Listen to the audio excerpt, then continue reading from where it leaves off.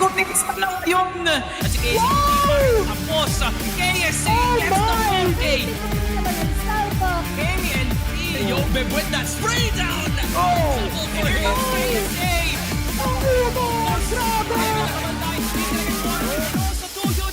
Will be the peak of Crossfire Philippines Valley.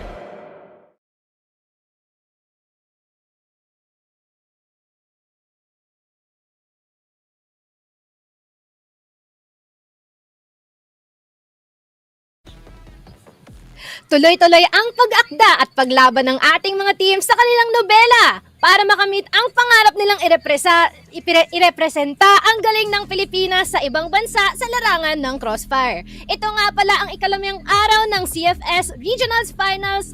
Mochi and Ramon nga pala on the panel. Kamusta ka naman, Ramon? Maayos naman, Mochi. Nakapag-FFA na ang mga teams, nakapagkape na ang mga talents at nakahanda na ang mga matches para sa upcoming CFS Finals sa Chengdu. Naghahanda na ang lahat ng mga kupunan natin for today's matches. Kaya sure ako, kailangan tutukan ang mga laro for today.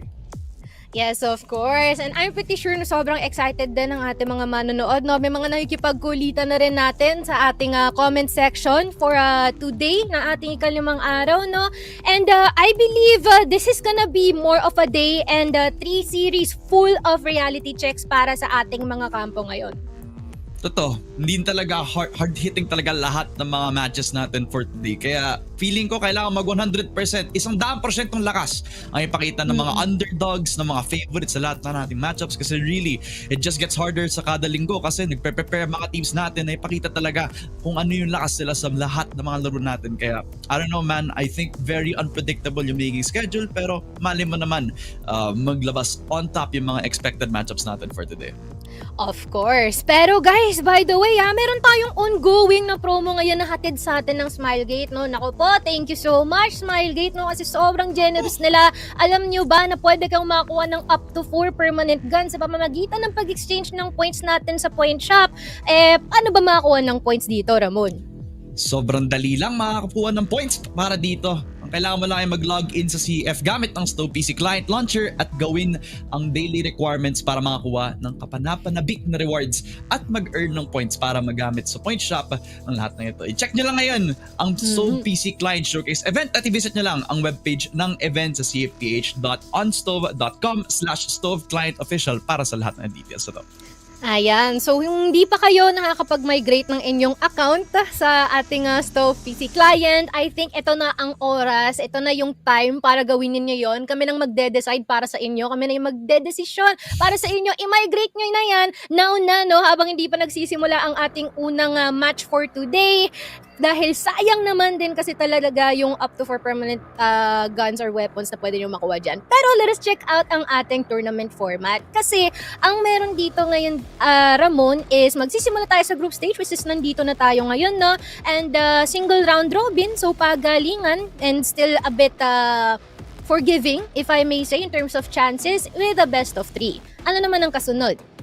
Kasunod naman yan ay playoffs bracket naman tayo dun where 4 teams lang ang makakapasok in a single elimination bracket naman. Kaya duguan 1 chance lang sa bawat game na meron tayo dito in a best of 5 format naman. Kung saan talagang duguan pagdating sa playoffs bracket natin where every single moment counts. But for all of that, they're fighting for a prize pool of a total of 20,000 USD. Where the first one wins it all gets 10,000 pesos overall.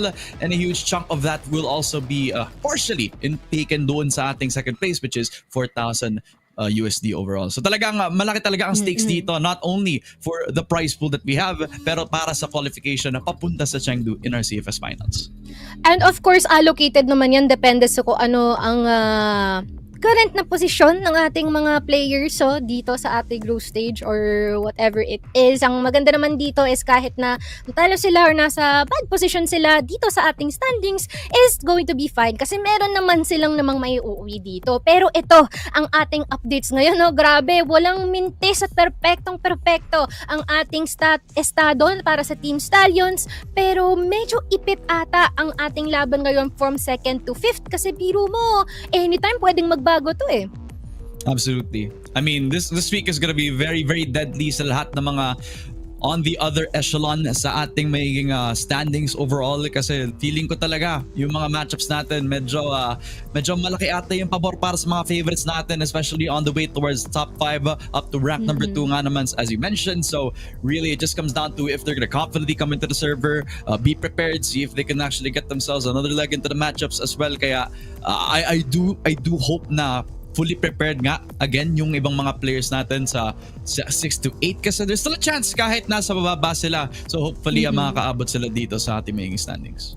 Yes, of course. Kaya ano pa nga bang inaantay natin? Ito nga pala ang ating buong durasyon no, ng ating mga laban. Nagsimula tayo noong September 6 and we are still ongoing here for our group stage. And by October, well, abangan ninyo, dyan na magaganap ang ating top 4 remaining matches kung saan nandyan ang ating top 4, no? I am actually curious kung ano ang thoughts ng ating mga supporters na nanonood ngayon sa ating broadcast. Comment down below kung sino ang inyong top 4. Iba yung thoughts ko naman dyan. Comment nyo kung gusto nyo ng LAN kasi really Smilegate hopefully talaga makaabot tayo sa ating playoffs LAN. Kung magkakaroon man no, hindi ko naman sinasabi na ano. Pero eto nga, yung schedule natin no. Tarang ang ganda naman ng ating magiging matches for today. Vanguard, tapos Gaon, Stallions versus NB, tapos Execration versus MATTJESS. Overall, just a way to see if they can confidently establish yung kanilang magiging control dito sa standings natin. Exactly. And I feel like this is once again yun nga no, reality check to para sa ating ikalawa and ikatlong matches natin kasi biro nyo medyo bigatin yung mga kalaban ni Envy and MATTJESS dito. It's going to be Stallions and as well as Execration. But for the first match, I feel like this is gonna be an improvement test no para dito sa dalawang teams natin for both Vanguard and Gaon. It's been pretty much on a really good roll so far no. But for a bit of history no, si Gaon medyo nalugi sila nung nakalaban nila sa Execration nung isang araw. It's a 2-1 but still they fought a good fight. Para dito naman sa Vanguard daw, isa pa lang ang kanilang nagiging laban dito, which just means there's a lot of time for them to improve. There's a lot of time to do their mappings or at least yung kanilang mga scrims nila and even to do VOD reviews. Kasi biro mo, ang daan nang na-accumulate na mga laban dito from the past few days and sila isa pa lang ang naililik nilang mga laban dito. And just to actually add to what you just mentioned about them not playing last week, that could be a good thing or a bad thing. Kasi ibig sabihin nun, as you mentioned, nakakapanood nga sila ng mga VODs nila. So lots of time to prepare, lots of time to reset. Mali mo, may mga bago silang hinahanda para sa ating magiging laban for today's video nga naman no? Pero it's also a bad thing kasi naniniwala ako in a sense na dapat may consistent laro ang isang team para mas marami silang matututunan, mas marami silang pwede ma-apply sa mga susunod na mga laro, diba? So hopefully yung warm-up hindi kailangan para sa Vanguard this time around, whereas Gaon Gaming, they kind of had to double time yung naging schedule para sa ating last week. They kind of had a bit of a struggle pagdating dun sa kanilang mga first few games on the week itself, pero hopefully this game will also prove that Gaon has had a big of improvement after PH Masters kasi we also talked about them being very much much potential para sa kanila, pero hopefully ngayon iba na nga yung kwento para sa kanila. Hopefully, no? We are gonna see more about that. Pero let's break down muna, no? Tapos umiyak sa broadcast. Hindi, let's break it down muna kung ano ang meron dito sa ating OLED series. Let's talk about Vanguard first. Kasi biro mo naman, na isa lang nila dito ang kanilang 6-man na si EVOS and also, rather itong si SDRL ang kanilang additional import dito. Import ang tawag na si EVOS. And so far, we have been seeing both of these players, no, na nandyan na sila. Lucifer, sila Kid from Hell. And so far, ang sarap ng kain nyo dun, no? Pahingin naman kami niyan, pre. Pero, we have seen a couple of these players na sobrang galing. Especially when it comes to like their recent integration, super konti ng time na needed nila in order to adjust. And it seems like Vanguard is looking better than ever before. Yeah, you can attribute that to the way that their calling system has been changed throughout their PH Masters. Now, I think nag-improve na after mag-focus ni Tetsu on the rifling role, giving Woos the confidence to actually get yung magiging sniper role natin dito. Now Tetsu's a little bit more forward. Now Tetsu can play a bit more reactive compared to how he was, where there was a lot of demands nung naglalaro siya on the sniper role from PH Masters. So definitely a big adjustment for themselves. overall, since isang beses lang natin sila nakita, there's not a big of a sample size sa kung ano yung True. pwede natin ma-expect from Vanguard kumpara sa lahat ng mga teams na meron tayo dito in regionals. But it's still a good impression. Nakita tayo ng good pop-up moments from Bouge. Nakita tayo ng magandang setups from Lucifer as well as SDRL as well. At it's also a good thing na hindi pa nagpa-pop off or hindi pa nagpapakita si Kid from Hell, because that also means he could be a secret weapon, Mochi.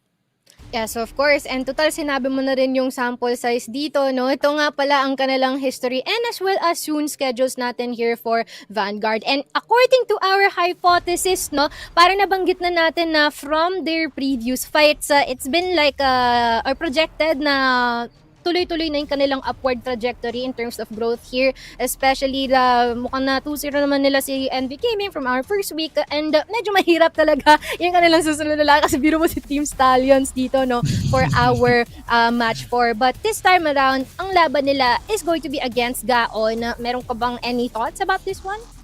It would be funny if they started a curse where they started the win-lose sa ating winning schedule. No? May pattern bigla, pero overall, this is just a very talented roster. That is a very exciting team to watch. I think the schedule is also shaping up to be a good way for them to keep growing sa ating regional playoffs kasi really, compared to all the other teams that were in our top 4, there was a lot more consistency pagdating dun sa taas ng ating top 1 and top 2, whereas top 3 and top 4 are still trying to find their formation, so hopefully they do. Patunto dito sa matchup against Envy. Yes, of course. And by the way, guys, just in a bit na meron tayong mga interview dito galing from Vanguard. And I feel like magpaproceed na tayo dun kaagad-agad. And it is no other than SDRL. Ayan, hello? Andiyan ka ba? Pre, musta naman? Ay, hindi ata rinig. Wait lang, sige. While we fix ang ating technical difficulties, mukha na mga chilling. Ayan dito si SDRL. Ang magandang gising. Ayan! Ay, rinig na natin siya. Kamusta naman? Okay naman ba? Short and sweet answer. Sige, Ramon, ikaw, may mga questions ka ba kay SDRL? SDRL, kamusta ka pare? Tanong ko lang sa'yo pare, kamusta yung preparation ng Vanguard? Kasi medyo onting bakasyon nata yung nangyari last week, di ata kayo naglaro, di ba? Yeah, tagal daw ng pahinga. Wait lang, meron kaming insider information na. Nako, di ata narinig ata masyado yung sagot ni SDRL Diba? kanina. Ayan, hello? Right, ayan. Okay. Ayan, check lang din muna natin and just in a bit now we'll be back. Ko-confirm vlog natin ang ating estado ng audio dito ni SDRL. Pero Ramon, any thoughts dun sa napag-usapan natin? Sobrang ikli pa lang, no? Pero parang meron tayong insider ata kanina na pagka inaaya maglaro ng Crossfire, laging sinasabi na may schedule daw sila, no? Parang hitik yung schedule nila in their preparation and getting better dito sa ating regionals finals. Tama lang, kasi parang heart of a champion, mind of a champion lang din na kapag rest day mo or kaya wala kang ginagawang trabaho, tamang grind lang, tamang hanap lang ng pwedeng may improve sa games ninyo no? Total, yun naman yung ginagawa ni Kobe Bryant nung mga times na naglalaro siya for the LA Lakers, diba? Parang every time na gusto niya mag-rest day, maglalaro-laro lang siya, pupunta siya sa court mga 3 AM para lang makapag-practice ng mga 3-pointers niya dito. So, parang yun na din yung nakikita kong mentality para sa Vanguard Gaming kung saan pwede sila magpahinga pero hindi nila tinatry or gawin talaga yung pahinga at all. Yung pahinga nila, mag-grind. Diba? Parang mas gusto ko pa makita yun from a team rather than actually slack it off, diba?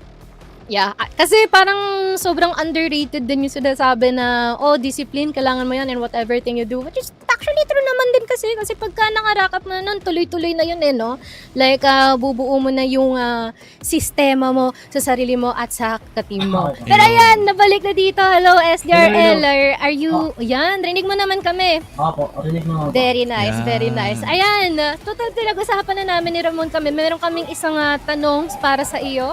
Curious kami, no? Kasi balita namin pag inaaya daw kayo na magpapo kahit maglaro sa Crossfire, tumatanggi kayo kasi may schedule kayong practice Totoo ba yan? Ay, hindi po. Schedule po sa trabaho po.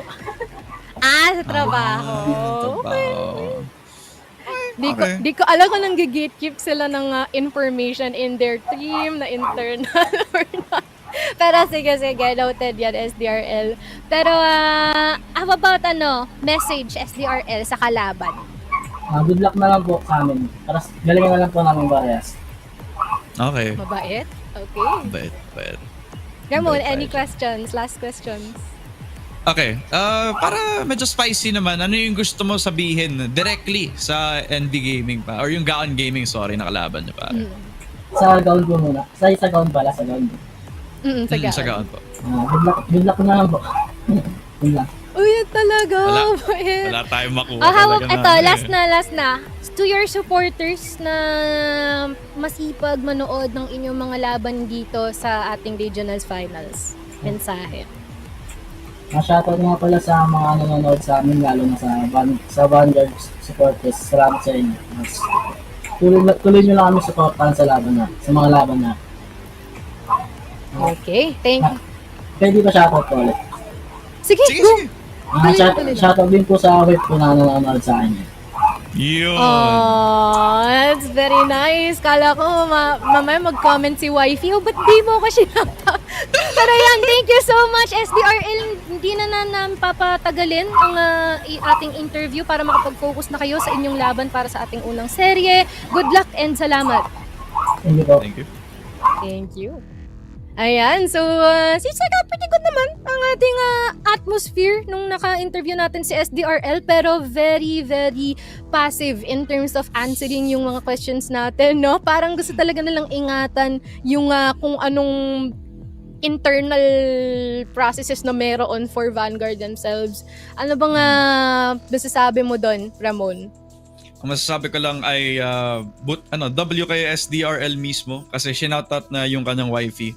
Nakalimutan na i-shoutout si Salvatore pero okay lang yan kasi at the end of the day yung mas nagpo-focus lang talaga dito is yung kung yung may papakita nila against Gaon Gaming talaga.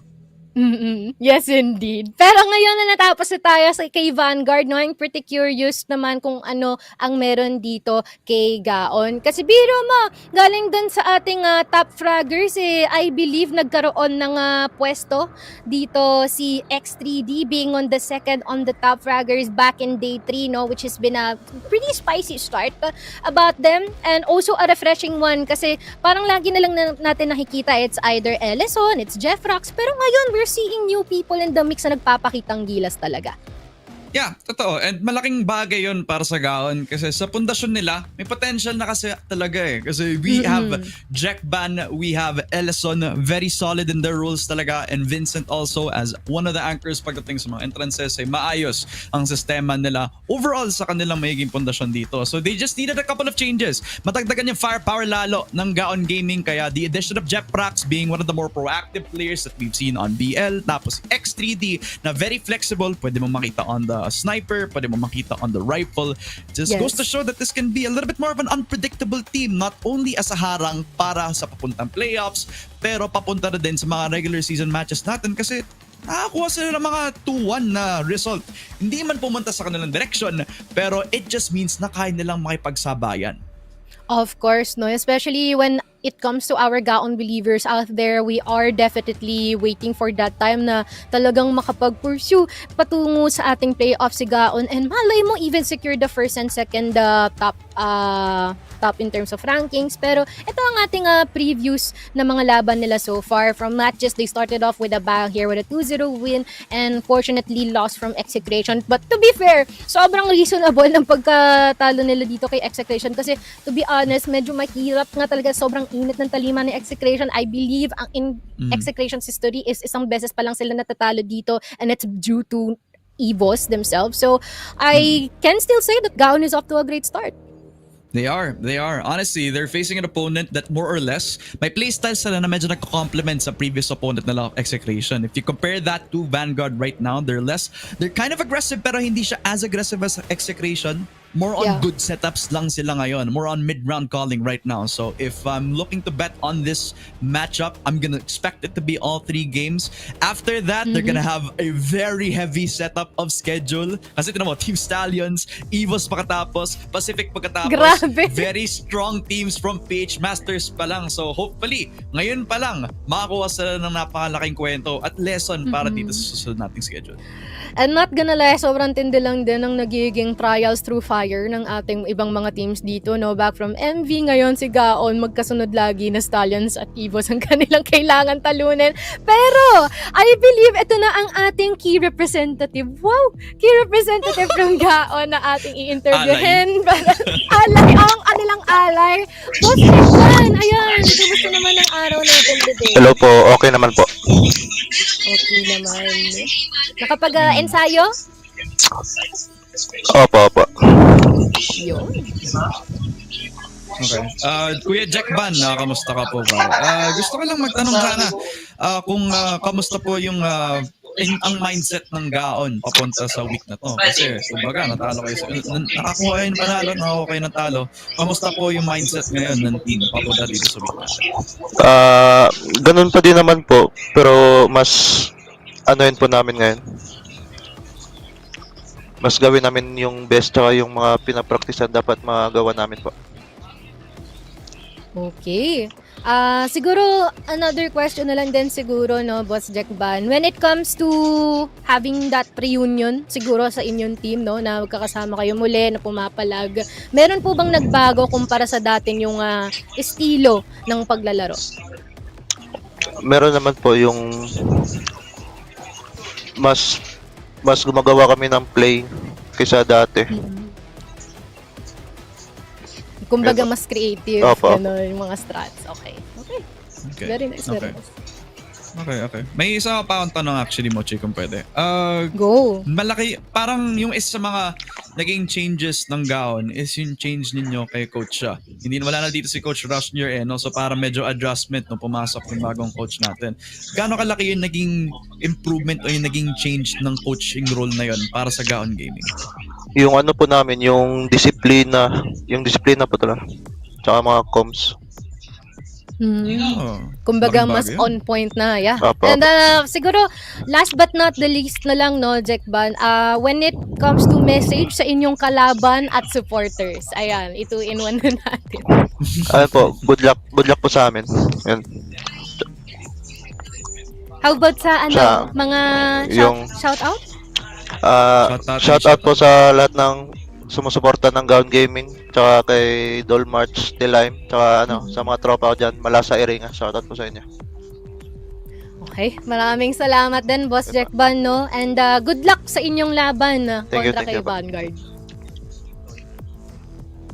Ayan, seems like, alam mo, sobrang chill na mga players natin, no? So far. Yun yung kinakatakot sa kanila. Pag tinignan mo sila, parang sobrang nonchalant, calm, collected. Tapos mamaya, pagka nasa laban na, ayan na, sapakan na talaga. Tama lang. Mag-nonchalant lang outside of the server, pero pagdating sa loob ng game, may mismong magpapuputukan na, Mochi. Sim, nakakaligan natin anong magiging estado ng kanilang laban later on. Pero let us check out nga din sino ang ating head-to-head. No? I'm actually curious sinong inilapag dito because we have pretty much solid players so far. At ayan na nga, it's no other than SDRL or formerly Dags versus X3D. And it seems like when it comes to our kill per round, almost the same sila dito, and as much as possible that in terms of KD, also the same. Any thoughts here?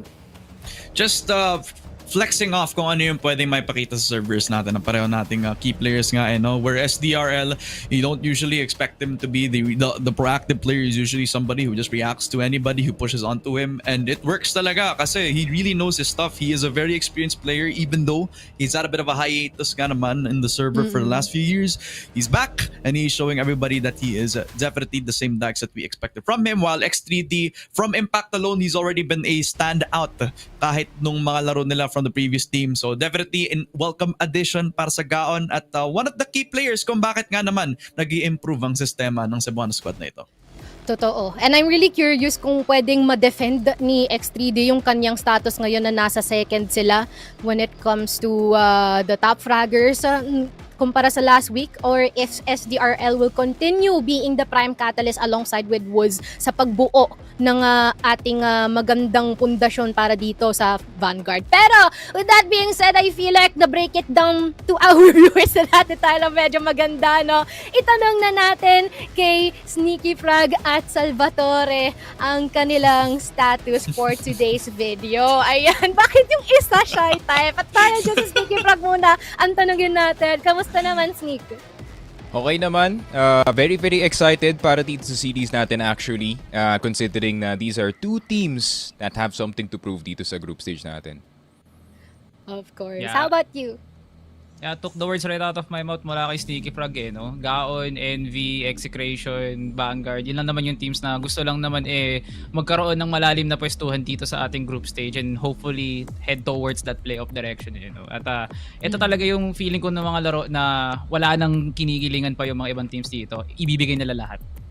Bibi. Yeah, I feel like that's all that they could do, especially na ilang nalalabing araw na lang din na naiiwan dito sa ating group stage. Pero tingnan na natin ano ang mga mapang lalaroan ng ating mga teams para sa ating unang match. Kasi I believe that you guys already have some maps in your mind kung ano ang ina-anticipate nyo and also some violent reactions kung bakit naban to, bakit pinili to. Pero first, we are gonna have Eagle Eye and as well as New Compound and Black Widow as our decider. Any thoughts here, Ramon?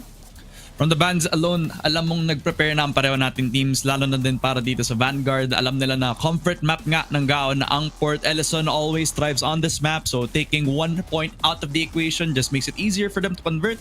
Same as well para sa Gaon, no? Vanguard, from their team secret roster days alone, sub-base has been a bit of a pivotal map pick for them as well. So taking both of those out is already half of what both of these teams can offer to the table, where Eagle Eye and New Compound is just gonna be an all-out battlefield. Of course, of course. Sneak? Yeah, I think yung Eagle Eye pick is actually very interesting para dito sa Gaon considering na Vanguard actually left it up. I think confident naman yata yung Vanguard na kaya nilang labanan yung Eagle Eye 2.0 etong Gaon Gaming considering, they're also one of the best dito sa liga natin. New Compound, honestly not surprised. Vanguard, one of the few teams that actually innovated yung more aggressive play pagdating sa mapa na to. And with the changes, I think they're gonna be a lot more comfortable. Black Widow, gonna be a mystery para sa Vanguard, not gonna lie. Kahit sobrang erratic, kahit sobrang pubby ng gameplay nila, ay for some reason, nahihirapan sila sa mapa na to eh. Yeah, she's quite of an interesting one to say the least, no? How about you, Salvatore? Ako naman parang naging reaction ko lang dito is yung malaking respeto ng Gaon sa base ng Vanguard no? Considering na hindi naman ito talaga yung more on priority ng Vanguard kasi most of the time kinukuha nila Akara, Compound, Black Widow, the maps na kinilingan talaga nila way back. Pero ito na yung Vanguard kasi na naninibago na yung panahon no? Na parang kailangan nga nila sumabay sa current. So, picking Eagle Eye, capable naman tong dalawang teams na to and I like the direction of the map vetoes. Yeah, and I'm actually curious, no, kung both of our teams can withstand the current nga, like what you have said here, or even flow with it, no? Pero, ngayon that we already put all our 2 cents, so in total of 8 cents na yon, no? Check na natin ang ating prediction for our first series. I will be starting, sige na, para you guys have some time to think. I will start with 2-1 in favor for Vanguard. How about you, Ramon? Sinabi ko na sa preview show at paninindigan ko to papunta dito sa regional finals. 2-1 Gaon Gaming para sa akin dito sa broadcast natin. Ooh.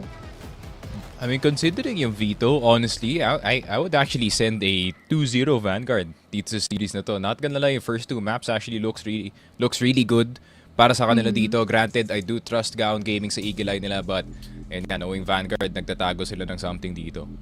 Yeah, malar mo, no? And especially kung gaano din ka shy or katipid, no? Pang-gigikip ng info na ating mga players from earlier's interview. Salvatore, ano ang iyong prediction? Buko, pakitakpan mo na ng tenga, 2-0 Vanguard ako dito. I feel like the map veto just really oozes a lot of Vanguard energy. Like yung aggression nga nila, tsaka yung pagiging ano nila, pagiging spontaneous sa mga plays nila. Feeling ko yun yung gagamitin nila bilang panapat para sa Gaon Gaming na ang tanging pakailan dito is manlasot nga talaga at gumawa ng magandang entry. So nagko-contradict So yeah, Vanguard ako dito 2-0. Ayan, let us see, no? Seems like we have one Gaon believer on the chat here and the rest hovering more for the pros ng Vanguard. And please do prove us wrong here, Gaon. We're also vouching for your growth. Pero, ano ba nga bang inaantay natin? Lalapag na natin ang mga casters natin dito, Sneaky Frog and Salvatore. Pasok! Ayan, maraming salamat, Mochi, no? And eto na nga tayo sa ating casters desk. Kasama ko si Sneaky Frog para sa mga kapapanabik na action ngayong araw na to, no? This is the day na maraming mapapatunayan ng ating mga teams na maglalaro ngayon, and I can't wait kasi ito talaga yung mga series na kailangan natin mapanood at abangan. Especially itong paniwalaan natin, Sneaky Frog, with Gaon versus Vanguard, a history rewritten once again kung saan Vanguard ang nanalo sa huli ng nga nilang serye. I just feel like now with the same roster of Gaon, meron pa rin talagang dinadalang confidence ang Vanguard sa series na to. Yeah, I always liked yung placing dito ng Gaon Gaming pagdating sa liga natin, no? Yung perennial gatekeepers pagdating nga dito sa top 4. If you cannot beat Gaon, you cannot enter itong top 4 or playoffs position nga natin dito, which obviously Vanguard, very high highs, very low lows para sa kanila dito. So I feel like it's parang a stark yung contrast, no, between yung dalawang teams natin, between consistency and going out with a bang basically dito para sa Vanguard. So gonna be very interesting considering na yun nga, revamp roster para dito sa Gaon. Is it gonna be better chemistry para sa kanila dito? X3D, is he actually gonna play good? And para naman dito sa Vanguard, no, I feel like it's a lot more complete para sa kanila dito. Yung magiging mystery na lang siguro kung how is the calling gonna be para dito sa Vanguard, especially yung first 2 or so rounds para sa kanila dito, men. Gusto ko rin dito, Sneak, i-point out yung pagtitimbang ng Vanguard tsaka ng Gaon Gaming kung ano yung limit nga nila, bago talaga nila malaman kung ano yung momentum nila sa laro to. I feel like Gaon Gaming was able to occupy a lot of space in the map, kaya nga nila nakuha yung isang mapa up against Execration with X3D's performance during port and as well as Ellison's placing in the map. Parang nandun eh. So confident nga silang kumuha ng pwesto sa mapa, and that's how they got the win. For Vanguard, if one execute does not work, pilas lang ng pilas dun sa blueprint nga nila hanggat sa makuha nga nila yung magandang pyesa. Kaya gumagana ang Vanguard during mid-rounds and as well as post-plants kasi nga pinapatindig nga nila yung mentality nila na we are going to win. So somehow Vanguard has some sort of a strong placing in terms of mentality, whereas Gaon parang tinetest yung waters. Pag gumana, sige, ito na yung pagaganahin namin throughout the course of the map. So that port from Gaon Gaming was a test na maganda yung longevity nga nila, and same goes for Vanguard din. So makikita mo na opposites attract nga talaga at maganda yung tambalan ng Vanguard versus Gaon Gaming. Let us know in the comments mga Crossfire dyan kung sino sa tingin nyo ang mananalo sa serye ng Vanguard versus Gaon Gaming. Bigyan nyo na nga rin score, 2-0 nga ba o 2-1, let us know in the comments. Sneaky Frog, exciting day for today. 3 headliners ang ibibigay natin para sa ating mga madla, and I can't wait what's about to unfold, especially in a map na alam naman nating parehong nag-e-excel ang Vanguard at Gaon dito. And yeah, as we go into Eagle Eye 2.0, and nagtabi na ng ulam pare, oras na para maglaro at hindi kumain. Vanguard versus Gaon Gaming. GG dito sa BL side.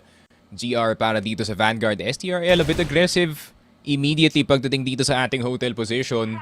Vincent gustong tumesting yata, pero very tame start para sa Gaon actually. Yeah, not the optimal space para dito kay SDRL Mas gugustuhin mo talagang hawakan na lang dito yung VR mismo, pati na nga rin yung entrance. So yun na nga, nagpe-prefer na nga ang Gaon Gaming dito. Alam na nga nilang andyan si SDRL, wala pa nagro-rotate from Vanguard. Mataas yung kumpiyansa nga nila na kaya nga i-hold ni SDRL. Here comes the aggressive push at dalawa ang sumalubong sa mukha ni Dags. Grabe. I mean, initial map control para sa kanila dito. But then the 4 versus 5 immediately. Kid from Hell, alam mo naman gusto tumesting dito with that anti-frag, pero Dracifer coming in from that hotel position. Instantly traded dito ni Ellison. Very quick shot on the TRG pare. 4 versus 2.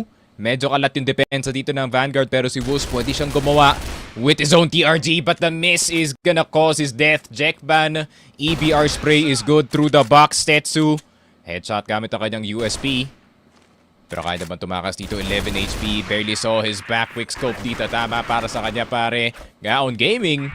Ang ganda ng hesitation. Medyo onting hesitation ginawa nila sa hotel. Medyo napabait si Skid from Hell na mag-push dito ng long.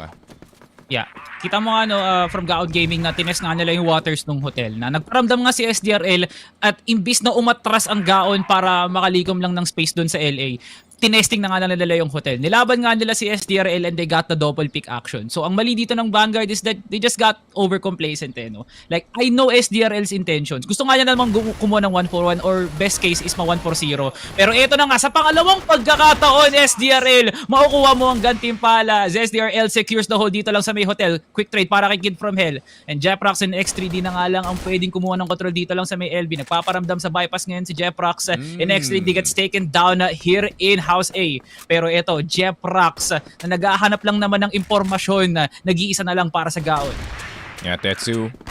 Not gonna miss that one anytime soon. First round para sa Vanguard naman sa kanilang GR side.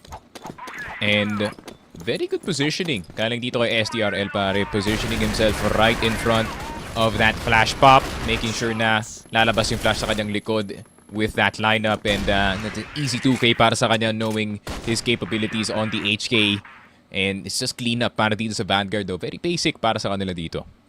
Yeah, simple mind actually from Vanguard no. Like yung tiwala nila para dito kay SDRL no, na i-hold na lang yung hotel despite not having any high-low setups. Yung tipong may pupwesto sa VR tapos may pupwesto rin dito lang sa may hotel. Aggressive push once more para sa Gaon Gaming. Sinusubukan nga nila kung hanggang saan ang depensa ngayon ng Vanguard with already room in as well as top already being conquered by Gaon. Nakuha na nga nila yung control dito at yung exit na secure pa nga talaga. Flawless round para sa Cebuano squad. Grabe, pumping up the pace. Itong Gaon Gaming no, now on the A side. Vanguard expecting na magsuslow down itong Gaon Gaming dito sa laruan natin with what just happened dito sa ating prior round. Pero hindi, A side fully rushed and immediately around para dito sa Gaon Gaming. But now, Gaon Gaming slowing down this time. Mas priority nilang i-hold muna yung mid. Jackpan looking for an opportunity at mahanap na dito si SDRL slipping on by in that hotel position para getting that slight timing. Yeah, 3 tries already para dito kay SDRL at parang nagiging alanganin na yung rounds ng Vanguard dahil nga sa kakayahan dito ni SDRL na makakuha ng impormasyon. Oh, information gathering pero napakalalim kasi ng pwesto na yun. Wala pa siya sa posisyon para matrade pa siya ni either Kid from Hell or even dito ni Woos, no? Kasi nga iba na yung ginagawa ng Gaon ngayon no? Like nagiging aggressive sila sa hotel basta alam nga nilang i-double pick nga nila to. With the tendency of Vanguard playing individual plays dito lang sa may LB, doon kumukuha ng alas ngayon ng Gaon Gaming, and that's how they got their success. 1-4-1 to, but I still feel like Gaon Gaming has the advantage knowing na if there is only one person dito lang sa may hotel, there has to be a reason para mag-hold ng Vanguard dito lang sa may dormid or even sa top 8. Yeah, yan din kasing kagalingan dito ni Jackban, no? He's always looking for those slight opportunities, that slight timings, and that's why he is one of the best in this league. Pero flash papunta nga dito sa A-site. Kid from Hell, spotted ang kanyang kamay at spotted ang kanyang katawan dito sa exit. 2 players on top A. Vanguard defense is strong. Woos with a double kill gamit ang kanyang TRG. Rest of VG clean it up. 2-2 para dito sa Vanguard. Very nice rotation. And ito yung masasabi natin na yung core strength ng Vanguard dito pare. That mid-round calling that rotation early actually paying off pare. RIP, GG talaga no? Like, Gaon Gaming was parang too good to be true no? Nahanap nga nila yung pwesto pero hindi nila kinumit kagad yung LB. Nakuha na nila si SDRL, may control na nga sila ng site mismo. Nagawa pa nga nilang umikot. So, talagang talo sa mid-round actually, ang Gaon, no? Already with a 2-4-3 trade, Woos, sasala nga munang-unang niyang bala pero nakakit na nga ng tower ngayon ang Gaon Gaming. Jack Ban now with a high-low, Vincent now rotating. Si Woos pa lang ang nagpaparamdam dito. Jack Ban gusto na kumuha ng aggressive na push. Inaantay pa lang ni Woos na makapwesto ng BR sila Tetsu. Dracifer now with the backstab. Vincent trying to hold it down at makukuha niya kasi Tetsu ngayon. Si Dracy naman ang susunod. And Vincent with a beautiful hold sa flank dito ni Jack Ban. Bigla na nga lang naging 1v2 but Woos still has the chance with the TRG on hand. Makukuha niya ang unang peel off dito. Over to the 2v1. And now it's down to the M14 versus Arctic. Woos, ginagamitan ng aggression ngayon. May advantage siya sa pwesto niya no? Now with the lineup, Vincent magpaparamdam ng fake out and now Gaon nagkabaliktaran na. Uy. Pero may advantage ata dito si Vincent. I'm actually expecting mag-hunt dito si Woos pero Woos not actually greeting that 1v1 sa loob ng hotel. Instead, he's gonna try to be ahead of the curve dito kay Vincent going into that A position. Pero Vincent medyo hesitant pa rin na maka-rotate all the way from that RS position. Pero yun nga, mapapaikot nga talaga dito si Vincent. That could be the wrong decision at the wrong time. At the same time, could be good timing para dito kay Woods.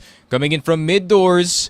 Vincent checking every single corner. Isang bala lang ng USP. Goods na to para kay Woods, pero isang bala lang rin para kay Vincent. The timing is real. 30 seconds left. Palakasan ng tapok dito. Unang magkamali sa pag-press ng W, sila yung matatalo. 24 seconds.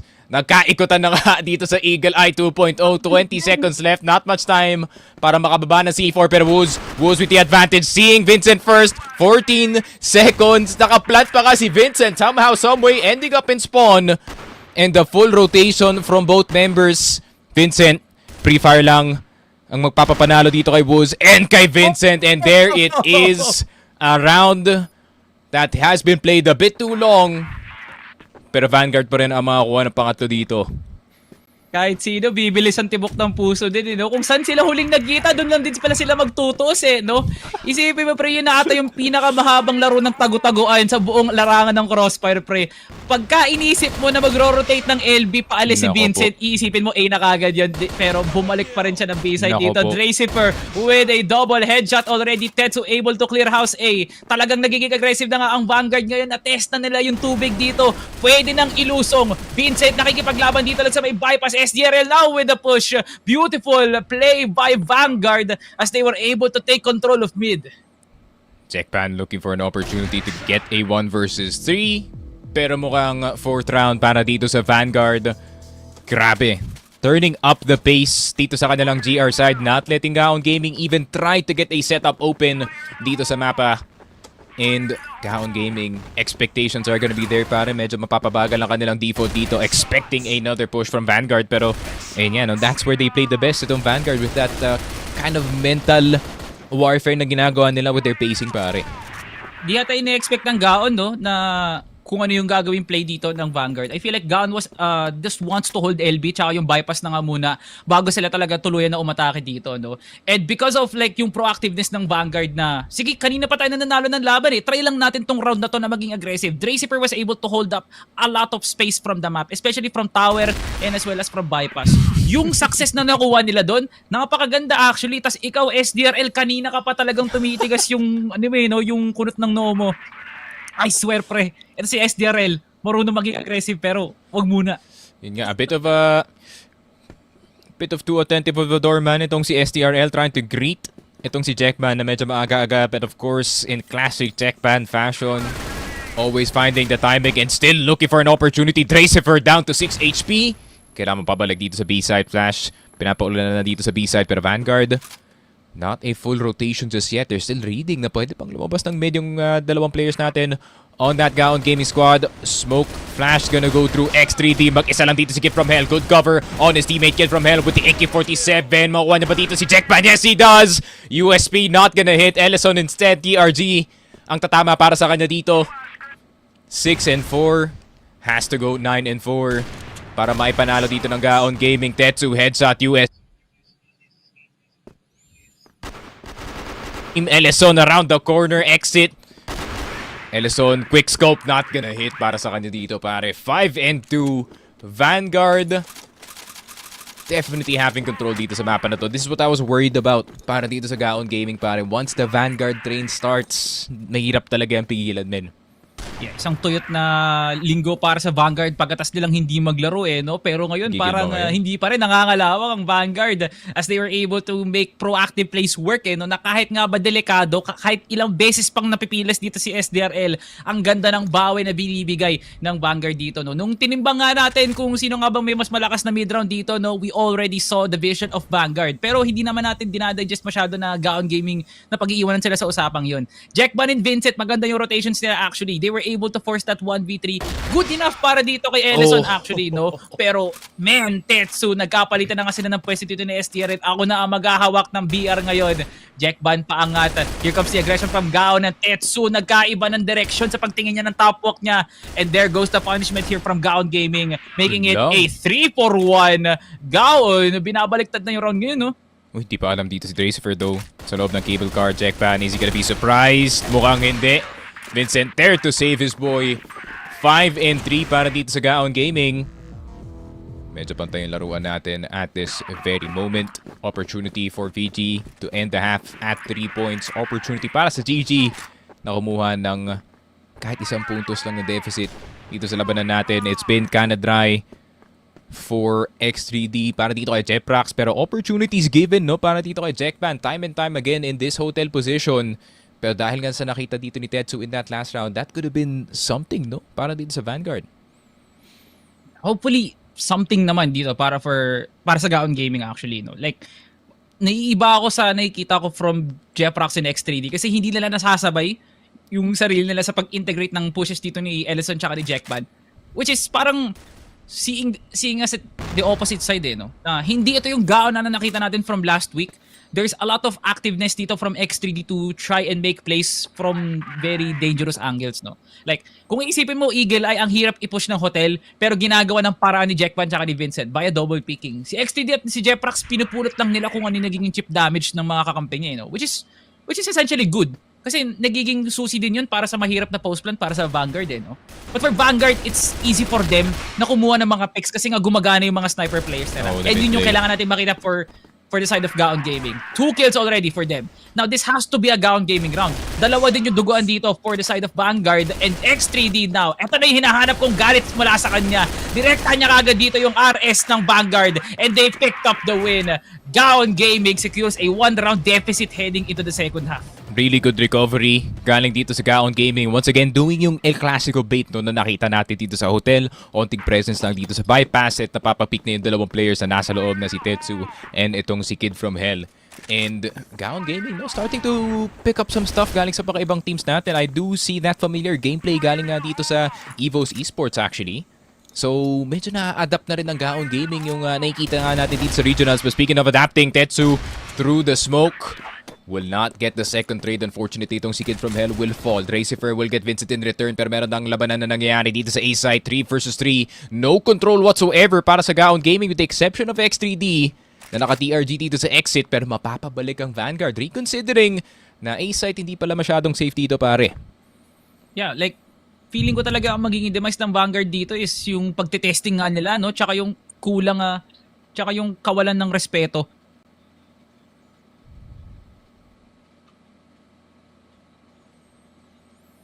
Isang magandang measure from Vanguard, no, hopefully. So, ngayon, Gaon Gaming now with a discrete advantage. Kung makikita mo, it's a 3v2 with SDRL, hindi niya ka mahanap-hanap man lang yung Arctic dito ni Tetsu. Kung mahanap niya yun, siguro pwede pa.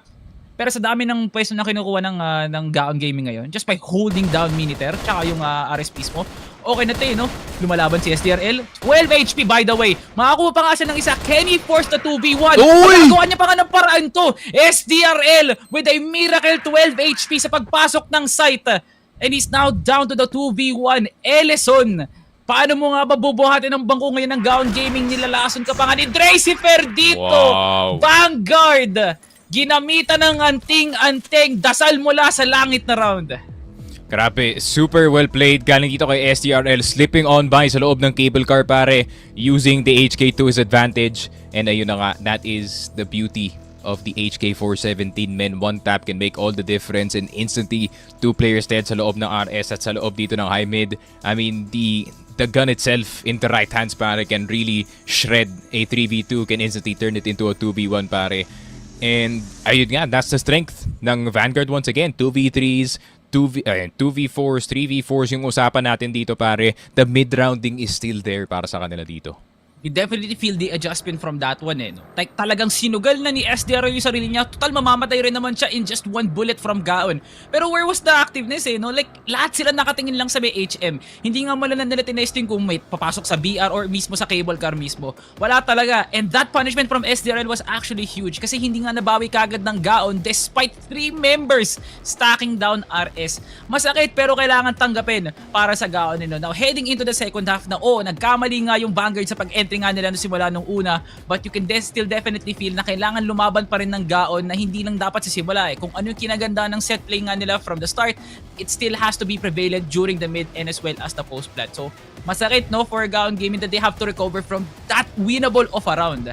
Vanguard can still win this heading into the second, knowing na mas magiging aggressive na ang Gaon dito. Titignan na lang natin kung sino yung makakakuha talaga ng isang magandang pick-off or kung sino yung unang magkakamali dito. Feeling ko paunahan to pagdating dito ng second half. Feeling ko Gaon Gaming is more willing to go for yung mga opening frags nga natin dito. Ellison obviously being very confident as well as itong si X3D. And I think yung expectations na lang talaga dapat dito na Gaon Gaming is expect Vanguard to throw everything in the kitchen sink at you pare. Slow pace plays, fast pace plays, B splits, A splits, lahat itatapon nila just to get this win over, just to get that 10 points. So feeling ko Gaon Gaming, they really have to be having a strong default dito pare na ready sila sa lahat basically. Yeah, kailangan talaga natin i-emphasize na Gaon Gaming is the one being pressured out here. For Vanguard, it's already obvious for them na kung magkakamali nga man sila, bumabawi kaagad sila during the 1 minute and 30 mark or even the post plant. Kaya na nga nila yun, there's no need to point it out. Pero for Gaon Gaming, yung pagka-fumble nga nila from winnable rounds, mas nakikita natin during the fact na lumalalim si Jeffrax, gusto kumik ni Vincent, kulang sila dito ng mga trades. Yung position nga nila sa mapa okay nga naman, pero yung gunplay na nakikita natin mula sa Gaon Gaming, kailangan muna ng refinement linisin muna ng onte bago nga sila maging aggressive dito. Nakikita ko naman yung potential actually. Jeffrax and X3D could use their momentum, could use their strength para talaga ilaban sila Dre, sila Kid from Hell, yung kanina pa talagang nagpapalayab dito for Vanguard. Sa kanila nagsisimula yung momentum nagmamala spark plug ngayon yung mentality ng Vanguard, kaya sila gumagana ngayon. For Gaon Gaming, if they want all the momentum,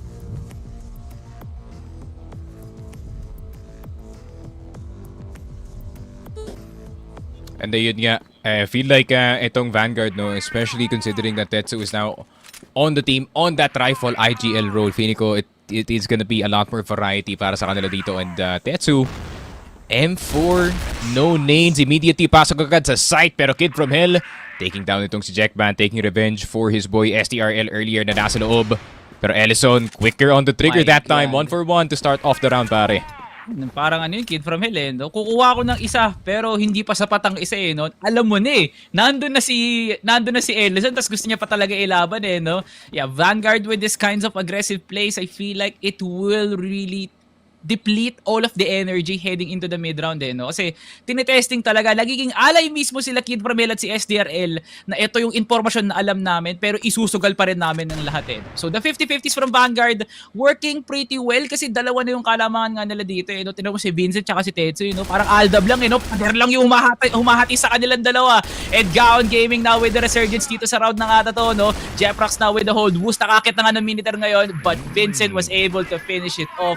Gaon Gaming, like I said, their aggression will speak volumes at yun nga yung ginawa nga nila. Yun lang akala ni Tetsu that he had the timing in that second mid box pare, and expectations were itong Vanguard were to execute itong A site and try and see if they can get the timing done, pero yun nga Gaon none the wiser dito, or actually the wiser team that time dito sa ating round, reading that one perfectly. So 10 puntos na naman yung pagitan ng dalawang team natin dito. Vincent looking for STRL dito sa may mid doors area natin, pero Vincent with the reload. STRL now expecting na may tao dito sa mid, pero Jeffrax having to be also fully aware pare with those nades. Yeah. Parang dito ka lang makakita talaga sa depensa ng Gaon na hindi nila na-utilize masyado yung high-low ng passage, pati ng room A mismo Like, lahat sila dito nakatingin sa LA. Confident sila na kung sino man dadaan dito sa Vanguard, idadaan na lang nila sa trades. Which to me is something really off para sa Gaon Gaming. Pero Vincent gumana Everything is a 50-50 para sa Gaon. Pero kung gumagana, walang reklamo. SDRL now with the push, with the double kill para simulan ng Vanguard yung entry nga nila. Isa pa nga dito si SDRL sa likod nga pa nga ng smoke. Woos, hinahanap na nga yung flank player dito pero hindi niya nga makita lahat kasi napakalaking harang ngayon ng bunker. Jackban namatay pa rin as Woos na full clip niya nga yung USP dito. It's now down to 2 snipers na nabubuhay na nga lang dito. Ellison with a discrete advantage. Kitang-kita naman yung HP niya. And Ellison nagbli ng buto. Tanggal ang braso dito ni Woos. What a flick by the captain. Grabe naman, Ellison. Rolling back to years dito pare. 2018 MJ type of flick na nakikita nga natin dito. And that is the Ellison that we need dito sa laruan natin to bring the tides back para sa Gaon Gaming. Pero Tetsu will also pull out the sniper rifle para sa kanilang BL side. Jackpan down early pero Ellison maghahanap dito.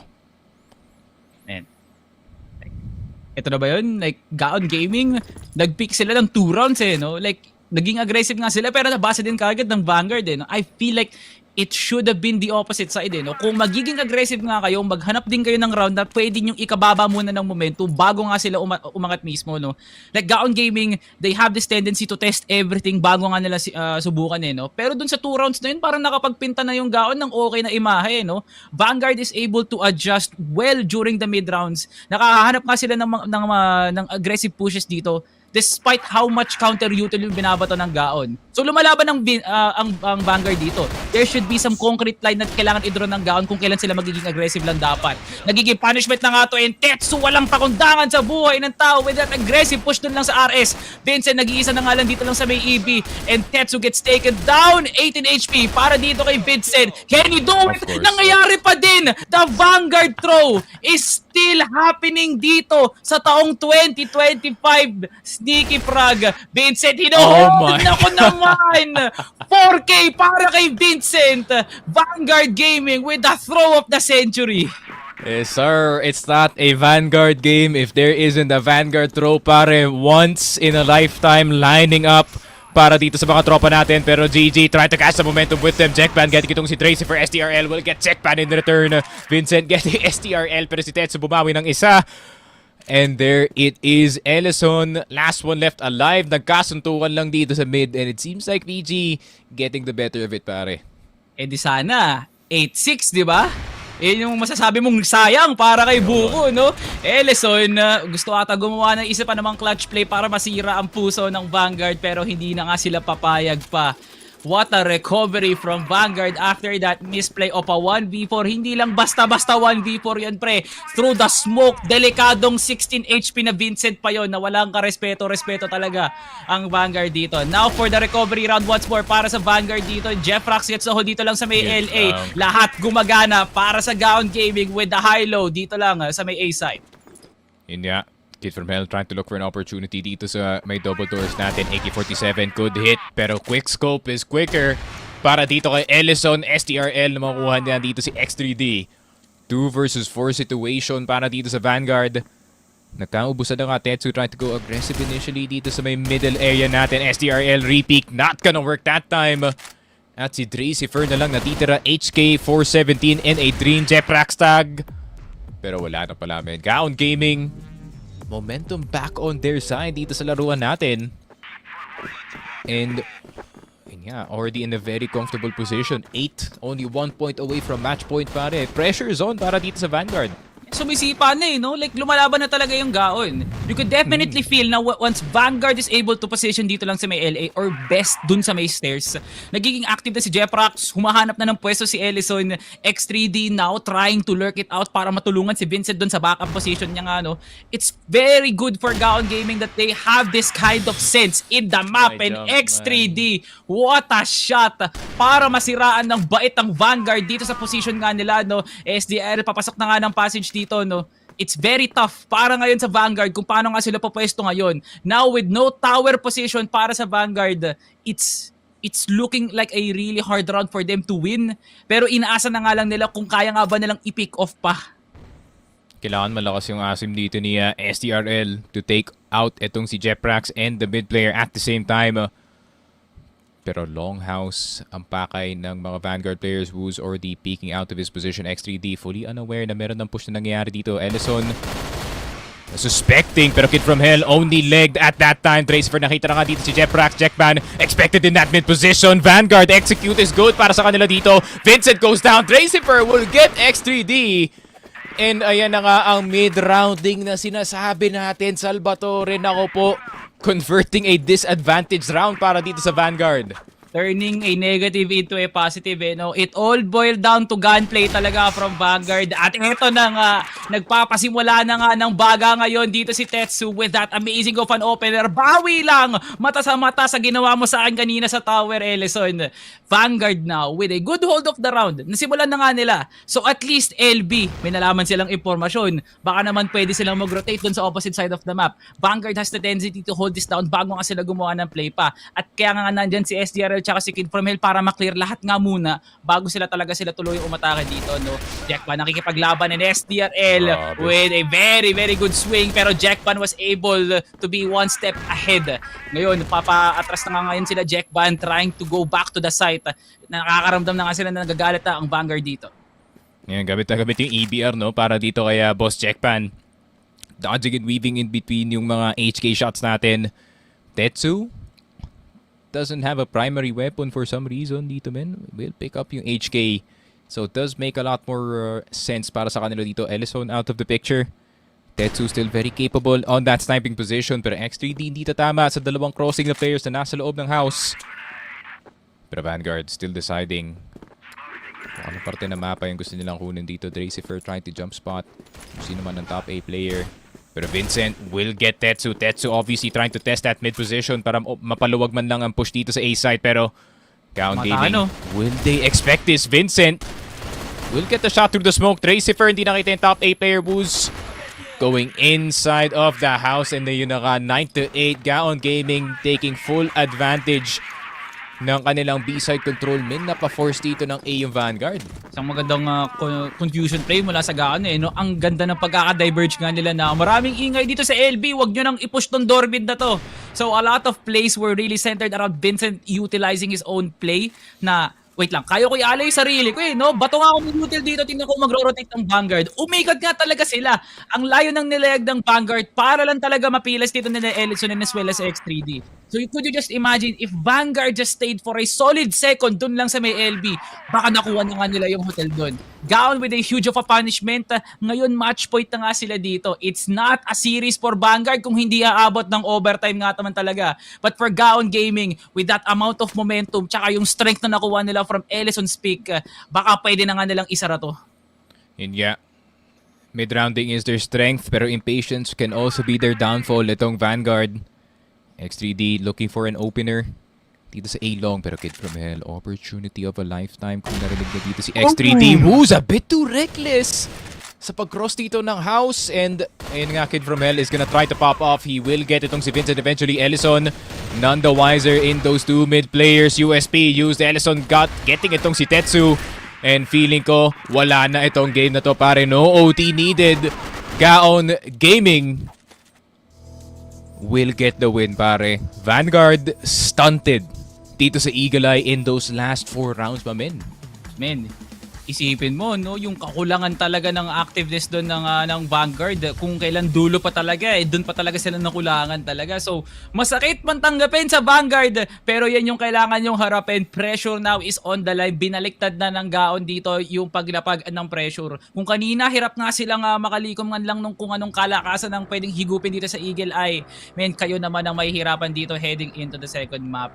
Gaon Gaming, we won heck of a 180 during that second half from X3D's lackluster first half. Kita mo nga naman yung bawi niya. Vincent with a miracle clutch. Ellison, the most perfect, the absolute perfect player para talaga itapat mo kay Tetsu dun sa mga early pick-off na usapan eh, no? I really commend how Gaon Gaming was able to turn things around slowly but surely, no? They took their time. Nakita pa rin natin na Vanguard Gaming was able to be aggressive, eh, no? Pero masyado na ata aggressive, eh, no? Over, kumbaga, eh, no? Okay lang sana kung may timbangan na pwede nyong gamitin. Pero sa lahat ng oras kasi, kayang i-pick ni SDRL lahat ng angulo. Yun lang eh. Pickan eh. Hindi nyo naman kailangan necessarily patayin talaga. Yun ang mahirap dito para sa Vanguard. Yeah, and it goes back to yung weakness dito ng Vanguard noon, which is reminisced ng kanilang Team Secret days, which is, ayun nga, granted, sobrang ganda nga ng kanilang mid-round calling. Problema nga lang, they do get a bit impatient sometimes sa pag-start nga ng play na yun. Obviously, there's better times to start these plays. Maybe a lot more information could still be gotten dito sa mapa natin.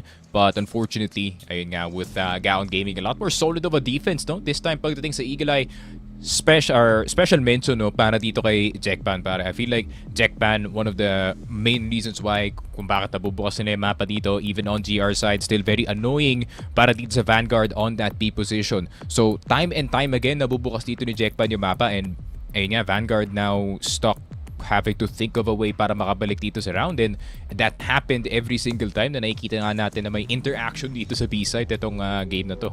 Yeah, that is parang the downfall of Vanguard will be seen kung nagiging inconsistent nga sila, no? From the amount of plays na naibato ni SDRL dun sa mga 2K, 3K niya, no? Napapalitan din kagad at na-overshadow na kaya nga siyang iswingan nila Jeffrax tsaka ni Jackman that easily. Na kahit gaano pa ka-Ferrarian at gaano pa karatol yung ginagawa dito ni SDRL, he still has an Achilles heel. Pwede pa rin ma-expose dito ang Vanguard at the end of the day. Kahit gaano pa kalakas yung mid-round nila, actually, if they are not able to recover a lot of resources during the early game, mahirapan nga talaga sila i-translate na yun. Kita mo nga naman, pre, malakas nga sila mag-mid-round, pero tinan mo naman kung ano na lang yung kailangan nga nilang gawin para maipanalo yung round na yun. It's a hard-fought victory for every round that they have won. At malaking bawas yun sa mental nga ng Vanguard, no? Yun din yung naging kahinaan nila, actually, hindi sila nagpursige na maging momentum-based yung larawan nga nila, no? Every round was a ticking time bomb kung gagana ba to o hindi. So mahirap at nakakalito para sa Vanguard kung paano nga nila babawiin yung second map na to. Gaon Gaming First Blood, 1-0 tayo para sa araw na to. Anong masasabi ng ating panel? Mochi at Ramon, kamusta kayo dyan? Okay naman, no? Actually, nagulat kami due to multiple factors. Alam mo, sa totoo lang, nagsimula tayo at nagtapos tayo with high risk and high reward approaches from both of our teams. And I feel like that's been quite of a prime observation, especially nung napunta na sila pareho sa kanilang GR sites.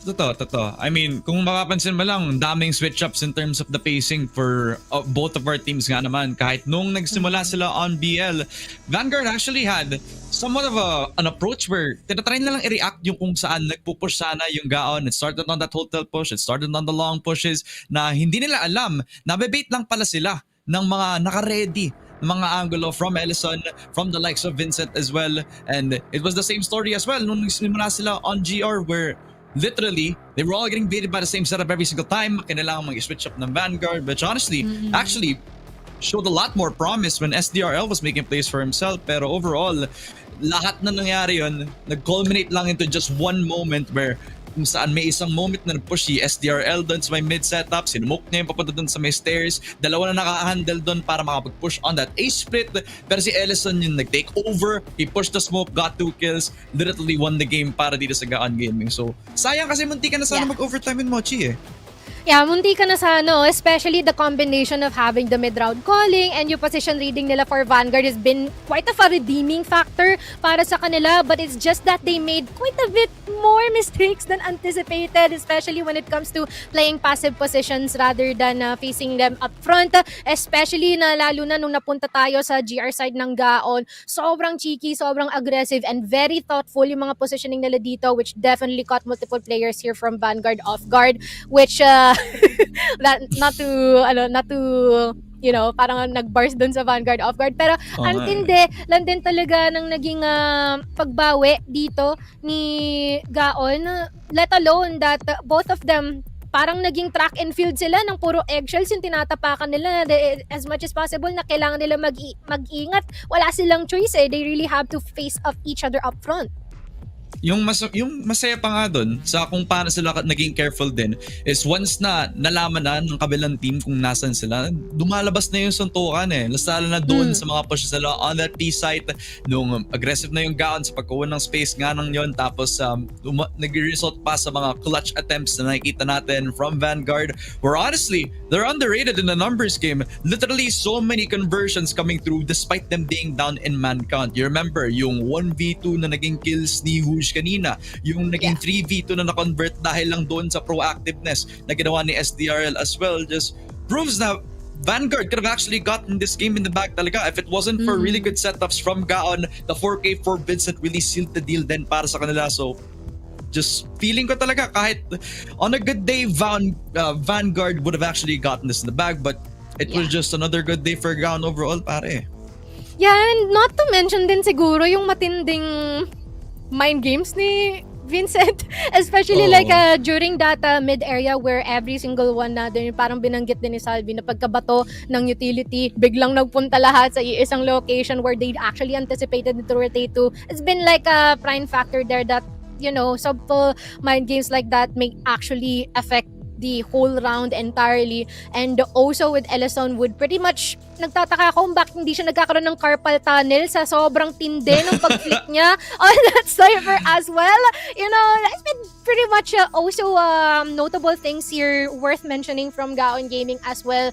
Sobrang well played, and it's been like they started off this match pretty well, especially na parang nagkatalo lang talaga sila kung sino yung mas maraming mali na ilapag dito sa mapa ng Eagle Eye. Totoo. If it wasn't just for confident boosts from the side of Gaon Gaming, Vanguard would have been a lot more promising nung pagdating dito sa conversions natin. Kasi feeling ko nagiging confident na sila pagkatapos ng mga fights na nakukuha nila ng panalo eh. Yung gusto lang 1v1 ni Booge, kung hindi nangyari yun, iba yung magiging confidence na makikita natin from Vanguard. Saka parang din sila nagkakagulo nung nag-experiment lang sila ng mga setups. Kita mo, 3 different players ang ginagawa nilang pag-setup dun sa hotel. Nung nagsimula kanina dun si SDRL, okay naman, promising. So they didn't really need to change anything up. But they did. Si Tetsu yung nilipat nila. Si Kid from Hell yun naman, yung isa mga pinakaunang players, so pinakahuling players na nag-hold dun sa hotel on their GR side. So from that consistency, Vanguard was on the down low for now nung nag-start sila on GR. Pero they kind of picked it up after nung nakuha nila yung tempo na kailangan nila dito. Kaya nakita mo yung mga mid-pushes na ginagawa kanina ng Vanguard. Yeah, of course. Siguro dagdag na rin natin na when it comes to the time na nasa BL side dito si Vanguard, they're super creative, especially when choosing which approaches that they should do, even pinpointing kung sino yung tumatao here in hotel, and even predicting what should be done afterwards. That are getting that sort of information has been like a pretty good thing to point out about them as well. Talagang nagkatalo lang talaga when it comes to heading towards our second half here when they are trying to anchor down every single site, but man, it's just that Gaon's been able to push further, no, yung kanilang confidence here na ilapag nila, despite the fact na sobrang risky ng mga ginagawa nilang approaches here individually. It benefited them so well to the point that they denied that entire possibility of overtime dito sa Vanguard.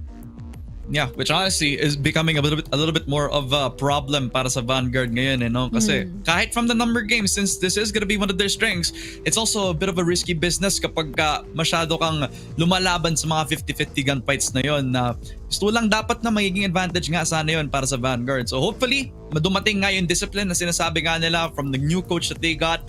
They are improving when it comes to the firepower, but sometimes too much firepower can kind of burn out kung ano yung pwede magiging sistema para sa kanila. Yeah. Nahanap na yun ng Gaon Gaming kanina on Eagle Eye, but the real challenge begins pagdating dito sa ating second map. And honestly, Gaon Gaming just look pretty good right now.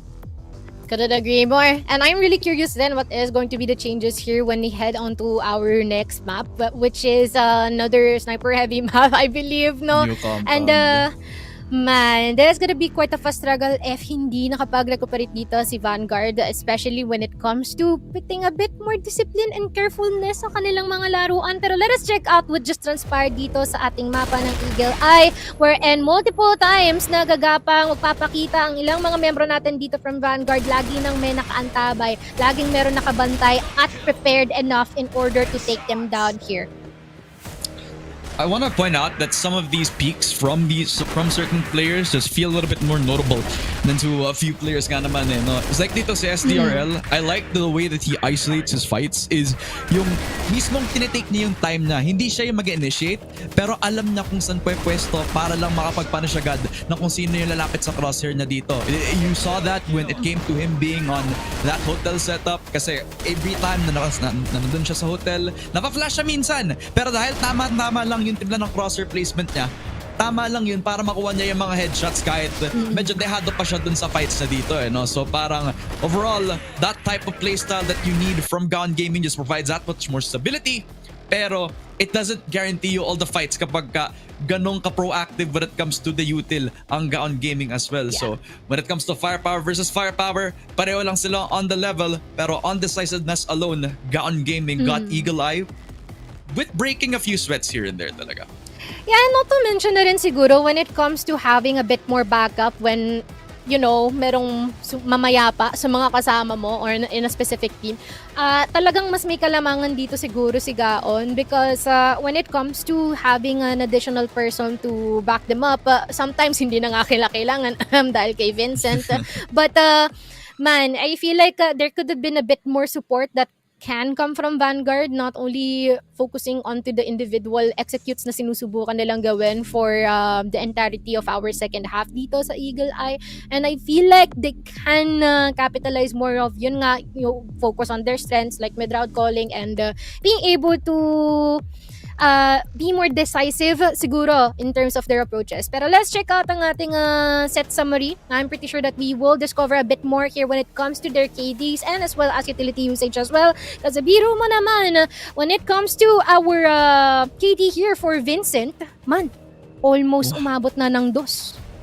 Kaya nga eh. I think at one point, nakaabot nga dun siya sa 11 kills pagkatapos natin lumabas sa DR round as well. So, one of the more staple players pagdating sa Gaon Gaming and just proving that he really is. There is a reason kung bakit they kept him on the roster. Very much a confident player when he is on the high note nga naman. Medyo mahirap nga i-place kung sino dapat yung pwede nating MVP dito kasi you can kind of put an argument that LSN and X3D actually pulled their weight up in here with 1.36, 1.31 respectively para sa KD nila dito. Overall, just a good day for Gaon Gaming and I definitely am expecting that Vanguard just pick it up lalo na pagdating dun sa new compound map. Yes, indeed. And I really do think that they can carry over this type of performance then for Gaon on heading to our second map. But malay mo naman may bawi din naman dito si Vanguard, especially that of course, mga gutom din sa panalo ng mga bata natin dito. Pero sino pa nga ba ang ating set MVP? There's no other than Vincent himself who's been able to show na siya talaga ang alpha dito sa kanilang team, no? Getting and racking up multi-kills every single round whenever that he needs to, especially when anchoring down a specific site, specifically yung ating A site, no? Man, mukhang antindi nga naman talaga ng talima ni Vincent here in our first map of the series. Definitely. Talagang maayos yung laro na pagdating doon sa BL start ng ginagawa ng Gaon Gaming pero mas lalong lumingning ang between ng Gaon nung lumipat sila on the GR side. You see a lot more presence from Vincent being one of the more pivotal players pushing on that long B, keeping them composed doon sa pag-hold nila sa EV as well. I'm kind of curious if he's gonna keep this confidence pagdating dito sa new compound kasi a map where you can kind of expect it a little bit more slow play, a little bit more passive play is definitely gonna be expected from new compound itself. Will Vincent be this proactive? Will Vincent be a little bit more of a scary unit pagdating dito sa laruan natin? But overall, from this Eagle Eye map alone na game, he's definitely on a good form. So hopefully makatuloy-tuloy lang ang momentum niya dito para sa Gaon Gaming. Yeah, that's also the interesting point here, no? In terms of pacing, kung mabagal, mabilis, sinong mas lamang at sinong mas magda-thrive in those types of settings. But I guess that is it for our first map here in Eagle Eye. Abangan ninyo ang ating laban ng new compound. Magkakaroon ba ng ganti? O tuloy-tuloy ba ang panalo ng Gaon dito? Mochi and Ramon nga pala on the panel. Magbabalik kami makalipas ang ilang minuto.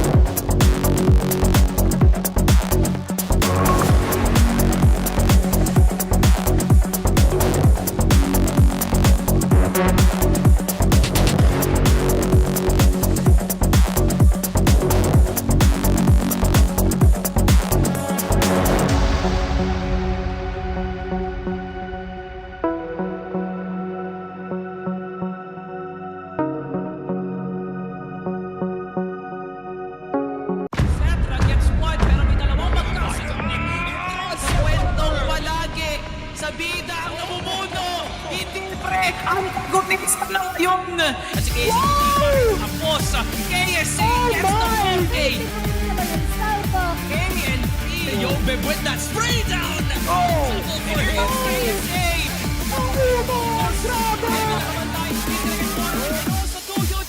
Will be the peak of Crossfire Philippines ba?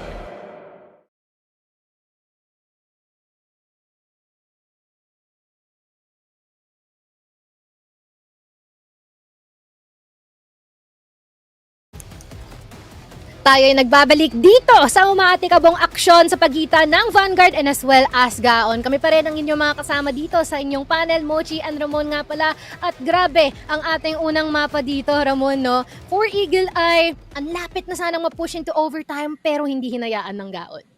Ito, it's a combination of a good form from Gaon and a little bit of throwing on the side of Vanguard Gaming nga naman no? Pero who loves a good game? Who doesn't love a good game na medyo may konting pag-iinitan nga naman no? Para sa pareho nating teams. Overall, this new compa map is shaping up to be a little bit more of the same tempo that we expect from Eagle Eye. Kung saan pareho nating teams, parang chess match lang, yun ang expect natin sa kanila. May nagbe-bait, may nagpo-push, may mamatay, at mismo lang, mismo sa 3v2 lang magre-resulta kung sino yung kukuha ng panalo dito. So, I'm expecting a little bit more proactiveness from Vanguard. I want to see a little bit more pushes on the side of Bouge from that from the TRG that we see him on a lot of situations. Parang medyo nag-experiment nga sila kanina no? Kung saan si Tetsu sa sniper na din ulit. Akala natin nagpo-focus siya sa rifle, nagsa-sniper na ulit si Tetsu dito. So hopefully we see something stick for Vanguard because everything that they've been trying against Gaon, especially in the last couple of rounds, medyo nagkakaubos na nung pwede na lang maipakita dito against the Cebuanos.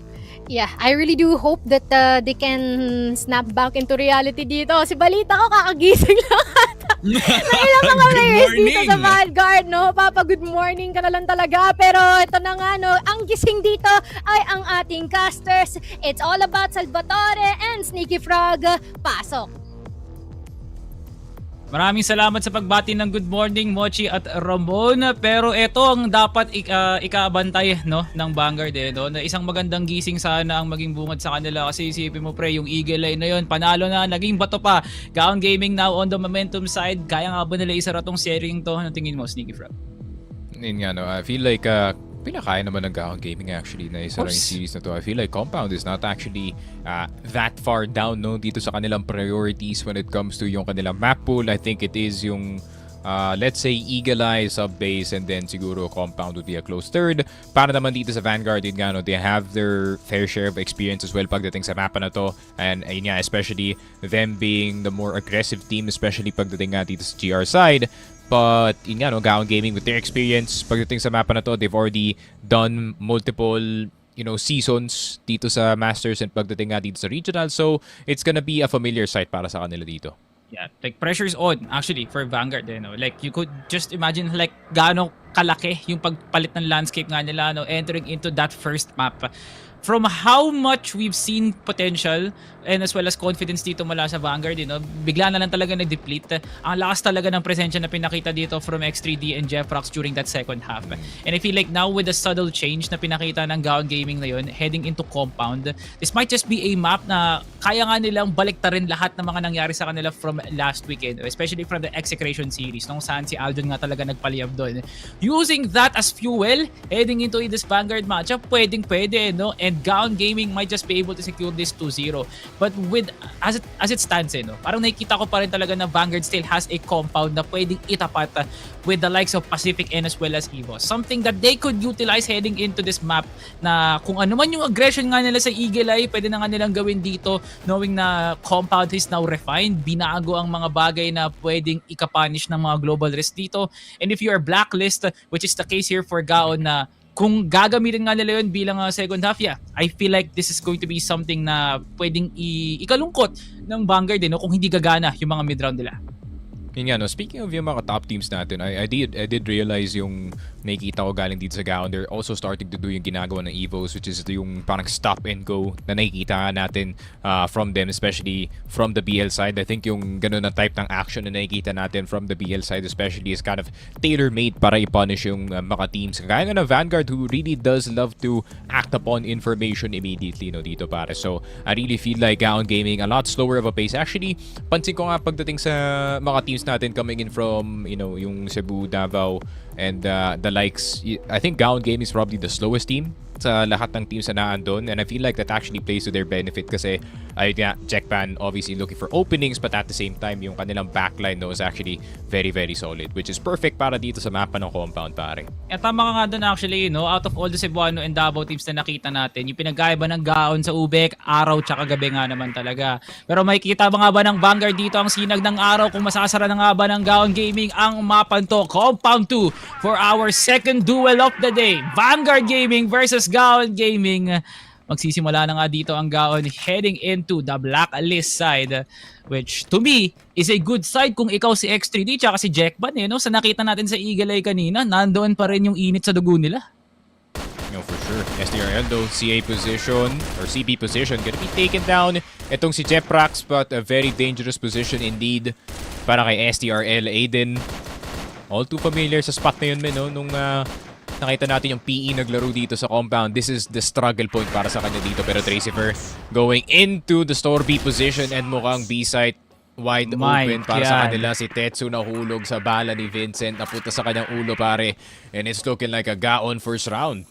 Yeah, strong actually for Gaon Gaming hindi nga nila binitawan dito yung break actually Right na kagad dito lang sa may LB. And it just shows na Gaon Gaming, kaya nga nila din pasalitain yung mga baril nga nila dito. Who's now in trouble, now down. Taon na lampasan niya pa nga dito. Tapos na 180 niya pa nga dito si Vincent. Pero as it still stands, Sneaky Frag 1v3 pa rin to. Lugi ang newcomer ngayon ng Vanguard. But with an Arctic on hand. Oh, Jackban with a crouch pick kay Woos. Ganon magpasimula ng bala dito ang Gaon Gaming. 1 sorry para sa Cebuano squad. Grabe men, naratol na lang dito yung USP. And despite the nerf, it's still quite a powerful pistol sa tamang kamay. Pero ang ganda na sana ng simula dito ng Vanguard kung nakatakas dito si STRL. But with the changes nga dito ng Compound 2, B site or B pillars especially has become a lot harder to defend, especially pagdating nga dito sa store B position. CB being a lot more accessible para sa mga BL players natin and creates opportunities. Kagaya nga ng ganyan, STRL down again. And with yung more open space dito ng front ng store B, pare, nga napakahirap talaga i-hold nun, men. Like kahit sino naman actually, like nakita nga natin sa serye ng Pacific tsaka NB na hindi biro tong Storby na nga na to, So it's a tough task para sa Vanguard actually, Like from the old compound, feeling mo kaya mo pa pero sa space na binibigay talaga ng pwestong to, malakas ang advantage ngayon ng Gaon Gaming at kita mo nga naman na Gaon Gaming has no remorse and respect dito sa kanilang push papuntang B-site and now a 3v4. Yung C4 na iwan dito lang sa may SD, So maraming oras na magugugol dito ang Gaon Gaming, which could put Vanguard in a pedestal. Kung iisipin mo, malakas yung pwede nga nila maging rotation dito lang sa may CA para may tendency silang malason dito, For Gaon Gaming, with the numbers advantage na bigla na nga lang nabawi kagad ni Tetsu kasi nga caster curse Kuno, Vanguard now, with the advantage now, heading into this mid-round, kung mangyayari actually, this CA control pwede nga nila makuha. Yeah, I think yung may adjustment sana dun is iiwan lang nila sana yung isang player na nasa loob ng storage B and try to see what they can get dito sa mid and dito sa A site. Pero ayun nga, with Vanguard being a lot more braver than usual kumpara sa mga ibang teams natin, Tetsu creating an opportunity para sa kanyang team. Can create another one. Pumakita siya ng isa pa dito. That's one. That's not a second one para kay Tetsu. Fast tap not gonna be there for the captain of Vanguard. Jeprax now rotating galing sa kanyang B position. A site is now occupied ng dalawang Vanguard players turned into one. Kid from Hell na uluhan dito ng HK ni Jeprax. 1 versus 2. Woos with the sniper. And ito pa naman yung baril na ayaw mong hawak, especially pagdating dito sa mga B-site retakes. Jeprax good position dito sa loob ng RS, pero pag mahanapan siya dito, that's gonna be bad news for him. Woos taking down 1, pero yun ngang good position, better position para dito kay Jeprax. 2 immediately para sa Gaon. Look at this momentum, Salvatore. Jeprax classic Akalain mong mag-iingay siya dun sa may B-site pero kanina pa siya nasa CR ng A Isipin mo pre, like Vanguard, as soon as I said na pwede nyo nga gamitin yung CA, nandoon na, kukunin nyo na lang, nabitawan pa ni Tetsu yung pangalawang kill na yun. Now in turn, Gaon Gaming used that space para bawiin yung control na nakuha nga nila from LB nga kanina, no? So because of the diversion play na pinakita ng Gaon, naging malaking spread na for Gaon na okay, let's be aggressive, no? Hindi na problema to. Ilaban na nga lang natin in hopes of getting a favorable trade. Naging pabor nga kasi yung Tetsu na 2-4-0 naging 1-4-1 tapos nalason pa nga nila dito si Us, which is a strong showmanship here for Gaon Gaming for the long term. Lahat na ng gunfights na ipapanalo nila eh. Yeah. Minute 35 on the clock, pare. There's really not much time to operate para dito sa Gaon Gaming. Pero tayo pang days dito ng VG, no? Hindi talaga silang tatapon ng smokes ganito ka-early dito sa round natin. And that could play into their advantage. At the same time, Gaon Gaming testing their patience dito sa LA. And that could pay off para dito sa Gaon. Just sitting and waiting around dito sa storage. Kid from Hell, mahuhulog agad. Tetsu with a trade. Pero si Ellison pa ngayong lalabas pa dito na bawas, pare. Pero not sure if this is the call para kay Jeprox eh, no? Like, mahirap pa rin tong kunin tong Storby na to, pero although kanina pa nga natin nakikita, there is a strong chance for Vanguard na lasunin to from CB or kumuha na lang sila ng reinforcements dito at ilaban nila 1v1 si Ellison mismo, no? Pero wala pa rin, hindi pa rin natitinag ang Vanguard dito. Dalawa pa rin ang nakatao dito lang sa may B-site batteries. X3D, iniistakan na nga, naririnig yung paa. So alam na ni SDRL tsaka ni Woos na may mga papasok na nga na miyembro. Tetsu once again, sa pangalawang beses, lalasunin na nga ngayon ng CA. Nakita si Ellison at napilas na nga dito yung dugo ang miyembro ng Gaon Gaming. Now with the 4v3, Jackpan gets pick, X3D with a trade. And Woos gets the top. Jeprox na clear ang batteries. And Gaon Gaming, what an entry. May oras pa para magtanim. Now to the 1v1. Ng Tetsu. HK in hand. Jeprox, HK in hand as well. One flash ang hawak dito ni Tetsu. 28 seconds. Pinapatagal na ang kanyang oras dito. EB. Ang kanyang pagpasok. Jeprox now wary na pwede siyang lumabas galing dito sa storage. Pero Jeprox, does he have the information on this player? Nakababa na dito si Tetsu. HK, first tap is gonna be there. And it is gonna be the one tap on the HK. Gaon Gaming 3-0 ang simula nila dito sa BL side Salvatore na opo. Poot, galit, dalamhati, luha sa mata, Vanguard Gaming nandoon na. Pero naging bato pa rin nga talaga eh, no? Like, Tetsu was already in the right place. I-hold na lang ng mga kampi niya, no? Yung laso na yun, pwede nang ikahirap ni Jeprox actually kung magkakaroon ng high ground ang Vanguard dun. But little to no avail pa rin ang pwesto dito ng Vanguard sa larong to para makapuntos nga sila. Once more, Gaon Gaming sa ikatlong pagkakataon. Rekta na naman sa pillars. Kid from Hell, first contact. Tetsu nagpaparamdam using the jump pick. And Kid from Hell, binata ngayon ni Vincent. And Gaon gets the pick. Grabe no, pure contact na naman in that LB position. Nag-expect talaga yung Vanguard no, na magtatapon dito yung Gaon Gaming every single time in that store B position. But no, nakakatipid sila ng nades dito. They even got to pick a Kid from Hell. And Gaon Gaming, now they can play the map. Kahit nga hindi sila mag-iwan ng player dito sa storage B. I think it's pretty much fine yung ginawa nilang pressure dito sa B-site. Ngayon, force na tong Vanguard na mag-clamp down dito sa mga sidesmen eh. Yeah, what could be the strength here for Gaon is yung defense nga nila. Like, I could argue na malakas ang GR dito sa mga panto, pero sa pinapakita ng Gaon Gaming sa default, no, and as well as the picks na pinapakita ni Vincent and as well as Jeprox, nawawala kagad yung advantage na yun. Tumakas si X3D using the smoke at nakapasok na nga sila. Vincent inakyat kagad ng C1 dito and SDRL with a good hold. X3D now with a swing and SDRL hindi pa rin tapos, kundi si Ellison mismo ang gagawa ng paraan para manahimik na nga ang nag-a-anchor ng C2. Vanguard once more bigla na lang nawawala sa pwesto, umiiyak, nadudulas, nasasaktan, naluluha. Gaon Gaming 4-0. Grabe, Jeprox generational game pare. EA repeat para makuha si Dracifer and even getting itong si Tetsu. Ellison with a key kill kay STRL dito sa C1. And the individual members dito ng Gaon Gaming stepping up to the plate para Ellison. Despite na hindi ganyan kataas yung kanyang kills na kumpara dito kay Jeprox, you can feel the impact ng kanyang 4 kills dito sa mapa natin. And once again, Vanguard, early pick dito sa B-site and immediate rotation para sa Gaon just to play the 2-2 split pare. Hindi biro yung ginagawa ng Vanguard sa pag-hold dito ng B-site. At ganun din naman ang ginagawa ng Gaon dito. No? Mas mahirap pa nga yung task na ginagawa ng Gaon para lang una, mapilas kaagad si Kid from Hell or even si Tetsu. No? Pangalawa, yung magiging rotation ng Vanguard, open na open ng CB. No? So malalasan ng Gaon. Pero hindi na sila nagsasayang ng oras actually. No? Once they find this sort of opening dito lang sa may pillars, that's the sign for Gaon Gaming to actually commit towards B site. Which to me is risky at in itself. Pero yun ang ginagawa ng Gaon for the past 4 rounds actually, no? Talagang tinitimbang nila. Pwede natin i-restore. Ilaban na lang natin. Jeff Prox with that amazing entry. Iba talaga ang ginagawa ng chemistry ngayon ng Gaon. Hindi tumatapat ang Vanguard. And now Vincent with the trial para maka-entry na nga Kid from Hell. Nakapwesto pa rin. Vincent! Where was Kid from Hell? Nasaan yung tutok mo dun?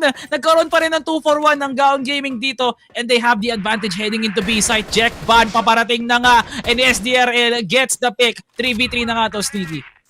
Yep, mapapakancel sila dito ng B-side. Who's good position already in that EB. Tracifer, nakaposte na dito sa loob ng B-side. So, magiging imposible yan para sa Gaon Gaming na makapasok agad-agad. So, mapapaikot na lang sila dito. They're gonna dare SDRL to hit the shot. And he's been hitting 3 headshots on that HK. Oh Pero si my SDRL God, dito. Jeprax na naman. 10 kills strong, 7 headshots. Ellison, the 1-2 punch ng Gaon Gaming. At ngayon nga, hilong-hilo na dito yung Vanguard. Tracifer from the back of the head. He gets hit. 5-0. Gaon Gaming. Grabe men, the weapons are online para sa kanila dito. Na para bang hindi nawalay si Jeprax sa team ng Gaon no? Gaon Gaming na nag-iensayo, parang preparadong sak maestro. Alam ng mga madla kung gaano kalakas ngayon ang Gaon at hindi pa tapos. Pinapa-kickstart na nga ni X3D yung motor niya ngayon dito lang sa may pillars at unang mapipilas dito si Tetsu. Nag-double pick na nga sila SDRL pero wala pa rito para kay Ellison. Kid from Hell gustong kumuha ng space pero si Ellison patras na nga. Here comes the counter util. 3 na ang nakatao. Kanto na pinipresyo ng Vanguard ngayon ang pwesto ng Gaon. Kanina pa nga nilang nakukuha. Ellison nakatakas na nga sa SD pero tinan mo ang mapa Sneaky Frag. 3 ang nakatao sa A. Ellison may hawak ng CB. Masakit sa puso Vanguard no. Masakit tumatagos lahat ng ginagawa ng Gaon. Ellison now clears Kid from Hell at tanim na ang C4 nang wala man lang nagawa ang Vanguard. Grabe boost. Last one left alive para dito sa Vanguard pero wala na yata siya masyadong magagawa dito. 6-0 for the Gaon Gaming squad. Experience outweighs the potential dito na Vanguard pare. Gaon Gaming being a lot more consistent about their defenses pare dito sa ating last game at ngayon pagdating sa kanilang opensa sa compound hindi sila tumitigil dito. Vanguard are stunned sa kanilang GR side. Men, lahat ng ginagawa ng Gaon no, alam mo talagang tumatagos sa takilya ng Vanguard dito no. Like how much did Gaon throw all of the utils dun lang si LB para lang talaga ma-diverge yung mga pwesto ni Dre pati na nga rin ni Kid from Hell no. Despite how many theatrics yung iba to ng Vanguard dito lang sa may LB, wala pa rin silang nagagawa no. Yung kakayahan na i-separate ni Ellison yung mga nagdadalawang push dito from Vanguard is insane actually. Kaya siya may 9 kills dito ngayon. At isa na namang trial para sa Gaon dito lang sa may LB. Pasok na nga sila sa store. Si SDRL at Dre naka-setup ng Crossfire pero si X3D papasok ng frame. At ito ng paulan bala ngayon ng Gaon Gaming and Jeprax gets the first pick. Isa na namang mainit na performance para dito kay Jeffrey. And now Vanguard, can they make the hold? Woos and Tetsu hindi pa rin natitinag sa pag-hold kasi nakalason si Jackpan. SDRL gets the kill. Kid from Hell as well. Isang magandang hold para sa Vanguard. Nakakabawi na ang black and white. Yun lang, STRL napasobra dito sa frame. Making it a 2 versus 3. Pero ang ganda ng delay na ginawa dito ni STRL pare. Just delaying the entire push right by himself. Kid from Hell rotation just in time para makakuha ng Crossfire dito sa B-site. Pero tignan mo naman yung posisyon dito ni Jackban. Actually gonna get caught dito ni Tetsu. Tetsu fully aware na mahilig mag-send ng Gaon Gaming ng isang player na mag-explore lang dito sa mapa. So X3D na lang natitira. Let's see kung gagana ba dito yung 150cc peak pare. 7 HP and a Dream HK. Headshots only needed. Who's first guy down? Tetsu almost up next. Kid from Hell spotted na nga dito si X3D around the corner and it's a tap to the head. 6-1 first round para sa Vanguard finally dito sa new compound. Pero kung hindi talaga itatawid ni SDRL at Kid from Hell yun no, parang magiging alanganin pa rin ang round actually ng Vanguard no. Like despite how much disadvantage they have, Kung umulo lang talaga, actually yung pwesto ni Kid from Hell doon, yari na si SDRL actually. But I just really know na merong kakayahan ng Gaon na makapag-push doon and putting Vanguard in a very tough spot. Nandoon na actually. But SDRL with that 2K actually help propelled Vanguard para makahanap pa ng pwesto doon si Tetsu on the opposite side of the map. The amount of trust na binato nila doon sa duwong yun para hindi muna matinag si Wus at si Tetsu is just too strong para sa Vanguard. At Gaon Gaming, wala talaga silang nakikitang ibang letra kundi letter B. As it's looking like a very solid place here for Gaon Gaming to make sure that they have continuous rounds. Pabalik na nga sila ng midcon dito. May ion muna si Ellison probably on SD duty. Pero ngayon, pushing. Tetsu and Kid from Hell nakapush na nga and gets the 1-4-1. Tatlo pa rin na nakatao dito lang sa may B-side pero natatauhan na nga si Dracifer para mag-rotate ngayon. X3D may hawak ng tower and Wooz and SDR are still on the hold. Yeah, fortunately, we get to see STRL actually playing out yung round natin this time. And Tetsu gonna be the first one down para sa kanyang team. More mid-control para sa Gaon Gaming. Very important position yung tinatake dito ni X3D pero di siya naka-sniper this time. HK is gonna be in his hands. Pero nandito si Jeprox pare. 12 kills and 7 headshots later in this 6-1 game. Makakuha siya na isa pang opportunity dito. That would be big para sa Gaon Gaming. Pero X3D spotting si Dracifer. So a bit of confirmation na merong EBR na nakabantay dito sa A-site. Pero Gaon Gaming looking to see if they can take itong A-site natin. Mid-smoke, mid-flash, everything's gonna be there. Bottom tower gonna be cleared. EA underway. Pero tatakas muna dito si Dracifer. More concerned about yung curve position actually. And that could be the misread. That could cost them the game. Dracifer spotted inside of the Z position. Kid from Hell na nasa loob ng 2F STRL. And itong si Wooz quickly on that B-side rotation. A-side taken pa rin dito ng Gaon Gaming. Pero Vanguard deciding to play retake instead. Numbers advantage STRL. HK tumatama para sa kanya. Pero Jeprox opportunity para umaksyon dito. HK sa kanyang kamay. Pero Wooz USP jumping inside of that A-side. 6-2 Vanguard. A bit late on the return dito sa mapa natin pare, but a return, it's a return. Yeah, kailangan nila yun actually, no? Vanguard Gaming, men, litong-lito na kayo kanina pa, pero kung hindi sa mga ginagawa ni Tetsu tsaka ni Wooz, baka kanina pa tayo naging alanganin. SDRL with a generational of a round na kung ano yung galit niya kanina sa Eagle Eye. Mananahimik na muna siya ngayon kasi nalaman ko na pwesto ko eh. Magahod na lang ako dito lang sa may Storby. Hanggang doon na lang ako, no? Gumagana naman, di ba, Sneaky? Okay naman para sa Vanguard. For Gaon Gaming, nakikita na nga natin. Like, lang din sila. Yung mga trades na nangyayari, it's okay for them, pero hindi na ko-convert into a round. At the end of the day, there is still a countermeasure na binabato ng Vanguard para makuha nila yung round na yun. And Gaon needs to respect that. Ito yung LB na to ng position na to, pre, kanina pa nila pinapadala si SDRL tsaka si Kid from Hell. Now with the major adjustment, binibigay na lang nila yung site. I-retake na lang namin to. Nothing left to lose para sa Vanguard. Kung kukunin nga nila tong site na to, may manglalason sa kanila heading into EA.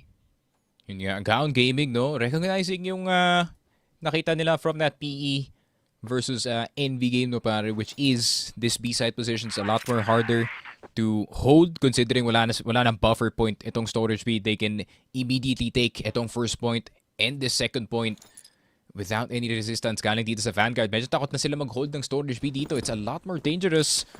So, sight na lang ang pakay nila dito. They're gonna hold the batteries as much as possible. STRL with the HK as well as Dracifer. Good angle so nasa loob ng B-site. Pero, ay nga, magagandang nades nandito galing sa Gaon Gaming. One flash and this could solve the entire offense. Dracifer spotted sa loob. STRL as well. Yeah. Pero mapapapak dito yung Gaon Gaming, men. Considering yung options nila dito. Pero B-split yata ito, men. Nagmamando na si Jeprox, so kanya na sila kadesidido na papasukin na nga nila itong B-site na to. Onting ingay lang muna sa curve para ma-diverge ang Vanguard dito. Si Dracifer lumalabas na. Kid from Hell duguan. Pero nandun pa rin. Nakatawa pa rin sila Jeprox dito lang sa may window. Ayan na nga ang pasok nila Ellison dito. Hindi pa sila makakuha ng picks. Pero si Dracifer mapipilas. Wow. What a push by Gaon Gaming. That fake. Pati kami nalinlang, nalito sa mga nangyayari. Pero si Tetsu nakakapag-recover na. Si Ellison duguan na nga ngayon. Pumapasok na si Jeprox. Here comes the heroic player na ang Gaon Gaming 15-3. Magiging 18-3 nga ba to? Jeprox with the 1. Tetsu inaantay yung piging. And Jeprox gets the 17th kill of the first half.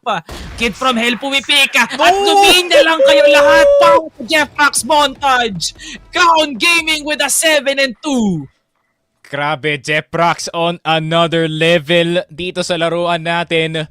We did expect a 2-0 dito, Salvatore, but it seems like it's actually the other way. Vanguard has yet to wake up dito sa series natin. Gaon Gaming, gising na gising dito. That's what GG means. And oh my God, Gaon Gaming, nasa kanila na yung technically more advantage side dito sa mapa natin. Vanguard having to figure out this game from the BL side at dos pa lang inakuha nila dito. Ang Jeprox na nag-ensayo, kaya talunin kahit sino, pre. This is Gaon Gaming now in their prime form. Yung nakilala natin during the 2023 Miracle Run na nakuha nga nila, no? The comeback from Herbie Gaming, tinatalo ang Execration, dumidikit sa Pacific. This is now the Gaon that we all know and love. It from hell now with the pick, SDRL, babawi na nga rin. Now, quick picks para dito sa Vanguard. Kumuha nga sila dito ng isang pahina mula sa playbook ng Gaon, no? Kung magpaparamdam nga sila, sisiguraduhin na makakuha dapat sila ng pick. Yeah, Jackban positioning in that B side, pero mag-isa lang dito si Jeprox na nasa loob ng A side. Jeprox getting no si Kid from Hell. Jackban getting Tetsu in return, so it's not too bad. 2 versus 3 realistically. Best case scenario para sa kanila dito. Pero Tracifer, good spot. 1-9-4 so far para sa attacker ng Vanguard. Pero natama dito kay Vincent. Jackban gonna get the last bullet in, pero piso na lang siya dito. And even with the USP, STRL looking for a finish, and that he gets. VG, individual pickoffs dito sa mapa natin, both in long A at EA at the same time. No, parang feeling ko medyo magkakalat dito yung Vanguard para sa kanilang opensa. Yun, okay yung kalat actually, no? Like, wala akong reklamo sa masyadong ginawa ng Vanguard, no? Though there was the risk kasi naging dalawa pa para dito sa Gaon Gaming yung naging pick nga nila dun sa laban na yun. Kung hindi lang talaga nag-scale yung Vanguard dun lang sa may LA, baka naging Gaon round pa actually, no? Pero tinan mo naman yung bundok na kailangan itahakin ng Vanguard para lang makabawi nga sila dito. Una sa lahat yung crossfire ng Curve tsaka EA. Pangalawa yung pag-hold ni X3D. So, it's a challenge within a challenge na kailangan munang kalabanin ng Vanguard yung sarili nila dito, no? Kung handa nga ba silang ilaban to with a flash or a diversion smoke? Possible actually. Pwedeng ilaban to ng Vanguard kung makakapwesto sila ng tower at mahuhuli nga nila si Vincent. Ayun nga, hindi nga nila maklear itong B side, no? No one playing that forward storage B position na nakikita natin kanina from STRL. Vincent around the corner. ABR advantage. Swinging faster. Tracifer with a quick trade, pero hindi niya makikita si Jeprox na nandito sa gilid ng usok. Jeprox na naman! Magpapakitang gilas gamit ang kanyang HK. And Kid from Hell trying to get the trade. They finally do. HE lang ang makakapatay dito kay Jeprox. Woo's Kid from Hell, last two left alive. 1 piece of utility left for para dito sa Gaon Gaming. The amount of delay they have is insane. Pero si Jackban gustong tumesting dito sa CB, pero gusto niya yata mas malayong ikot dito, min. Pero tinan mo si X3D, pre, kumpleto pa yung sinturon ng util niya dito. Ay, So, marami pa siyang pwedeng gawin dito. X3D! Dun ka nilagay ni Kid from Hell, sa kabaong ka pa talaga. 2v1, Jackban. Wala sa mapa, hindi mo makikita ang papunta to ng EA ngayon. Pero with the position dito lang sa may tower, masyado na atang obvious to para sa duo ng Vanguard kung saan manggagaling dito si Jackban. Planted para sa kabaong ang exit rather. Sinong pwedeng unahin dito ni Jackban? Si Woo's ang unang contact. And there goes the beautiful pre-aim ng bagong salta ng Vanguard. Patuloy nang bumabawi ang Vanguard dito, but Gaon still has the advantage.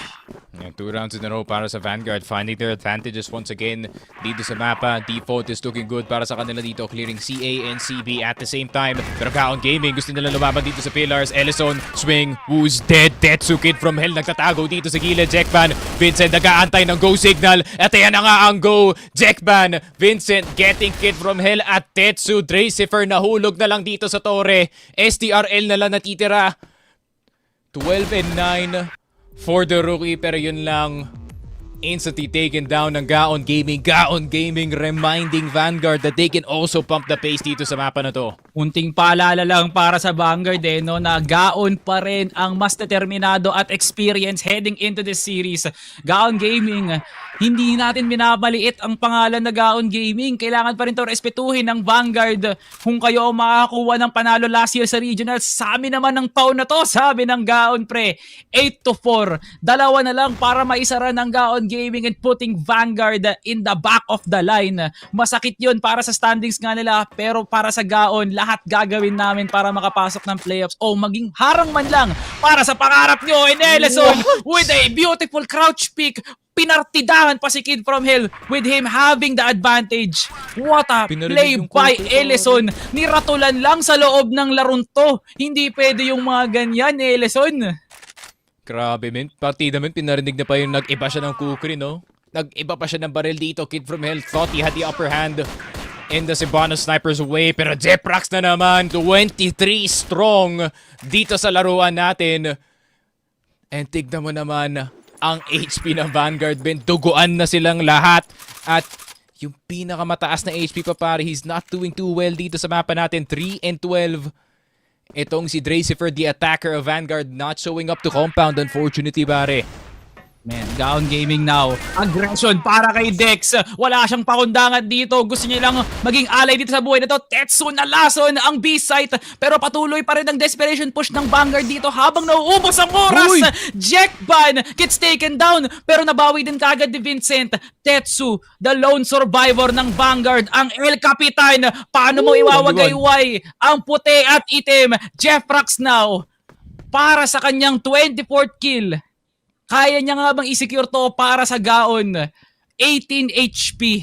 Yan ang pagitan dito ni Jeffrax na 100 pa ang meron siya dito, no? 23 seconds. Tetsu with a huge disadvantage. Heading into A site, kiniklear niya pa nga tong Zina to. At ngayon makakapasok na nga siya, makakatulog na mahimbing ang Vanguard dito at pwede nga nilang gamitin ang oras para sa panalon to. Inaakit niya na nga yung 2F kaagad, Jeffrax. Hindi na nga siya natatakot. Nirerekta niya na nga kaagad to. Nagpaparamdam siya. Rinig ni Tetsu ang paa. Jeffrax, kailangan mo lang i-clear to. At si Jeffrax, titingin sa kanan. Hindi niya na-clear. Oh! 180 pa nga siya.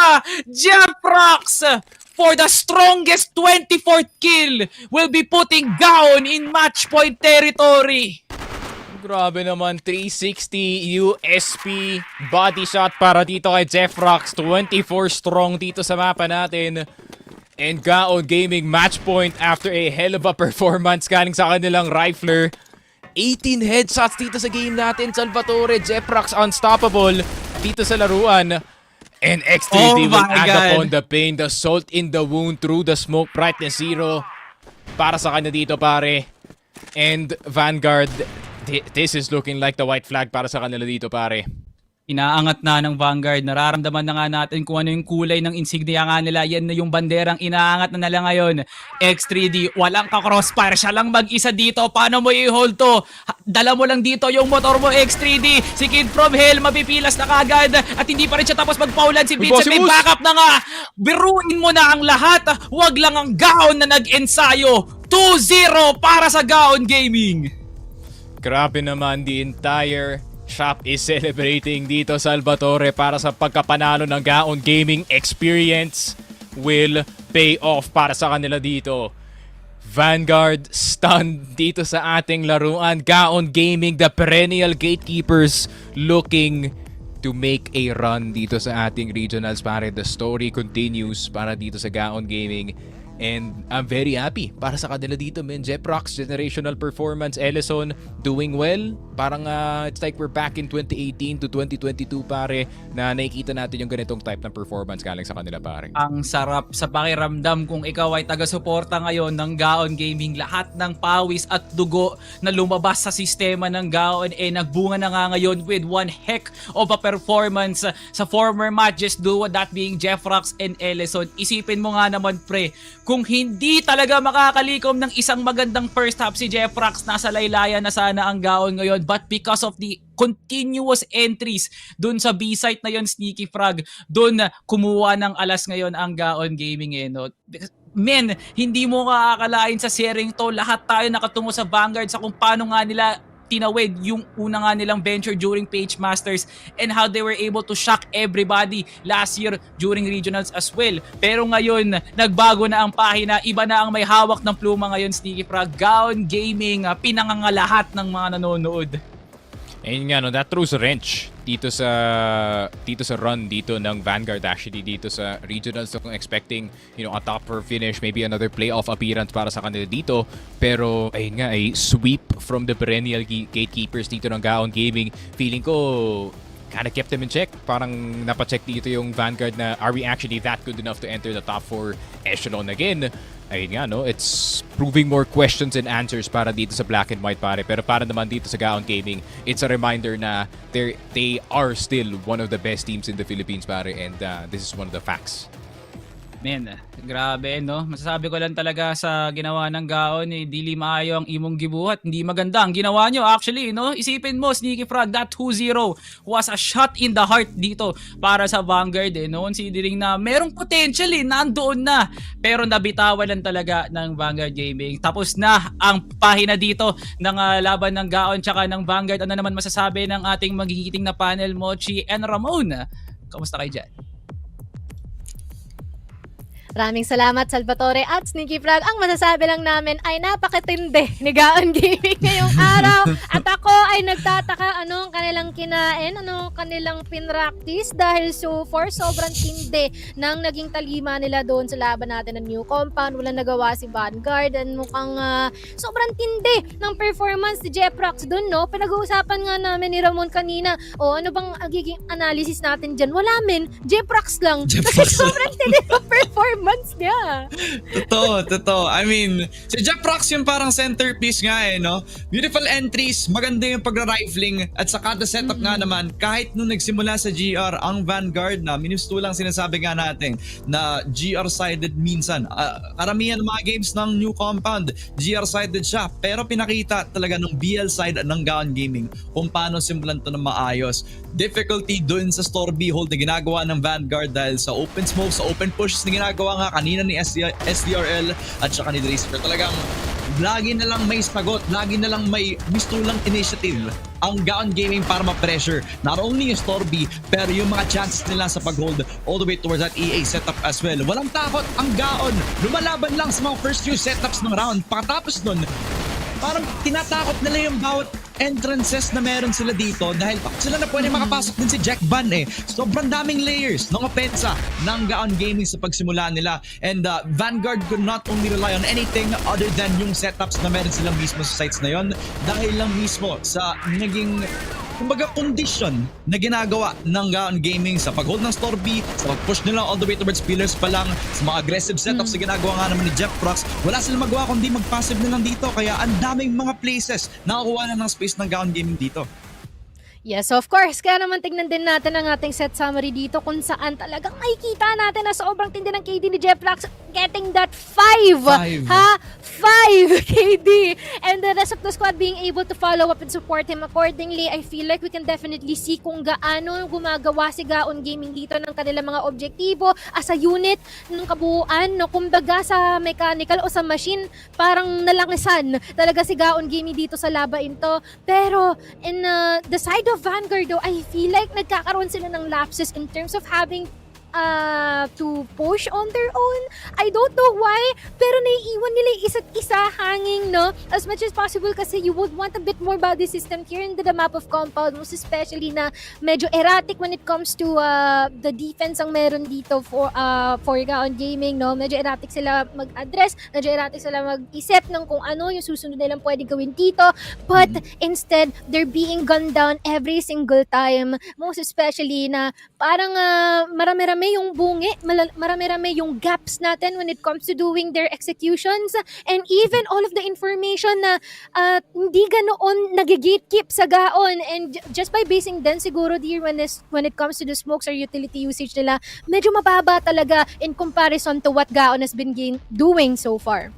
Absolutely. Kaya I think it's also a good time para ma-reveal natin yung set MVP. For today's matchup, it is none other than the man himself na si Jeff Prox. Sa buong new compound map siya yung naging main character. Talagang every single pushes sa lahat ng mga trading system, si Jeff Prox ang walang takot na nagte-trade sa mga teammates siyang pumapasok lang din para ma-set up lang yung ating rifler para dito sa Gaon Gaming.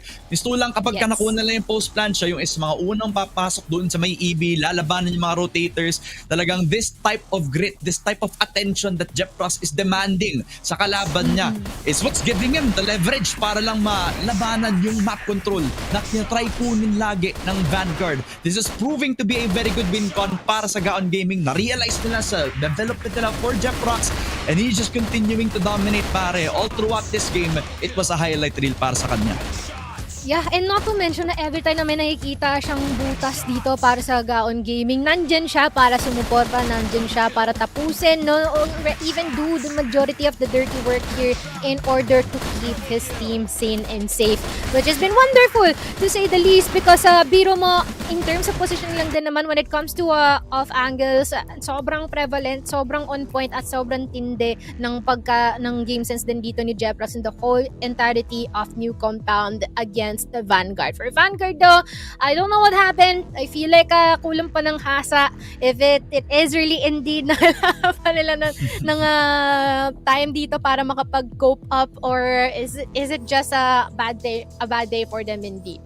It's just a result of actually good start of the rounds din talaga no? Kasi kung napapansin mo from BL, Gaon Gaming were already at the gas pedal just trying to take map control away from them, especially from that pillars control, especially from how well they were able to counter yung mga nagiging setups ng Vanguard Gaming, which honestly I'd argue is also one of the strengths that Vanguard Gaming also had.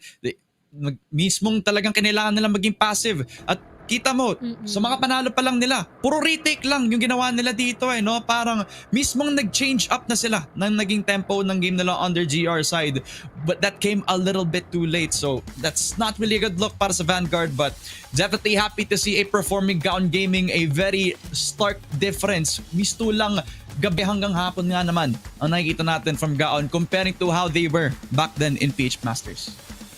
Totoo, no? Grabe rin talaga yung naging improvement din dito na Gaon Gaming. I feel like that's also the beauty of getting back together with your people na alam mo nga originally galing sa Gaon at ngayon muli na naman silang nagsasama at may hatid na mga bagong mga nalaman at improvement dito ang bawat isa. 10-8 sa Eagle Eye, 10-4 sa New Compound. Hindi na napaabot ng ating decider map at hindi rin lang nila pinaabot o binigyan ng chance na makabawi pa itong si Vanguard when it comes to pulling out an overtime. Pero sino pa nga ba ang ating match MVP para sa buong seryeng ito? Nako po, men, kung ako bibigyan mo ng palagay-palagay dito, ako feeling ko si Jeprox to. Feeling ko lang Feeling ko. Pustahan na lang kung sino man, pero it's none other than Jeprox nga naman, where he was on a bang pagdating pa lang dun sa may Eagle Eye, pero it was on new compound, but he showed his true colors nga naman.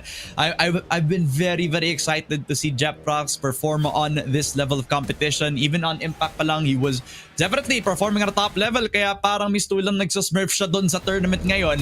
Dito, nasa level na siya ng competition kung saan siya appropriate, diba? So hopefully, this continues para kay Jeprox. The competition does not get any easier after this, pero I'm definitely seeing a lot of promises para dito sa young player natin on the Gaon Gaming roster. Totoo, no? And I feel like simula pa lang naman ito for Gaon. I feel like nabanggit na lang natin from time and time again that when Gaon definitely starts off the group stage, laging matindi, no? Laging matindi yung apoy. The fire burning within them has been pretty much strong, and they are bound to carry that so far. It's just that what matters on their end right now is in terms of consistency and for how long nila kayang dalhin yung ganito katinding performance, and hopefully marami silang malaman on this as time goes by.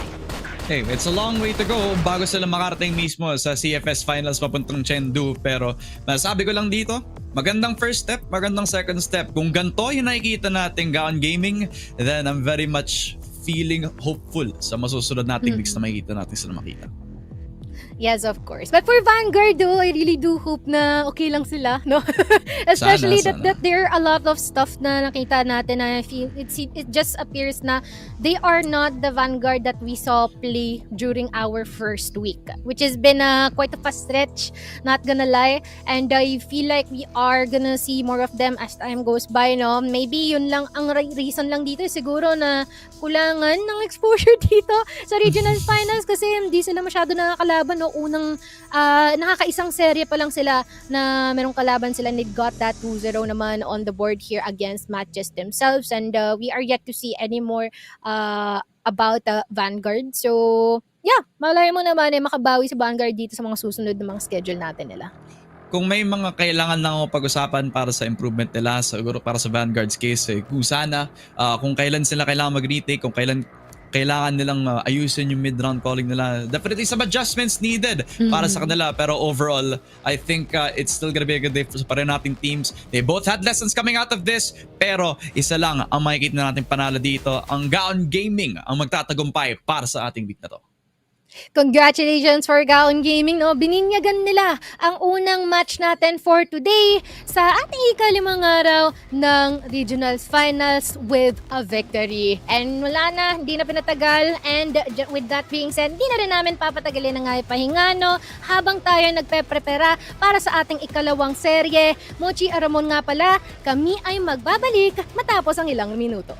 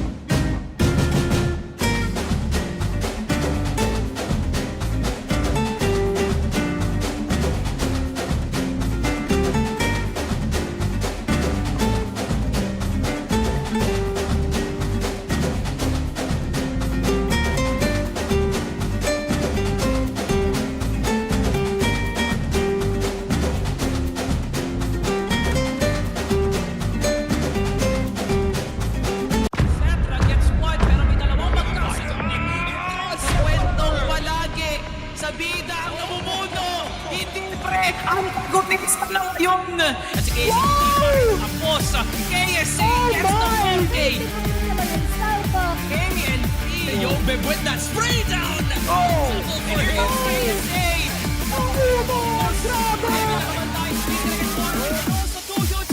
Will be the peak of Crossfire Philippines ba?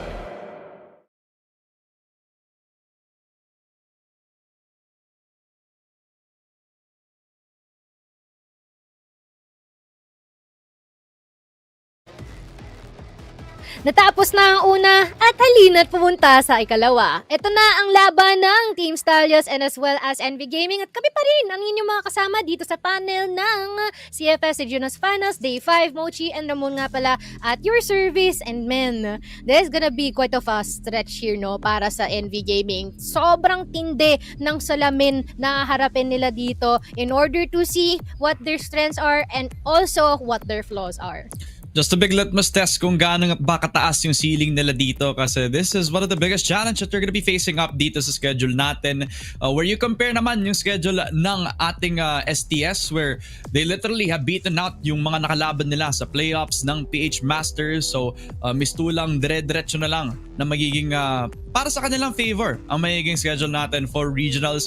This will be a proven test overall para sa pareho nating teams if one can keep their consistency and if one could actually prove that they can actually get themselves dito pa lang sa regional finals, how their weight is gonna be talaga. Yeah, malay mo na kaya palang makipagsabayan ni NV dito, no? Knowing that they're both in the land of Visayas as well. They already know how each other plays. They are no stranger to how each other plays as well. And that will also be a statement for NV if they can pull this off into a decider pa. Let's just see if that is also a possibility as well, no? Malay mo naman, we really don't want to deny any strengths na maaaring ilapag ng NV dito. And also granted na rin siguro na parang maglalaro daw ata uli si Devil here for NV. A very exciting prospect nga naman. He has surprised us, especially with how he started doon sa NV. Pero I think it's a good time nga naman para maset natin yung focus sa Team Stallions since they really are. They go so far para dito sa Pilipinas, went over to internationals, have shown so much responsibility, so much of that promise of what the Philippines can offer when it comes to talent, when it comes to skill. Mismong Team Stallions, yung isa sa mga tinitingnan natin sa internationals talaga. Them actually getting their performances overall throughout week in, week out. They have the best rifling core that we have overall. A little bit more step up from KLB. Sobrang proactive niya when it comes to that GR side, as we've seen from that Pacific map entirely. Every single player dito, stats-wise, it's just more than constant. Talagang maayos. At hindi lang kasi si Kano yung gumagawa ng trabaho dito eh. Everybody's doing their part so far for Team Stallions. And nakakatuwa din dito sa team na to is that whenever that they don't leave any stone look for, like lahat tinataob nila, lahat chinecheck nila, every single thing that they can ensure no na plastado ang isang round for them, they will be able to take it for sure. And granted na rin siguro that all of the maps that we have so far here, isa-isa nilang pinaperfecto, isa-isa nilang pinapolish depending on which side it may be on. And idagdag na rin natin dyan that every single player here may stand up for their team on its own. And yeah, basically, we've been glazing Team Stallions for quite some time already, which just speaks kung gaano katindi talaga ang kanilang performance dito, of course. Totoo. I mean, from the team data alone, you could tell that it was a 2-0 sweep sa lahat. So they've never dropped a set to anybody in the regional finals so far and are on their way to possibly becoming the only team dito sa regional finals 2025 to have a perfect record nga naman eh, no? So they already showed that from their game against MATTJESS and Pacific. Can they continue that dominance all throughout papunta dito sa NV Gaming eh, no? I feel like ito in a hot take in itself, I think Execration is the best chance that they will have para matalo ng isang set at matalo sa isang game overall. So I'm really excited for that game overall, but I guess all eyes are focused sa NV Gaming game natin today. Yeah, that's actually an interesting one, no? Especially that they even demolish a couple of our big teams here like Pacific and as well as EVOS back in our last week. But let us see what's gonna happen when it comes to facing up against NV Gaming. Lalo na, I feel like the maps definitely play a huge role here, especially in terms of comfortability and as well as accuracy na din siguro, creativity, strategies, of whatever it may be here para dito sa ating dalawang teams. But let us talk about NV Gaming on this one. Kasi last week we have one of their 6-man sub dito kay Heck, which is not present here right now. But what we discovered about this quote-unquote 6-man na si Devil is that he is cracked. More than cracked even. Especially when it comes to performing all of the kills na with the TRG. Man, nagulat ang buong mundo dito sa player na ito. I mean, what Devil offers compared to Heck nga naman is that, yeah, they have less of a structure, pero the firepower is just real, man. I mean, you can tell that this guy has been rearing to play the regional finals with how consistent he's been with the shots. It wasn't that much of a pop-up game in his first debut game on that first set in the last week, pero nung mismong nag-warm up na siya, that's when we saw him consistently have a frag movie overall. No? We need to see a lot more out of that kasi hindi naman pwedeng one-man show lang overall unless you count Gaon Gaming kanina na pinakita nga ni Jeff Prox overall from that new combat game, diba? But it's more or less parang siyang difference in terms of like if the team can actually pull their weight up rather than if one player can actually carry every single player. So is Devil gonna be that type of team, especially against the top one, the PH so far, you know? We'll have to wait and see kasi wala pa naman yung game eh. That's also true. But let us see, no? I feel like we're gonna be hearing one of our players here galing sa Team Stallions and I feel like we are more than prepared for this one. Kano, how are you doing today? Okay. No, hindi yata Ayan, okay naririnig si naman Kano. daw so far, no? While we're fixing ang ating tech dito so far, ang sinabi naman ni Kano is okay naman daw, no? Na kumakaway din dito si KLP and I don't know kung sino sa kabila side. Tapos may mga nagko-coach na rin, no? Binibigyan lang namin ka ng insider update habang naayos natin ang audio dito ni Kano. And yeah, not gonna lie, man. Alam mo, what I really like whenever that we do yung mga panayam natin, yung mga interviews natin, is you can see yung headspace ng players natin right off the bat. Really early, before their fights start, like, are they looking forward? Are they more of a really chill stature? Medyo sabog pa ba sila? G ba sila?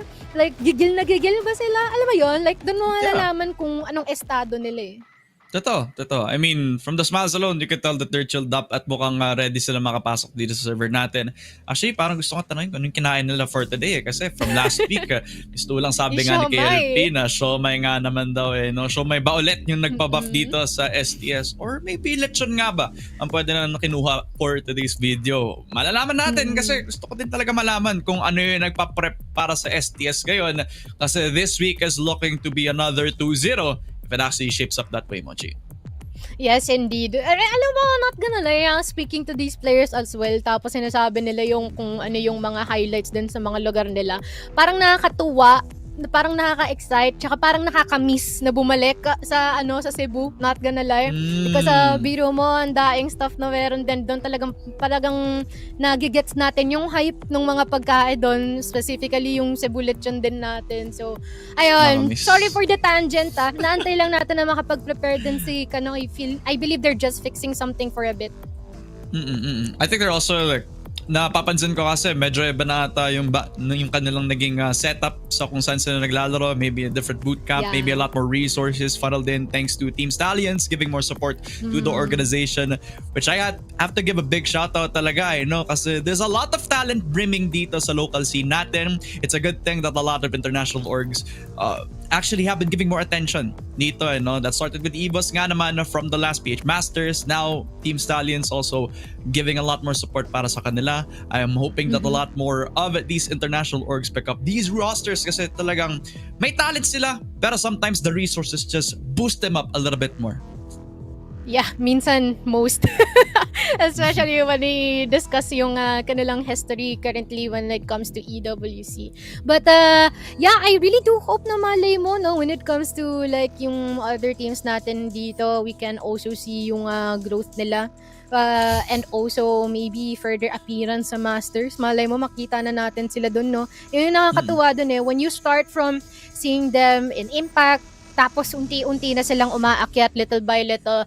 Pero yun nga, parang magkakaroon tayo ng swap dito ngayon in terms of the interview. By the way guys, no, nag-call a friend si Kano. Sabi niya, si Coach Tax na lang muna ang ipapa-interview natin dito sa ating pre-fight nila, no. But while we are preparing that one, Ramon, any thoughts ba sa kinalalagyan din ng ating teams ngayon?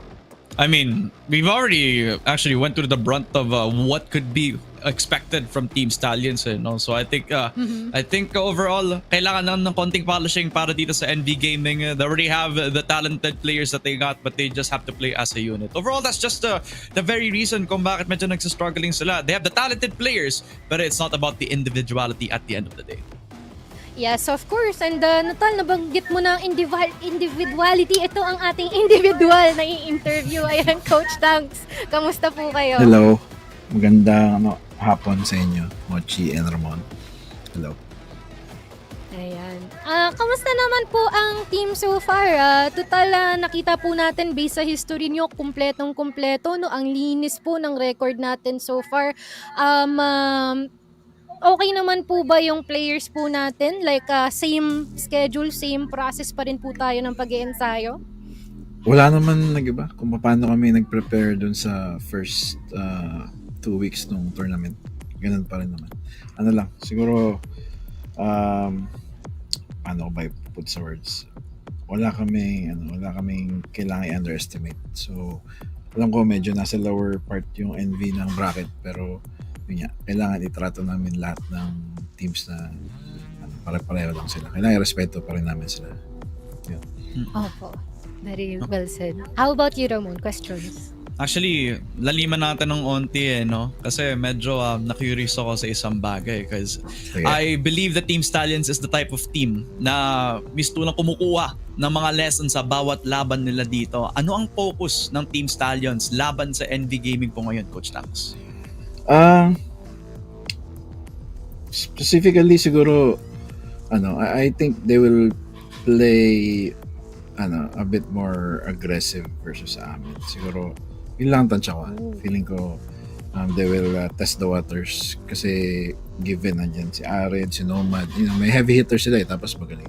Somehow hindi lang somehow. Nakita naman natin yung capabilities pati ng sniper nila, so they might test the waters, pero we stay prepared naman for anything or everything, kaya magandang laban pa rin to for sure.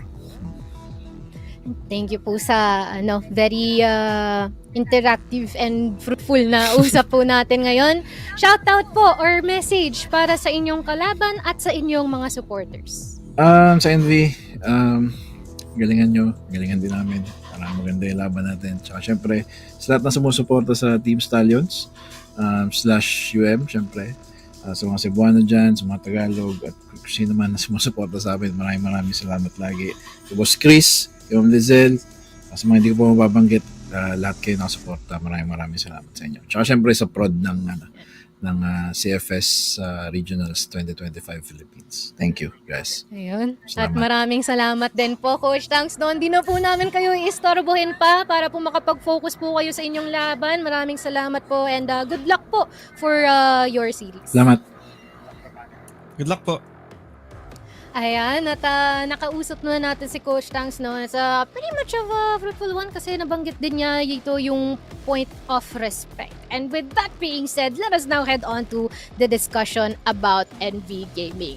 Nako, Ramon, si Coach Tanks na mismo yung nagsabi, we have Ared, we have Nomad, we have Devil. These three players has been one of the key components of this team so far kung bakit sila nakakapag-execute ng kanilang mga galawan so far. And what could be their greatest strength pwede din maging weakness para sa kanila kasi yun nga malalakas ang individuals na meron tayo sa NV Gaming, pero this is a team game overall. Lahat dapat tumatama sa server ng sabay-sabayan, hindi dapat iisa lang ang pwedeng yung parang mismong nag-shine sa buong team ng NV Gaming. They have all the players that they need. They have all the experience as well. Kasi hindi natin mami-mistake na may mga players tayo dito na veterano pa rin at the end of the day. Ang mismong magiging challenge lang para sa kanila is if they can unlock as a unit. Kasi it was the Devil Show last week. Sometimes Ared also takes the spotlight. Nomad all throughout his career from PH Masters has always played around him para sa team ngayon. No? Kailan magkokonekta ang bawat players ng NV Gaming? Diba, no, yun nga eh. I feel like we can already see kung saan sila magaling, no, itong bawat isa. And it's all up to them how they will be able to amplify these strengths in order to make it into a collective one as a team. Because, I mean, it is really great na lahat sila, meron tayong mapo-point out na, uy, itong si Nomad, ang tindi mag-pop off niyan, tas yung mga calls niyan on point lagi. But it's also important that we can reflect that amongst the team members na meron ding nabibigay sa kanila at meron din silang nare-receive. Pero, ayun nga no, we are also gonna check out ang ating history here for NV Gaming. So far, hirap sila. But, biro mo, nung laban nila ng Pacific Esports is nakapanalo sila ng isang mapa dito. And I believe nalapit-lapit ang kanilang laban on this one, kung saan talagang nagpasiklab si Devil and the rest of the squad here in this fight. Just one more point to prove nga naman that just one star player is what NV Gaming have been relying on and hopefully it's not just gonna be a one-man show overall kasi pagdating pakatapos ng ating Team Stallions game, they will facing up against EVOS Arc as well, so hindi madali ang magiging schedule nila for today's week as well. So hopefully they find their stride as a team. Hopefully they find themselves in a bit of a situation kung saan hindi lang isa yung magpapapa para sa kanila. I'm hoping that hopefully NL steps up. I want to see a little bit more consistency from Ared. He's been definitely performing on days where he does feel himself, pero I want to see more out of him in the regional finals right now. Of course. And I believe that we are gonna be seeing more of that later on naman, no? I'm also curious ano yung naging preparasyon nila dito against Team Stallions. Kasi biro mo, nakakatakot din na yan yung kalaban mo. Tapos susunod kalaban pa nila sa EVOS. Naku man! Ang ganda ng mga schedule ng mga players natin tsaka ng mga teams natin so far. Parang imposible na hindi magkahiwala yung Stallions and EVOS na hindi magkasunod. Sadyang tindi ng trials by fire ng ating mga teams ngayon. Pero, eto na nga, no, ang ating panayam with the one and only IGL na si Nomad. Ayan, kamusta naman Nomad? I believe medyo mahirap itong serye nyo ngayon, no? Ano yung preparasyon na ginawa nyo dito? Wala po kami preparation madam eh. Ano lang, si Lord na bahala. Either we win or we learn na lang. Ano lang po. We win or we learn. Okay. Kumbaga, no, kahit ano man ang maging ending nito, Nomad, may balik naman na maganda para sa inyo. Ramon, ano naman ang tanong mo dyan? And para sa NV Gaming, Nomad, parang ano yung parang mindset ninyo coming into this? Alam natin na, iiwan nyo kay Lord, pero may try nyo bang kukunin to ng parang magandang lesson para sa mga susunod nyong games? Opo, boss. Kung ano lang yung nilabas namin yung nakaraan, ganun lang din gagawin namin hanggang ngayon. Ano lang po. Okay. Kumbaga, polish-polish, no? Apa. Sa mga laban nyo recently. Ayan, Noman, siguro, message para sa kalaban at sa mga sumusuporta. Sa mga sumusuporta sa amin sa NB, thank you guys. Pagpatuloyin lang po yan. Thank you. Yan lang po. Ayun. At maraming salamat din sa iyo, Nomad, no? Focus na kayo sa goal and good luck sa inyong laban. Bye-bye. Thank you. Bye-bye. Bye-bye. Thank you. Ayan. Sayang ba ni Nomad din, no? Pero ayun, seems like, yun nga, no? Other than siguro yung practice, yung pag-igting sa kanilang mga ginagawa, idagdag na rin ang pananalig sa Panginoon, which is also a good statement dito galing sa NV Gaming. Pero let us check out kung sino ang ating head-to-head para sa ating serye ngayon ng Team Stallions and NV Gaming. It is no other than Kano and Devil. Wow! Yep. I mean, it's no surprise that Kano is here, so let's put a spotlight on Devil. From the debut that he's had, he's been performing phenomenally out of expectation nga naman din, no? Kasi this is one of the first debuts that we've seen Devil, and from us alone talagang we were surprised but what he can perform or what he can show sa laban nila against Pacific, and if he can pull it up today, especially against the likes of Kano, against the likes of KLP, then this will continue to be a discussion of how good of a pickup itong si Devil or how big of a pickup he will be if pakatapos nga naman ng regional finals, baka pick up siya ng iba't ibang teams dito sa ating Crossfire League nga naman.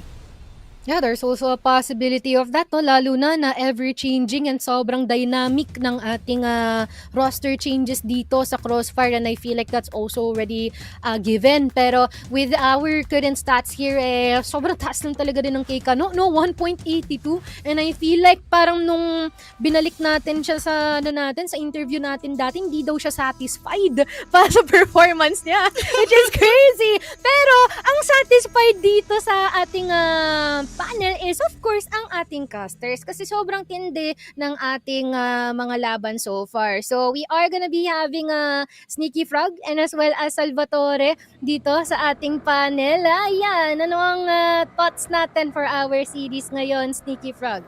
I think definitely, elephant in the room, no? David versus Goliath matchup na nakita natin, but that was the exact same matchup na nakita natin yung NV Gaming in the last time that they took a map off of a top team. So malay mo, could be the same pattern para sa kanila dito. Honestly, parang kung ikaw David versus Goliath, ako Hydrogen Boom Boom versus Capping Baby to, no? Gaya nga na sinasabi nila sa internet. Pero kasi pre, kung iisipin mo nga naman, kaya naman talaga na NV to in a spectacle na kung saan hindi maglalaro tong 5 players ng Stallions, no? Pero jokes aside actually, with NV Gaming sa potential na meron sila, I just know na papahirapan nila ang Stallions dito. Yes, indeed. And let's check out, no, kung merong bang magbabago sa inyong mga perspektibo ngayon na makita natin ang ating mga mapa na lalaruan ng dalawang kampo dito sa ating ikalawang serye, no? Ano nga ba ang ating mapipili at ating ibaban? We are gonna be taking out yan si Eagle Eye, no? Denying that against Stallions and also yung Black Widow. We have our new compound pick from Envy, sub-base from Stallions, and as well as our decider in Port. Ramon, anong masasabi mo dito? I mean, it's a big thing to think about na okay sa ibang mga teams na i-leave out yung sub-base para sa Team Stallions. They've been very comfortable with it.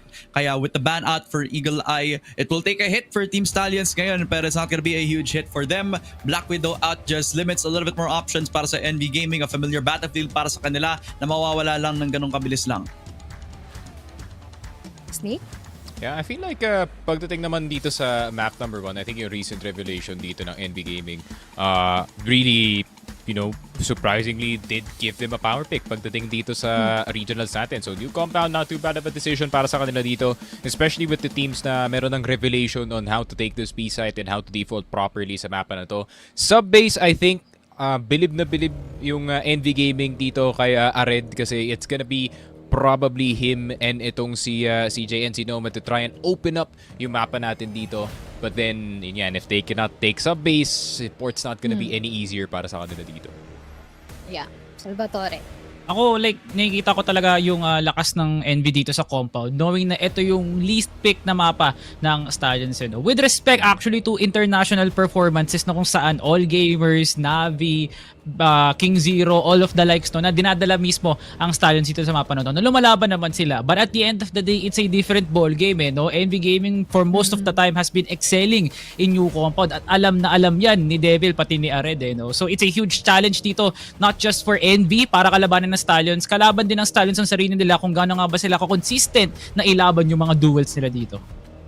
Yeah, that's also an interesting take, no? Yeah, dagdag na nga natin tulad ng sabi nyo, least chosen map ito ng Team Stallions, tong new compound. And also, malay mo, in terms of sub-base, I feel like NV has enough information and VODs in order to review, to see kung ano ang butas ni Team Stallions dito when it comes to them playing on that one. And I feel like talagang magkakatalo na lang din sa mapa ng Port. But ito na nga, ang ating pinakihintay dito, it's the predictions in between these two teams.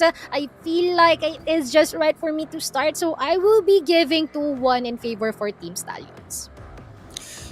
Tingin sa kaliwa, tingin sa kanan. Wala ata si Datum dito, no? So I think I know how the prediction is gonna go. Para sa akin, 2-0 para sa Team Stallions to. And I'm sure everybody else is thinking about that too. Yeah, you're pretty much right, but I feel like 2-0 Stallions in this matchup. Not gonna lie. As much as I think good team dito yung NV, I feel like Devil is a very, very good player. Feeling ko Stallions is just too good right now. Gusto ko sabihin 2-0 pero gusto ko hulaan ng prod, no? Kung anong graphic ilalagay nila yung 2-0 na yun, no? Joke lang actually. Actually, ilalagay ko na lang, sasabihin ko na lang, masama magbiro no. Pero 2-0 Stallions ako dito, no. I feel like it's the most obvious pick actually and the most reasonable one. Though NV Gaming will surely use that 2-0 as a lesson. Tsaka hindi magiging madali para sa Stallions yung 2-0 na accomplishment na yan. Yes, of course. And I feel like we have quite of a decisive one here, no? Leaning more towards Team Stallions being able to win this series, and it's all up to Team Envy if they will prove us correct or wrong. And tulad nga ng sinabi ni Nomad dito, manalo matalo, it's either a lesson or a win. So, with that being said, just in a bit, magpuproceed na tayo sa ating action dito for our second series. And I really do hope na ang ating comment section are doing well so far. Pero ito na nga, Sneaky Frog and Salvatore, kayo na to. Alina't sumakay tayo sa ating mga kabayo at sa ating mga whales, ladies and gentlemen, because it's now time for the battle of the Cebuanos versus Cebu Davao. Stallions versus NV Gaming, no, Sneaky Frog, and we just all know na drawing na nga natin sa utak natin kung paano nga mananalo ang isang kuponan. Pero isang magandang katanungan is paano nga nila gagawin yun. NV Gaming, isang malaking pagsubok sa kanilang mga sa kanilang kinakaharap ngayon, na feeling ko pre sa collective years na meron sila sa paglalaro ng Crossfire, baka malay mo gulatin nila ang Stallions dito. Oh, for sure. Yun nga, no, hindi naman natin may iwasan na i-point out kung gaano ka bata itong Stallions, no. So they're still inexperienced running on their side, pero yun nga, no, with the amount of international play na nakuha nga nila dito, yun nga, that could make all the difference as they have played at the highest level possibly, no. And para naman dito sa Envy, I mean, ayun nga, just another pop-off potentially para dito kay Devil. One of the few snipers actually did well pagdating sa mapa ng compound, pero Envy Gaming, to? Uy, immediate LA push. Loy, nagulat dito ni NL, and LA could be wide open, pero mag-back dito yung NV. Practicing that patience, pare. Yun nga, no? Mamba out, sabi ng mala Brazilian play dito ng NV Gaming, yung pag-push nga nila doon sa may store A, okay yun actually, no? Like, 4 yung naging countermeasures nila para sa nag-iisang Loy. So, hindi masyado nag-react kagad ang Stallions doon na, pick off na yon, that's already added information.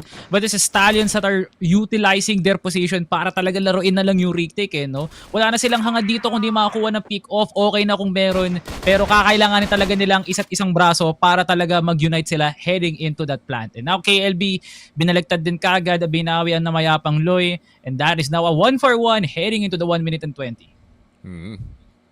Unfortunate peak para dito kay NL, no? Could have actually gotten another kill para sa kanyang team. KLB already down to half HP. Pero B-side naman ang pakay dito ng NV Gaming. And obviously para dito sa Stallions, feeling ko sanay na yata silang hindi i-take itong forward store B position, no? So instead magko-crossfire na lang sila from that EB entrance and itong storage box natin. Kita mo yung camera ni Kano? Salvatore? Wait lang. Papaling na lang ulit, Mr. Director, no? Para makita nga natin kung ano ba meron sa camera ni... Parang ang pagkakaalam ko, correct me if I'm wrong, Boss Chris tsaka Madam Kisea, bago na ang dito, ang bootcamp ni Stallions, no? At talagang parang namumukbang pa ng tongkat alin, no? Masakit ba lalamunan natin, boss ka, no? Kakasigaw kay Kael, yung nga ba yun?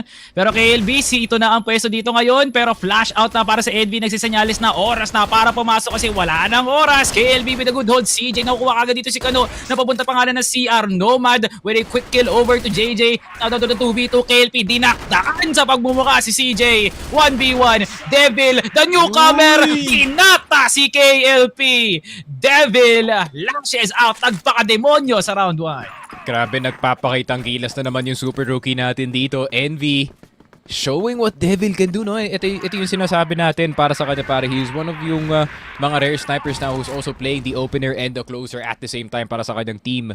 And Devil, no, every single time nahanap niya yung opportunity, that right position, especially pagdating sa end round natin to secure the round para dito sa Envy every single time. And Stallions, medyo nabulagta sila dito sa A-side, pare.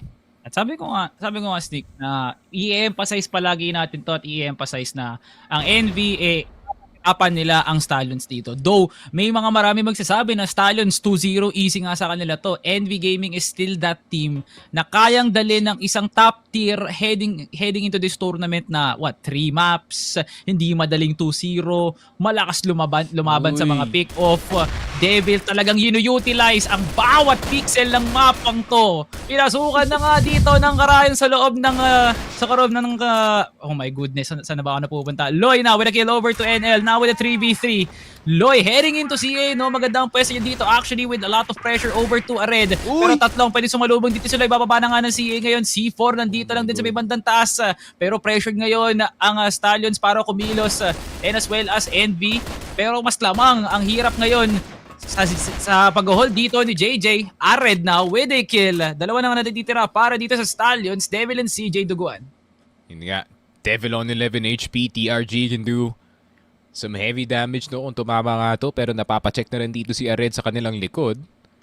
Loido posted up dito sa LA position natin. Ared spotted from the SD position. Loy getting the kill, immediate back off para sa kanya dito. Half HP ang meron pa rin siya, 35 seconds and we see the assault in mid.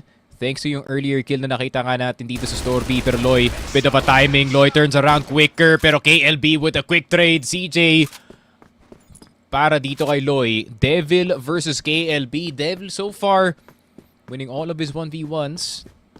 And let's see what he does this time. No, 14 seconds. Not much time para makakuha ng kahit anong opportunity dito. USP nakalabas.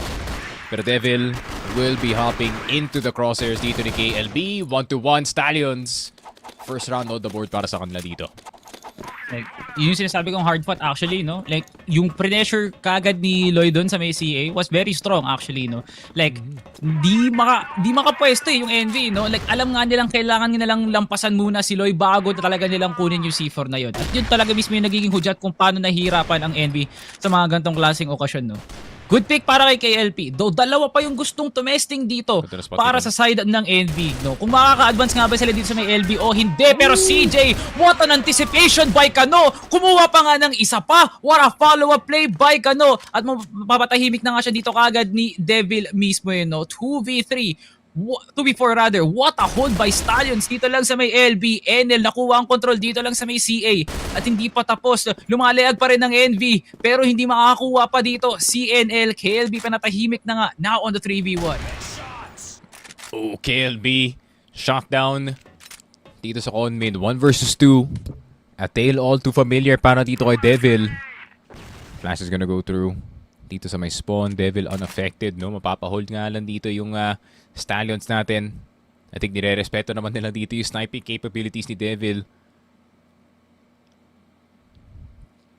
But a minute left on the clock. I think best course of action na lang dito ng Stallions ay mag-ticket. Pero Devil, dami pang oras no. Isang minuto.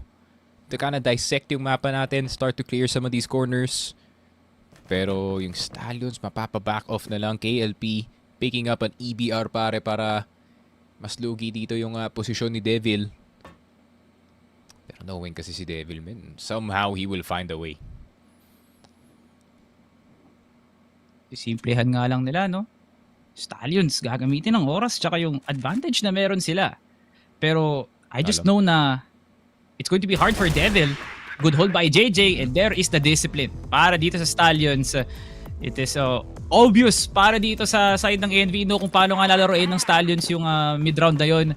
But for Envy, it's still a testament no kung paano nga talaga nila itatawid yung early game. Kasi palagi na lang talaga sila nakukuha na ng pwesto ng Stallions. Especially from Kano and KLB dun sa round na yun. Yun yung mahirap eh. Pag hindi nila nakuha yung LB control, masyado nang tiba-tiba para sa side ng Envy. Pero tinan mo nga ginagawa dito ni Kapitan. And now, Nomad with 2 kills already.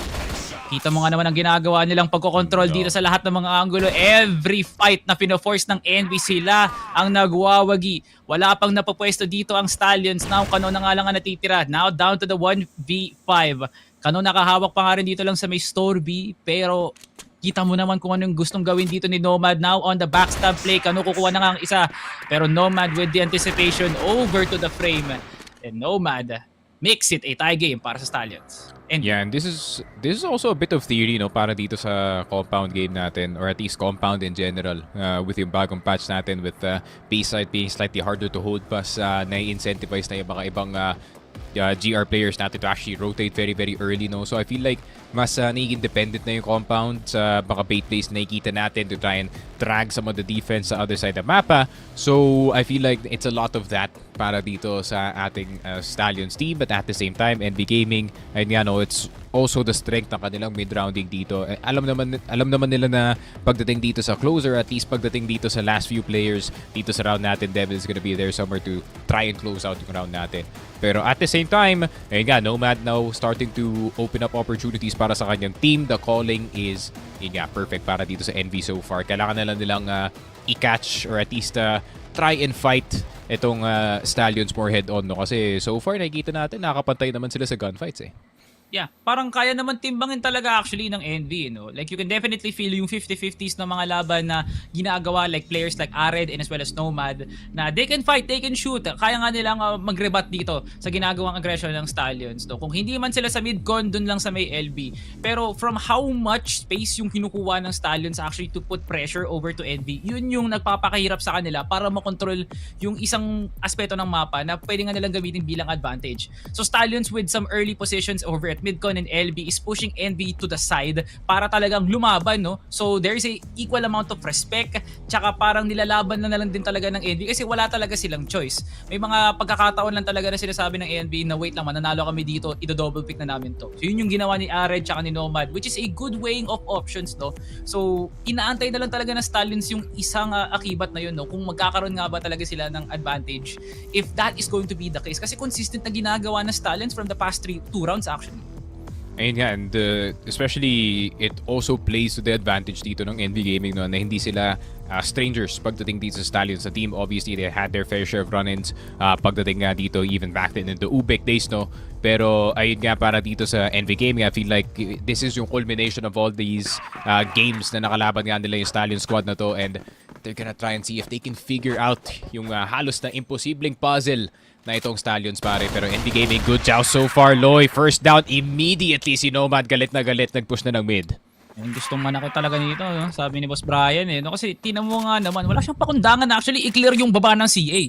May tendency kasi na kunin yung Stallions yun bilang blind spot para maliguran actually yung midcon, no? So Nomad just said, well, wala kang magagawa, nagawa ko din, no? So makikita mo, the aggression of Stallions not paying off. Loy gusto makuha yung tower doon, pero nabasa din kaagad ng LV with not even an equal trade para dito sa STL. So now Devil, good hold actually sa mga long angles. This is very important, no? Kung magkakaroon ng open up dito ang NV, lalo na nga rin na kanina pa kasi lang sa B umaatake, it has to come from players like Nomad or Devil, eh, no? Na kanina pa nga nananalo ng mga laban nila. Yeah, I think hitting that sniper shot galing dito sa B site, no, can confirm na an A site execute is definitely possible para dito sa NV without a sniper slowly picking them off dito sa EA position, para this is gonna get a lot more difficult. Pero NV Gaming still taking their sweet time, ano, dito sa mapa natin, making sure that they use that one-man advantage para i-split yung depensa natin. And yun lang, KLP dissuaded galing dito sa EB, so kailangan na maghula dito yung Stallions, men, kung mag-A or mag-B itong NV. Now, entering is NV. Look at the setups. Kiniklear nga muna nila yung Z dito. CJ now with the push, successfully eliminating KLB. NL, ganun din. Dinaanan lang ngayon si JJ. Look at the control na meron sila dito sa may 2F and KLP. Napapresyon na nga sa sarili niyang RS ngayon. Kano with a good follow-up para matulungan dito si KLP. Dalawa na nga lang kailangan magtrabaho dito para sa Stallions. Ngunit 4 pa ang buhay para sa NV. Tumatakbo ang oras pero hindi alam kung saan pwede maglayag ngayon ang Stallions. Kung magduduo play nga ba sila o kailangan nila maglaro para sa sarili nila. NL, patungo sa direction na pwede nga malason dito si KLP. Kano clears Nomad, and Kano na ipanalo niya pa nga rin 1 HP, pero tao ka lang ngayon, Kano. Demonyo ang mga kalaban mo. 3-2, NV takes the lead. Grabe, you can really see NV, no, taking advantage of yung new compound map natin, that better B positioning na pwede mo makuha dito. At the same time, a lot more fair fights pagdating sa mid timings natin, and NV taking full advantage dito sa kanilang BL side. And mapapabalik yung Stallions dito. Granted, a lot more aggressive, no, yung kanilang B defense this time around. Pero ayun nga, no, wala nang masyadong wide mid-piece na nakikita natin just like before. Wala na masyadong nagpupush dito na store A. Ayun nga, no, feeling ko Envy, they kinda cornered itong Stallions dito sa kanilang depensa, pare. Pero parang hindi problema yun actually sa Stallions no? Like, I know how pressured they are pag naku-corner nga sila. But there are some occasions na ginagamit ng Stallions yung pressure na yun para una, umikot sa mapa actually, no? And for second, to just brute force it, no? Ilaban na nga lang nila. CJ, look at the picks. Look at the chip damage. CJ, what was that? KLP pressured, hindi makalabas. Masyado nagpapaulan ngayon ang NB. At grabe nga naman yung bahang tinamo dito ng Stallions dito lang sa may LB. 3v4, Red nakatanggap ng maraming damage, but this is still something debatable para sa Stallions no? Kung i-force nga ba nila itong push dito sa may B, knowing na Stallions si Stallions no? Pero I just think Envy now has this sort of advantage na hindi na nila dapat bitawan pa. Malakas na yung presensya nila dito kung aatakihin nila yung knowing na si Loy lang naman ang nakabantay dito. Yun nga, ang lakas rin maglaro dito ng Envy ng yung strength in numbers na laruan dito. Especially when it comes to clearing itong B site natin. So there's a lot of pressure in this B position already para dito sa Stallions. And still, wala pa rin choice dito si Loy to try and gamble his way into a better position, into a better situation para sa kanyang team. Pero tignan mo naman yung position dito ni Ared. Really looking for any opportunity para lang makakuha ng pick-off kahit ni isang tao lang, especially in this B site. Pero 25 seconds na lang natitira. It's entirely dependent kung gaano kaganda yung flash. Coming in from that frame position is NL. Nakapasok na sa loob ng site. Devil gonna be the first one down. And there we go. That's a full clear para sa Stallions. No flash, no nothing para sa Envy. They tried to go contact, but the only contact they got is a bullet to the head, pare. Arid na lang natitira. 5 seconds left. Nagbibilang na yung oras. Pero hindi na pinatapos pa. 3-3 Stallions. Patience is paying off para sa kanila dito, pare.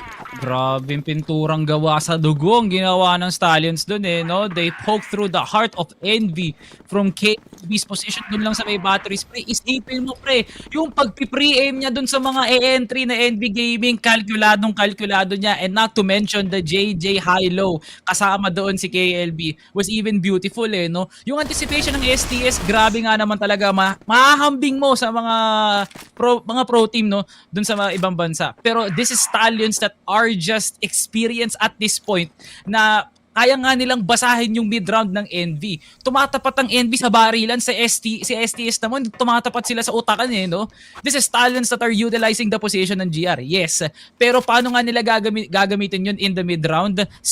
Sinisimplihan nga lang talaga nila with not even a util thrown para madelay ang NB. Nilaban talaga nila yung ang kanila doon. And now, that caused Stallions to gain this momentum para matay game pa nga. So ngayon, na-cancel out na. Wala nang mahanap na iba pang pwesto ngayon ng NB, kundi ilaban at ilaban ng lahat, no? At yan, kaka 8v8 mo yan, Devil. Napilas na naman si KLP. Angle, alam. That is actually an insane angle na hindi ko alam dito sa new compound. But of course, with Devil playing as much 8v8 as he did, pare, you're gonna have to have as much advantage as you can. And KLP out of the picture already. NV Gaming, nakikita mo na yung core progression ng mga lower table teams natin, especially pagdating dito sa regionals. NV Gaming looking like a well-oiled machine against possibly the best team in the Philippines, pare. Pero a red one tap dito kay JJ. Grabe, relentless ang pag-atake dito ng NV Gaming sa depensa ng Stallion. CJ, EBR is now red hot para sa kanya dito. Kanun na lang natitira. Let's see what the best kid in Crossfire PH can do with an EBR, pare. 30 seconds left on the C4. A red down. 4 players left. Granted, half HP dito si NL at si CJ. Feeling ko, gagamitin na lang ni Kanu yung oras dito sa C4 men. Pang-usap na lang dito sa kanyang teammates. For sure, no? Kasi wala na siya magagawa dito. Lahat ng angulo, kubrang-kubra ng NV ngayon. Unless sa 28 HP may gagawin ka pa. Pero nagaan yung tao na nga ulit ngayon ng ating sinasambang Diyos ng Crossfire, no? Pero ngayon, NV Gaming, back-to-back haymakers para patahimikin ng Stallions defense dito, no? I just admire kung gaano nga ba resilient ang Stallions dito. And almost. Envy has been playing flawless offense para sa kanila. Mas maganda ang pinapakita ng Envy ngayon. Stallions nagbabackdown na nga ngayon, pa-retreat, paatras na nga. Pera na lang kay JJ, my pero God! tumesting ka sa isang red. At ang nangyayari is bullet sa utak ngayon ni JJ. Nomad nakikipaglaban, 2v1 by the way. 2v1 dito ni El Capitan. Kano, umaatras na nga. Hindi niya alam kung saan siya pupunta ngayon, but Ared pushes curve, punishing Kano. 5-3, Envy with a statement sa blacklist side nila. Grabe, has the story switched para dito sa compound, Salvatore? Has this actually been a PL-sided map this entire time? Pero yun lang, it depends ng Stallion. Di gumagana yung kanilang default has been caught time and time again. But at the same time, gusto nilang gumawa ng quick play dun sa mid. And you see the positioning dito ng Envy. You see the spacing galing sa kanila dito. Magkadikit-dikit sila lahat, men. And as soon as KLB turned the corner, that's 5 players ng Envy nakaharap mo. And it is getting desperate para dito sa Stallions, pare. No matter what defense they're trying for the past 2 or 3 rounds, pare, hindi gumagana dito. Like, yung resiliency ng Stallions, no? Like, well respected actually. Like, I just know na Stallions has a setup na pwede nga nilang ibato. Not now, but it has to wait, no? Kung ita-transition nga nila, I think, wait lang. Parang, medyo mahirap actually for Stallions, no? Like, nasaan nga ba yung pwedeng, saan nga ba pwede umikot ang Stallions? It's tough to call, no? Kasi Envy has been winning the fights, It's all about that first pick. Kaso LA na naman yung pakay dito ng Envy. We already saw this time and time again na nabibait out itong si Loy na mag-peak dito sa LA. Ever since na they started throwing those 3 nades dito sa may midcon, you know, you're kind of forced to try and wide peek itong LA to try and see if anyone is playing that exit position. Pero dahil nga Envy, NL already very close dito sa may LA box, that small window nakakadagdag lang dito sa mapa natin can actually set up some nades within the site. Envy Gaming, perfect position for an A setup dito, pare. Okay. STS, marunong sila mag-anticipate. Can they win the fight though? Loy, napakalalim. Kita na kagad yung baril dito ni Nomad, pero i-clear mo nga ba? Na-clear niya pa nga. Yun And lang. Loy with the readjustment, taking down the control dito lang sa may curve. Makukuha na nga ngayon ng STS kahit papano yung alas na meron nga sila dito, pero na-pressure si Kano. Dito lang sa may score B, JJ with a miraculous double kill mula sa RS papuntang frame. At nakukuha na nga ng Stallions yung kills na kinakailangan nila. NL na with a flank, pero KLB with a complete 360. Walang tumatama para sa Demonyo. At si Kapitan ang tatapos sa first half. 2 kills para kay KLB. And Stallions, 1 round deficit para sa mga kabayo. Grabe, what a save from KLB there in that very last moment ng 5-4 natin, pare. The shot from behind, I mean, it could have been a wall bang para dito kay Devil, pero hindi niya pa rin mapatay si El Capitan dito. Team Stallions back in the fray in this compound map. Second half could be theirs, pare. And from what we've seen dito sa new compound, feeling ko mas may freedom na dito yung BL side na kumuha ng map control. And it seems like yung GR naman dito yung nahihirapan this time actually. I mean, the defense is a lot more pushed back dahil nga sa changes na nakikita natin dito sa LA and dito sa Store B. So, it's a dilemma para dito sa mga GR players natin, pare.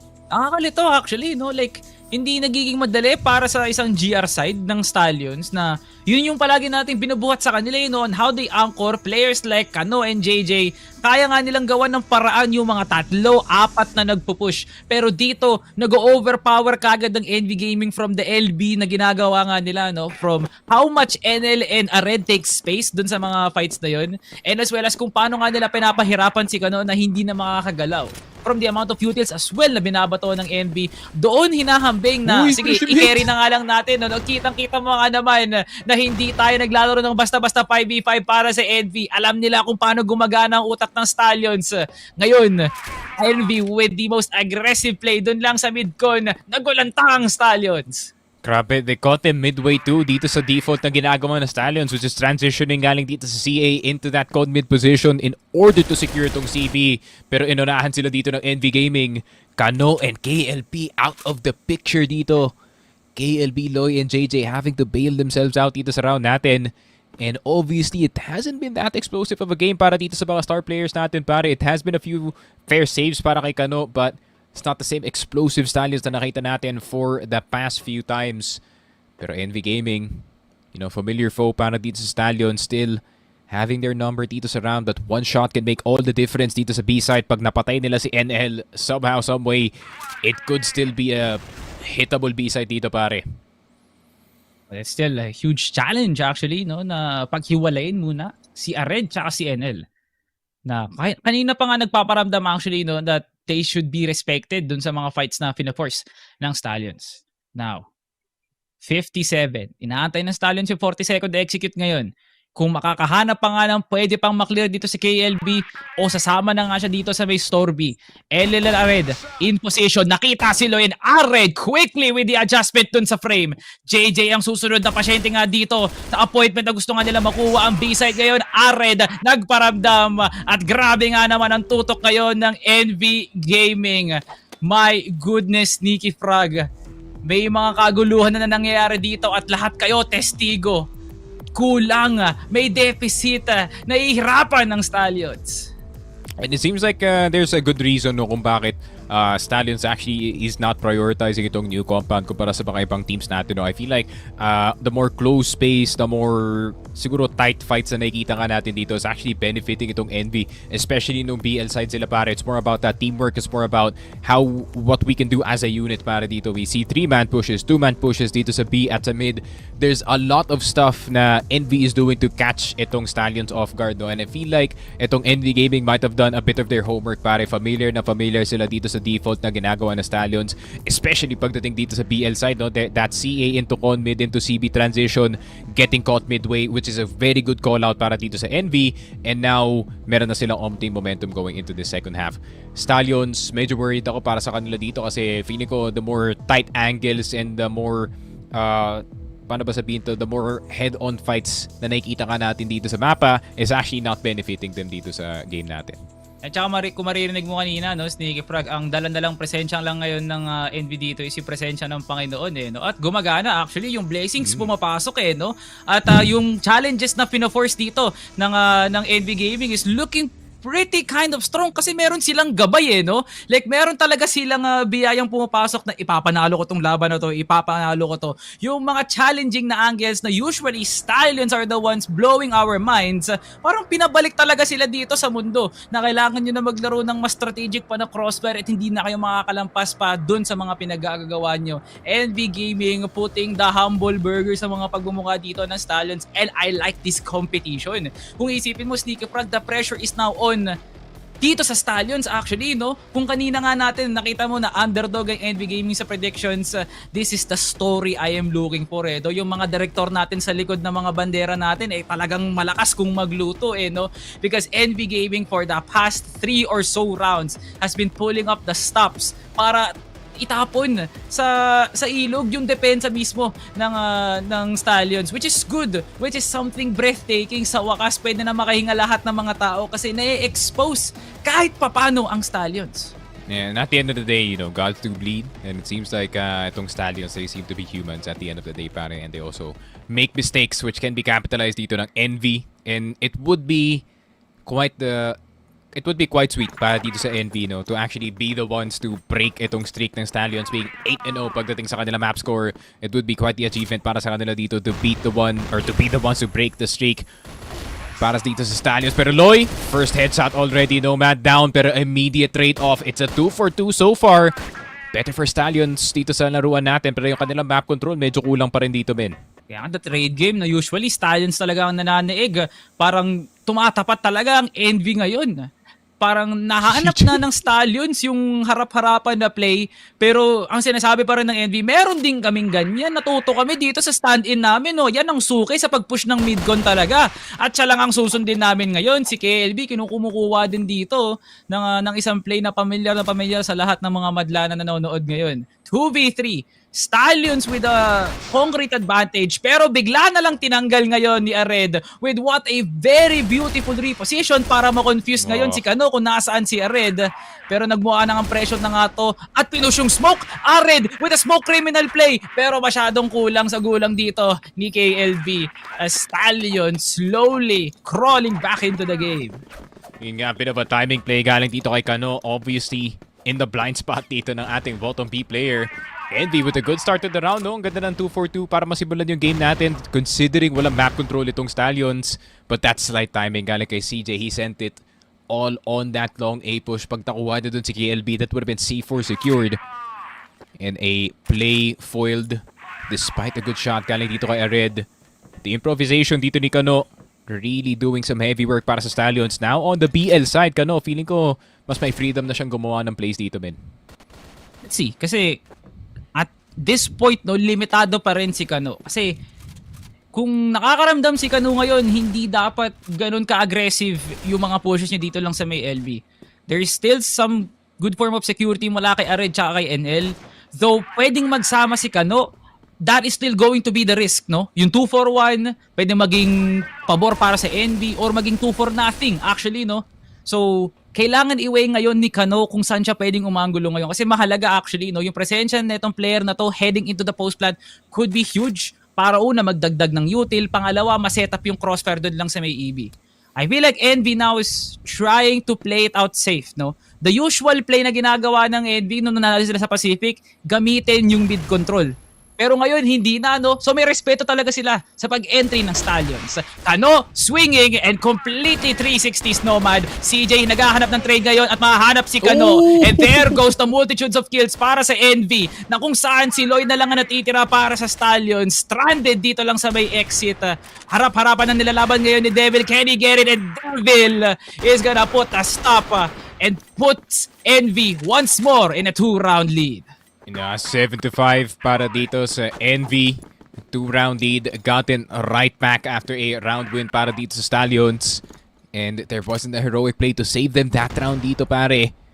Another solid defense para sa kanila dito. And at the same time, yung jump spot ni Ared dito sa B-site, no, since nag-back off dito yung Stallions, and Ared actually spotting early na walang B-site push na mangyayari galing dito sa mga BL, actually nabigyan ng attention dito yung A-site pagdating sa depensa instead, and that stack actually helping in terms of the strength of numbers. Pero KLP, naghimay na nga ng isang tao dito gamit ang kanyang TRG. NL from the right side dito ng Storby. Actually working! Nikong nagpakitang gilas dito sa compound 2. And JJ KLP na lang natitira dito. Nako po, the Whales are outweighing the Stallions, pare. And Envy Gaming, this could be potentially penultimate match point, pare.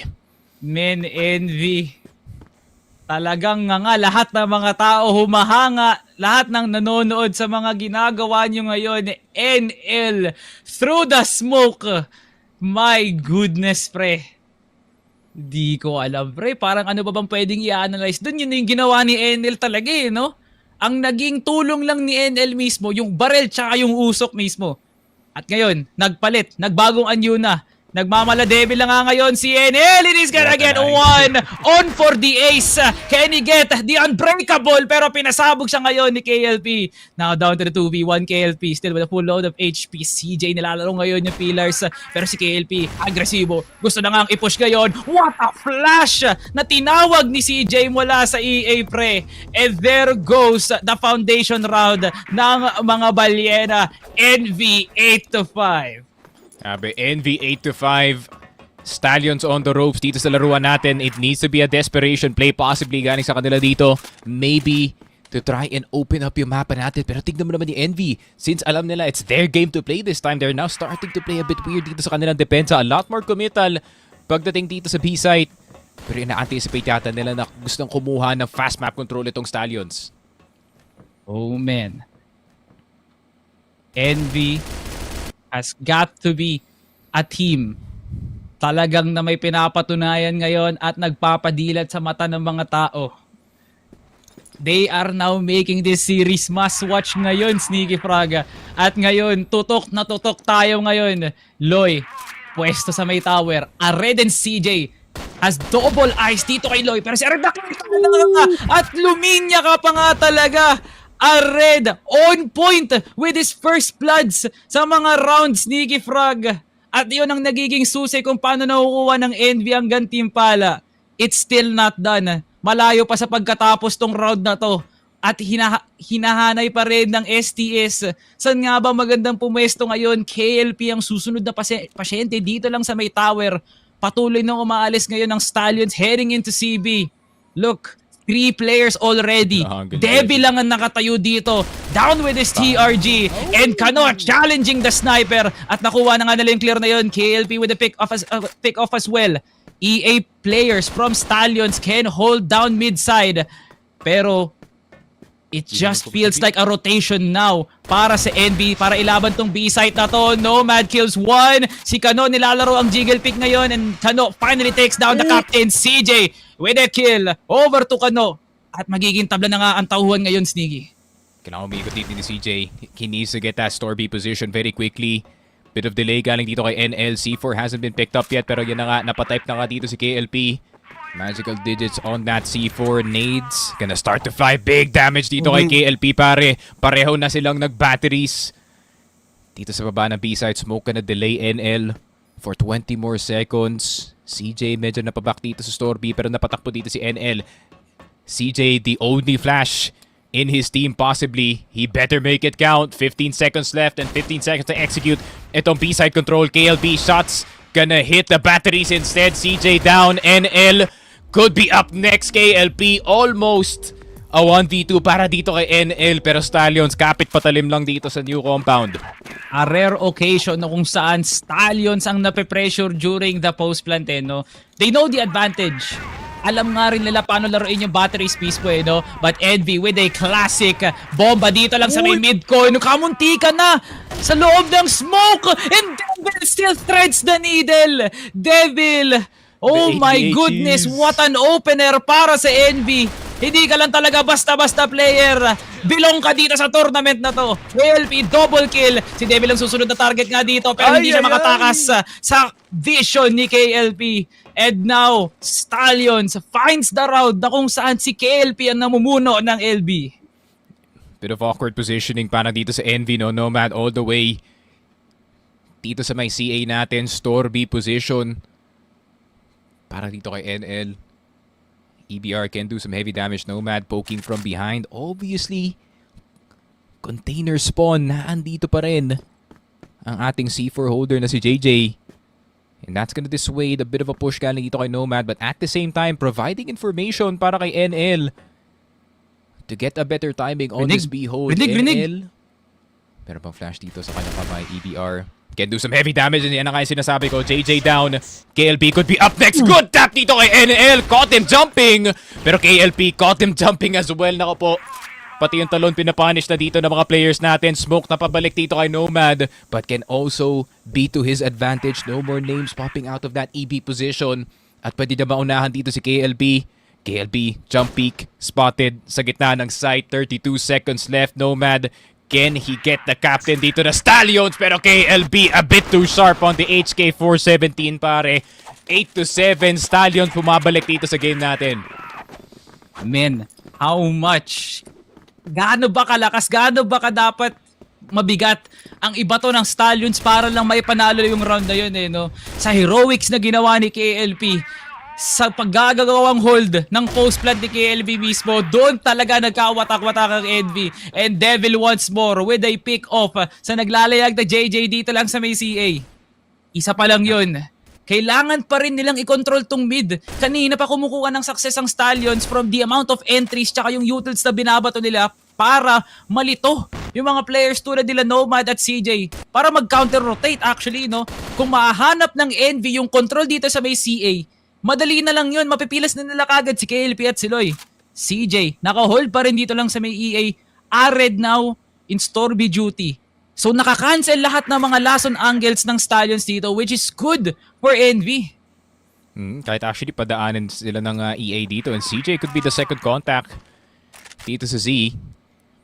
Plenty of time para mag-execute dito ang Stallions, pero limited na kanilang options. Wala silang long control thanks to that early pick dito ni Devil with that TRG. No way. Pero B-side yung pakay dito ng Stallions is gonna be mostly curved. Napa-atras sila dito sa mid. I think they might be a bit too afraid na merong crossfire dito sa baba ng tower at ng EA. So instead, B-side is gonna be the way to go para sa kanila dito. NL, EBR, perfect for his position. The spray and pray. And the prayers better be answered para dito kay Nikong, pare. 50 seconds left. Red na ang oras dito. NL looking for any heads. Actually retreating sa loob ng batteries. Back on the bottom side, pero the tension is real dito sa B side. Nakaamoy na ni NL that this is gonna be a B hit. Flash double on the side. NL spraying and praying, pero bulag na bulag sa dito. The nades are nice para dito sa Stallions. And immediately 3 fall para sa Envy. Devil at Nomad na lang natitira dito. Retake situation, but it seems impossible dito, Salvatore. Kahit anong gawin talaga ng Envy dun sa round na yun, despite the pick-offs na pinapakita ni Devil, the conversion is still is that Stallions should be the ones entering. At kanina pa sila nakakalampas sa harang na pinibigay ni Ared at ni CJ. Kano with the finishing blow. And Devil goes down. Stallions, what a way to climb back into the game. Bumabalik na sa mundo ngayon at umaangat na ang Stallions. And now, what could be the return play for Envy para mas mahirapan pa ang Stallions? Sa nakikita ko ngayon, Sneaky Frog, Stallions na ang may momentum. Yeah, it's a familiar tale, no? Para dito sa Envy, Devil doing good. Rest of the team struggling to close out yung laruan natin. Devil still getting these opening picks dito kay JJ. But he's gonna have to get another player dito. JJ hasn't had the best of games, but his assists have been counting dito sa mapa na to. And para naman sa Stallions, so I mean, them getting Storage B without much fight. And the fact na all 5 players nakastack lang dito sa loob, or all 4 players nakastack lang dito sa loob ng ating B storage, and getting those free lineups for those 2 flashes. Alam na kung saan naglalaro dito si NL with that EBR. The lineups are just better para sa kanila dito, pero Envy, steady lang yung kanilang depensa, men. Walang gumagalaw dito. Yun nga kasi gano'n na kakumpiyansa dito yung Envy, no? Like, ano pa bang pwede nilang ikilos dito kung harap-harapan naman lumalaban ngayon ng Stallions? Look at the stacking here at the mid. Pero it's still confusing kung ika-curve nga nila to, pero parang nakomit na nga nila yung EA mismo. Dalawang makukuha ng Stallions, magiging 3. Lahat nililinis ng Stallions at wala silang iniiwang dumi. Makakapasok ng maiging ngayon ng Stallions kung saan si Kano lang ang magiging bawas. Ared, hinahanap yung mga clearing angles dito, pero di ko lang sure kung magiging madali ito para kay Ared. KLB, nilalaban na nga ngayon si NL. And KLB, nirat-rat ng USP ngayon si NL. Ared, nabubulag, natatanggal pa ng puti sa mata. And Loy clears out Ared. Stallions, back round after round. Kamot after kamot. Kapit sa patalim kamo. Stallions umaangat na. Grabe, their downfall has been overstated dito sa new compound, pare. Stallions figuring out midway dito sa game natin, Salvatore, that the spacing is actually a bit off para sa kanila dito, and them being a lot more together dito sa mapa natin and being able to trade each other, which is truly yung strength dito na Stallions. So they're one of the best trading teams in the world dito, pare. And with that figured out, feeling ko Envy ngayon, they're a bit stunted dito sa laruan natin. None of their defenses are working, pati yung B site, them giving too much map control for free, pare, is not really paying off para dito sa Envy, pare. Man, kailangan paglabas ng Stallions dito sa com shop nga nila, no, may kotse dapat na nakahanda para kay KLP. Ganun din siguro kay KLB, no? Like, from the amount of heroics na ginagawa nga nilang pag-i-entry, lalo na nga rin yung utils na binabato nila para mapadali kay Kano yung pag-clear niya doon sa mga angulo. That is in need of a study talaga, no? KLP, quick trade, tulad ng ganun, di ba? Na dapat dehado na ang Stallions, pre. But Envy, with their overstay dito lang sa may EA, nagkakaroon ng pagkakataon ng Stallions, makakuha ng pilas dito. Nomad, nasaan ang spray down? He's gonna get the double. Pero Kano, papatahimikin din kagad si Kapitan. 2v2. A duo for a duo. Devil in a red. Kayo na ang may pagkakataon ngayon para tumabla ang laban to force that overtime. Stallions now pushing B site. A red nakabantay sa frame. Yun lang, a red, good position actually. USP gonna win out para kay KLP. It's a 1 versus 1. The Devil versus KLP. The dance with the Devil continues, man. Neto, pre. Nako po, Sniper versus Sniper Devil, the 8v8 demon, pare. Can they deal with this? Tignan mo naman si KLP, man. Steady lang dito sa frame. He might actually be able to read kung saan magagaling dito si Devil. But the USP instead wins it out, pare. A bit too low of an HP, and the Devil stretches the game to overtime dito sa new compound, pare. 9-9. Nandito na tayo. Wala na tayo ibang pupuntahan pa. Pre, wala munang kukuha ng mga bagahe nila. Nandito pa rin tayo sa new compound, Sneaky Frog. Yan ang gusto ko sa NV. Pumapalag, lumalaban, pinapakita na ang Stallions ay ordinaryong mamamayang tao lang din sila. Iyan ang gusto ko dito sa Crossfire, pre, no? Lahat open target, lahat pwede maging problema dito, no? At sa mga nagsasabing mahirap ang schedule dito ng NV, parang nakikita natin na hindi na ata yun ang problema dito. Ang problema na lang ng NV, paano nila tatawirin itong araw na to nang nakangiti pa rin sila pagkatapos ng seryeng to. All they have to do is hold it in, Sneaky Frog, at magkakaroon na ng bahid ng kasamaan ang map record ng Stallions dito sa Regionals Philippines, no? Are you ready, Crossfire Philippines? Sinong makakapagsabi na sila mismo ang naging dahilan kung bakit natalo ang Stallions sa compound? Pwedeng-pwede mangyari, pero sa pinapakita ngayon ng Stallions, Sneaky Frog, with that comeback of an angle, baka may pwede pang magbago sa kwento natin. Ayun nga, no? Stallions taking advantage of yung map control na pwede nyo makuha bilang PL side, no? Dito sa mapa na to. I feel like mas naging relaxed yung kanilang depensa, especially when it comes to that B position. And obviously, nakita naman natin kanina, no, with the Gaon series na with the B side being so lax, especially pagdating sa depensa, time and time again, nakaka-set up dito yung Stallions dito sa B-side. And NL, obviously, sobrang obvious na ng positions na tinitake dito ng NB na lahat ng flashes gumagana na lang para dito sa Stallions. So, maybe they need to switch something up dito sa kanilang B defense. And pag yun nga, no, if they overcommit naman para dito sa B-side, magaling naman dito yung Stallions to actually play the default, play the map, play whatever map control na pwede yung makuha dito. And the fact na Stallions sila na rin nakakuha ng mga first picks dito sa mapa natin, you know, can kinda change the tune para dito sa ating NV Gaming squad. Okay. Hanapin pa rin natin, no, Sneaky Frog, kung paano nga ba naging consistent yung naging stretch ng NV dito to force that huge of a deficit. NL and Devil gumagawa talaga ng paraan para makalikom ng maagang na pwesto. NL holding down LB, tapos china-challenge na lang ni Devil kung sino pwedeng humarap sa kanya, no, which was successful.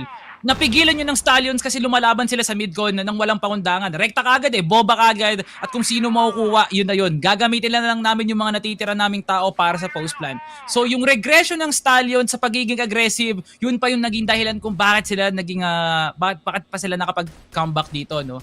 NV was unable to win those fights kasi nga ginagawa ng Stallions sa paraan para mag-group up sila to make sure na hindi lang dalawa ang papasok sa site. Sinisiguro nga nila na 4 dapat ang makakapasok, and that has been the goal kung paano nga nakakapag-clear si KLB and as well as si Loy. Yeah, tingnan mo naman yung depensa dito na Stallions, no, playing it extra dangerous and safe at the same time. Mid is gonna be the least of their priorities. It's more about that B side, pero NL, another opening para sa kanya dito. KLB a bit desperate for a trade, pero stuck na nga siya dito sa corner. Almost getting the headshot dito kay NL, pero mapapaback off na lang siya dito sa loob ng B side. Kailangan niya ng tulong dito, pero yung C4 nasa loob pa rin na CB. KLP will go exploring dito sa mapa natin. Nomad might be in danger, pero si Aret pala mamamatay dito. C4 is down and spotted dito sa mid.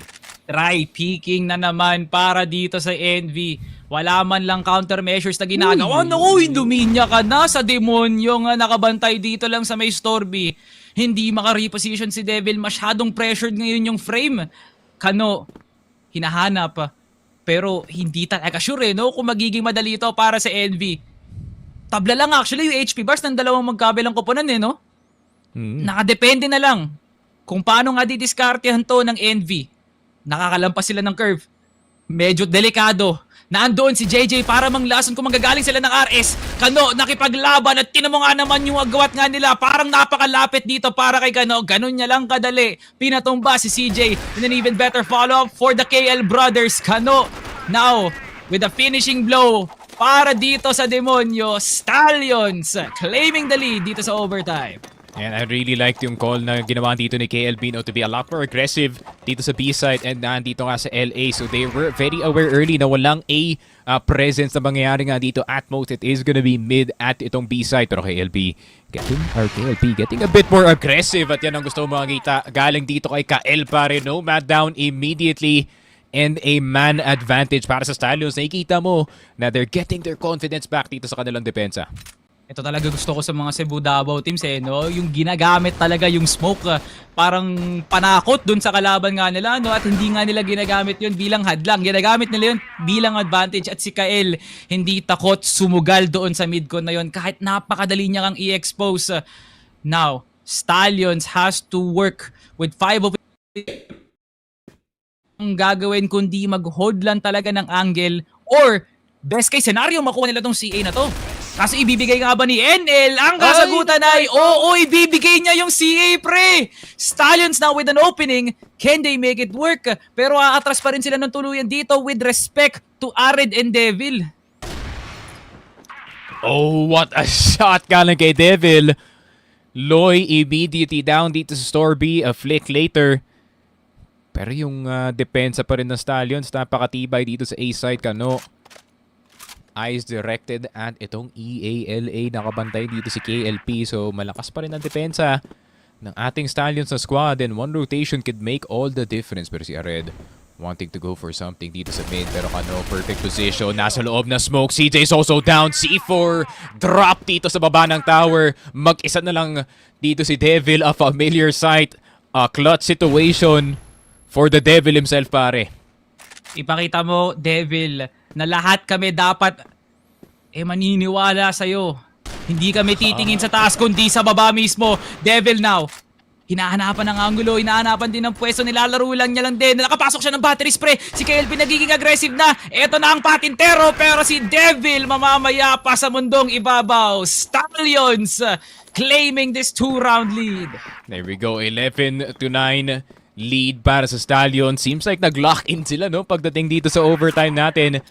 And the struggles continue para dito sa NVBL side. Stallions now starting to get their rhythm kung ano yung priorities dito ng NV. Pero KLP na naman, cap through the smoke. Kitang-kita doon si CJ. And the master of the smoke strikes again dito, pare. Ared, nilalaban yung Storby. Pero si Loy nandito lang din naka-challenge para Crossfire and Ared ni Ratulan si Loy ng ganun-ganun lang. KLB makakatakas nga ba o ilalaban niya na nga lang to? Parang gusto ata maging aggressive ngayon. NL, ang katanungan ulit na tinanong ko sa iyo kanina, ibibigay mo nga ba ang CA? Isa pa lang ang makukuha niya sa dalawang nakabantay si KLB. Makukuha na nga rin ngayon si Devil. Now on the 3v3, JJ and KLP, alanganin niyo buhay but Ared now re-engaging towards B-site. Naandun din si KLB. Na naka-arctic nga ngayon. Huge challenge para kay Ared. Playing through the smoke. KLP nag-a-anticipate kung may magpupush nga ba dito palabas ng CB. At ngayon, KLB now on the patience play. NV Gaming, babalik ulit ngayon. Magre-retreat muna panandalian para ma-adjust, para ma-recalibrate saan ulit pwede umatake. There's still a lot of options para dito si NV no with the amount of map control na meron sila dito. Granted, hindi guaranteed itong long A. I think yung best bet nila dito is to try and go for something sa mid and or dito sa B side. Pero yung A medyo mahirap na rin i-take to, pare. JJ in a nice position dito sa may C1. KLP in the 2F position just in case na mamatay nga dito si JJ. Pero maghahanap pa rin ng opportunity dito si NL. Maybe a rogue headshot. Uy! Yun lang. Ared, bawas pa nga dito sa con mid. No. Ang tanong nasa ng Arctic dito ni Devil actually. No, yun yung kailangan ni Ared. Pero, no utils. Actually, no, for Ared. Nomad and NL na nga lang. Sa tumatakbong oras, yun lang yung gagamitin nila pang entry. KLB, timing, nakababa pa dito, papuntang batteries. KLP, naka-anticipate dito lang kay Ared sa frame. Nomad naka-follow up. 13 seconds and KLB! What a read! Doon kay NL, JJ, nakuha na nga rin yung hold. Ubos ang dalawang natitira. Nalulunod na ang mga balyena as Stallions claims the first overtime. Grabe, the stampede continues para dito sa Team Stallions. And not a single round wasted dito sa overtime. And grabe, bawing-bawi ang nangyari dito sa regulation dito sa Salvatore. Not a single space, not a single inch to breathe para dito sa NV Gaming. Every single time, every single turn. And it seems like yung adjustments dito ng Team Stallions, especially when it comes to that B position, men, gumagana at gumagana para sa kanila dito. Especially KLB being a lot better of a holder, no? Kumpara nga dito kay Kano and kay Loy who's been struggling to hold itong Store B. And with those readjusted positions, no? Feeling ko nag-workout na para dito sa Team Stallions. At the same time, KLP starting to get yung mga openings na to, men. Nilalabas na yung mga smoke play kagaya nga na sinabi natin. Right on the edge of that smoke, you see a sniper. If you don't shoot first, you're dead, pare. Men, the conversions, no?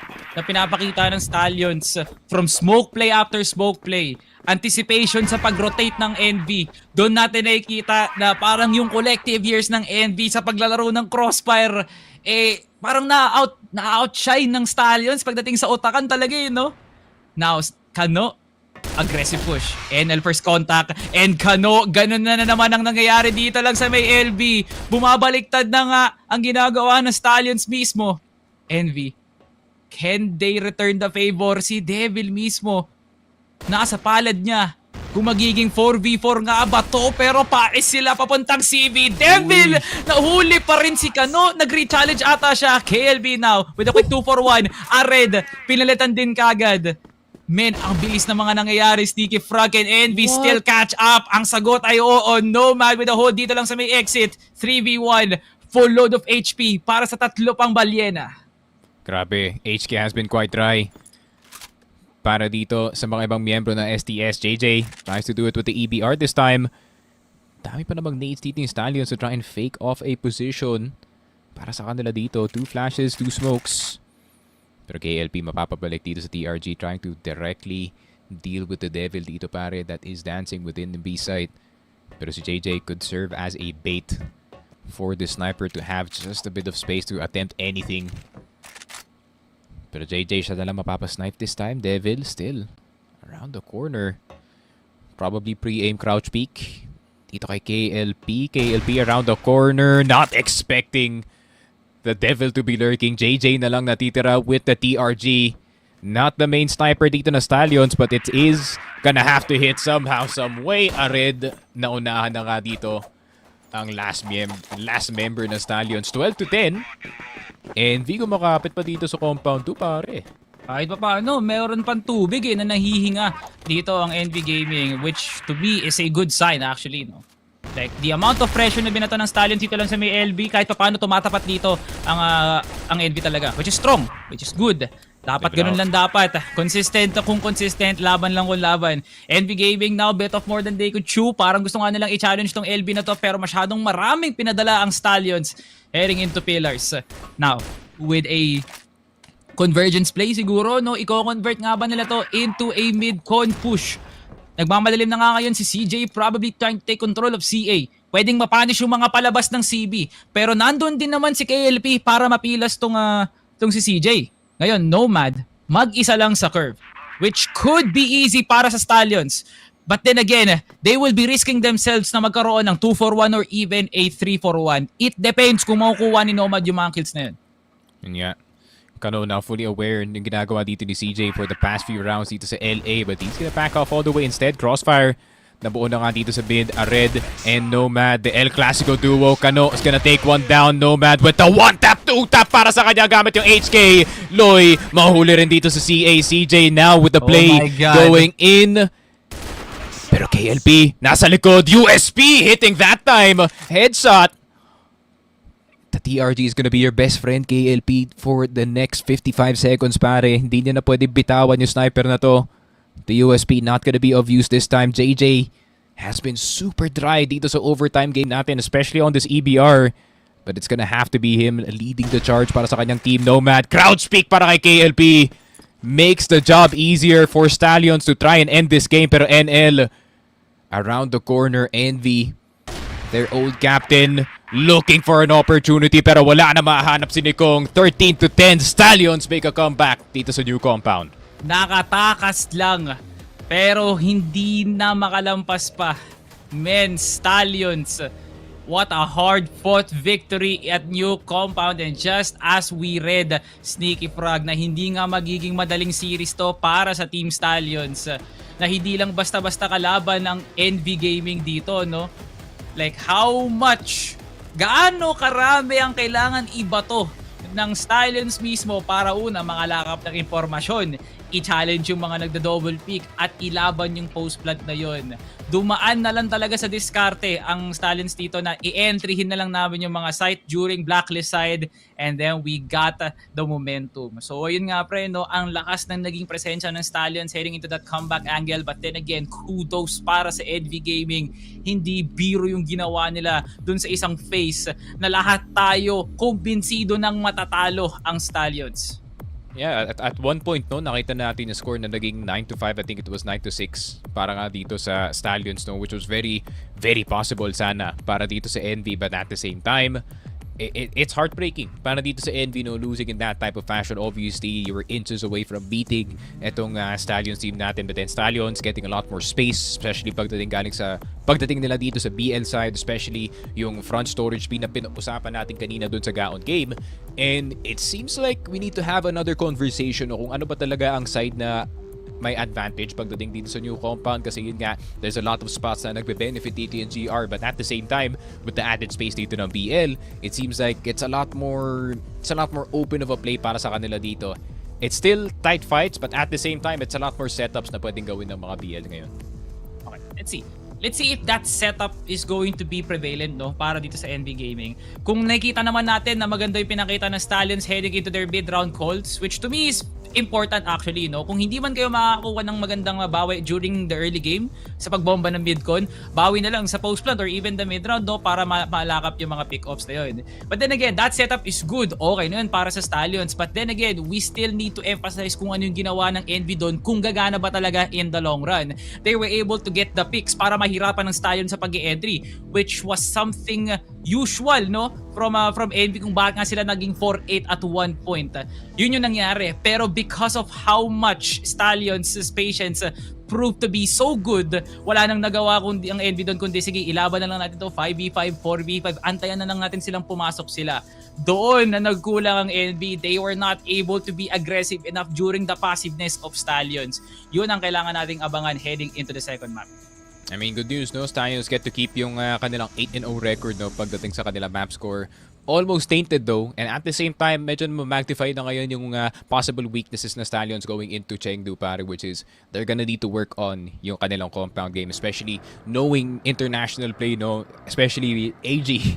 Pagdating sa mapa na to, they're gonna split that B site wide open, especially considering how aggressive we play, no, etong new compound as a country, pare. So I think there's gonna be a lot of things to learn para dito sa Stallions going into new compound, especially pagdating sa kanilang spacing sa mapa na to, kasi especially nung first half na yun, they're really struggling against a death ball flying at them, pare, and nung second half medyo na figure out na nila. Good news pre, para dito sa side ng ENVY Gaming, no, makikita pa rin nila ang pamilyar sa puso nga nila, which is going to be sub-base. Pero mamaya yun, pumunta muna tayo dito sa ating panel, Mochi at Ramon. Anong nangyayari dyan? Ano nangyayari? Nagulat actually, no? Especially na mapapaaray ko ka na lang talaga after all of the efforts na ibinato dito at ginawa ng ENVY Gaming. But unfortunately, talagang nanaig pa rin dito ang Team Stallions. I mean, they made it very hard pare.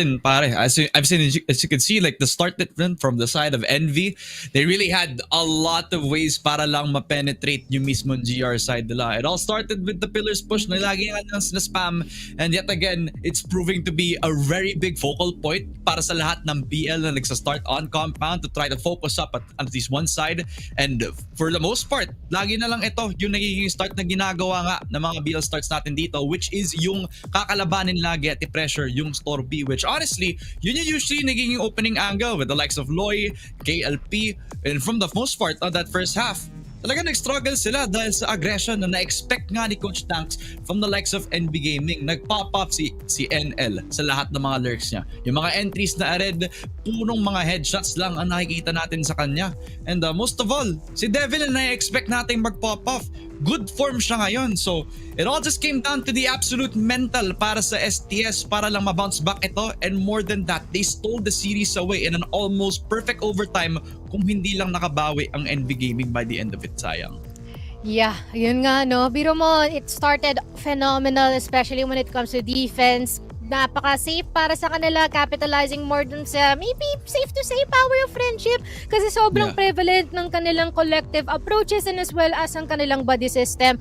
And yun nga lang, STS were able to catch up and the rest has been history. Ganun lang din siguro kabilis makapag-adjust si STS dito, no? Nanalify lahat ng mga strats and calls dito ni Nomad, pero props pa rin kay Boss Nomad for this one. Pero balita ko meron ata tayong comments dito na i-feature ngayon. Ano kaya yon, no? Sabi dito ni diehard STS fan, nakapasok sa regionals nang walang handa. Ganon katindi ang mga Bisaya, guys. Medyo, lagyan natin ng tatlong spicy to. Tatlong Kasi spicy. feeling ko, medyo debatable nga na masabi natin walang handa. Kasi punong-puno talaga yung nakita natin yung preparation from NV Gaming. If they can try to get themselves back into the matchup dahil dito sa comeback nga ng STS, then sub-base could be an interesting watch for us. So 1-0 ngayon ng Team Stallions. I'm definitely hoping a better game pa rin para sa NV. Yeah, I feel like dito din natin makikita, no, are they still the best or their coolest pagka talaga sa mapa ng sub-base? Kasi parang that's already been a recurring theme here, especially when it comes to Visayas people or Visayas players and teams.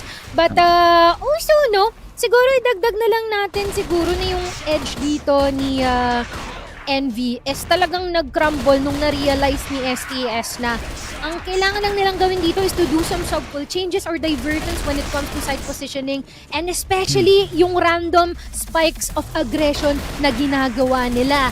We saw KLP rise up to the occasion, especially when it comes to mid-control and contestments. And idagdag na rin natin siguro yung mga plays dito nila Kano and as well as nila KLB, which has been pretty much sums up kung bakit sila nakahabol, especially when they are opting for comeback during our OT. Oh, definitely. The KL brothers actually pulling their weight so much pagpunta sa ating pag-equalize on 8-8 no? Medyo sa tail end pa nakakahabol tong si Kano when it comes to the fragging. Just tells you that Stallions just needed a bit more time para makapag-warm up into the server and they did nung nagtagal na nga yung oras natin. No? Pero as we take a look at yung ating magiging stats for the whole set summary, you can tell that everybody with their individualism, parang pag sinasama-sama mo, mas nakakatakot na kalabanan yung NV Gaming kapag dinuduel mo sila sa lahat ng paglalaban ng pag-map control ninyo. Kasi everybody's just right above 0.92 with Devil actually trailing up against a lot of his teammates as well. So if everyone is at their peak individual form, you don't really need a lot of requirements as a team talaga kasi is everybody hitting their shots. Okay na yun para sa kanila Yeah, exactly. And I feel like there's this hunch siguro na for Team Stallions, baka yun nga yung fact na hindi nila masyado nalalaro itong new compound natin might have been a big hurdle for them and they got no choice but to adapt right from the get-go, which is currently what we have seen here with the 1310 sa new compound. But I feel like it is worth noting that KLB has been able to breach the boundaries here, no, na patasan yung ginagawang pag-IGL and as well as performance na rin ni Nomad. Pero ito na nga, no, our set MVP is no other than KLB with a 2-0 KD and as well as 0.44 smoke and headshot rate, not that important, but what matters is that every single round, Matic, meron siyang isasama sa hukay kung kakailanganin man. Ganda nga ng adjustment nung pagdating dun sa overtime, nawala na yung problema nila sa pag-push all the way towards Store B at mas composed na ang pagkuha ng picks para dito sa Stallions. They weren't hesitating anymore and try to push these setups again when they were on that BL side.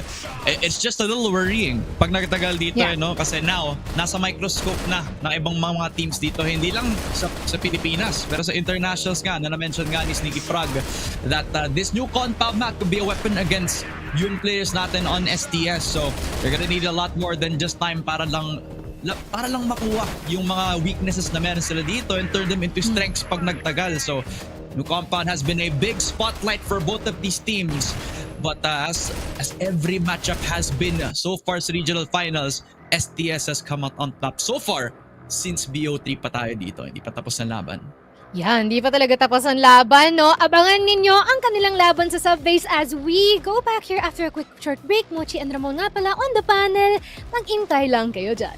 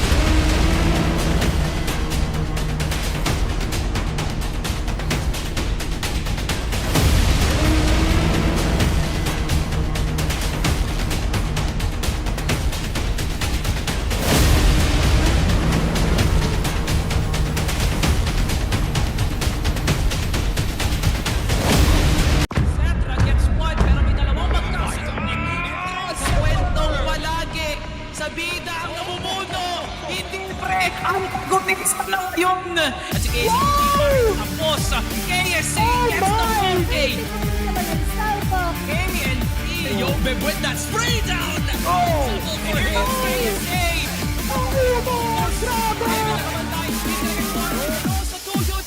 Will be the peak of Crossfire Philippines pare.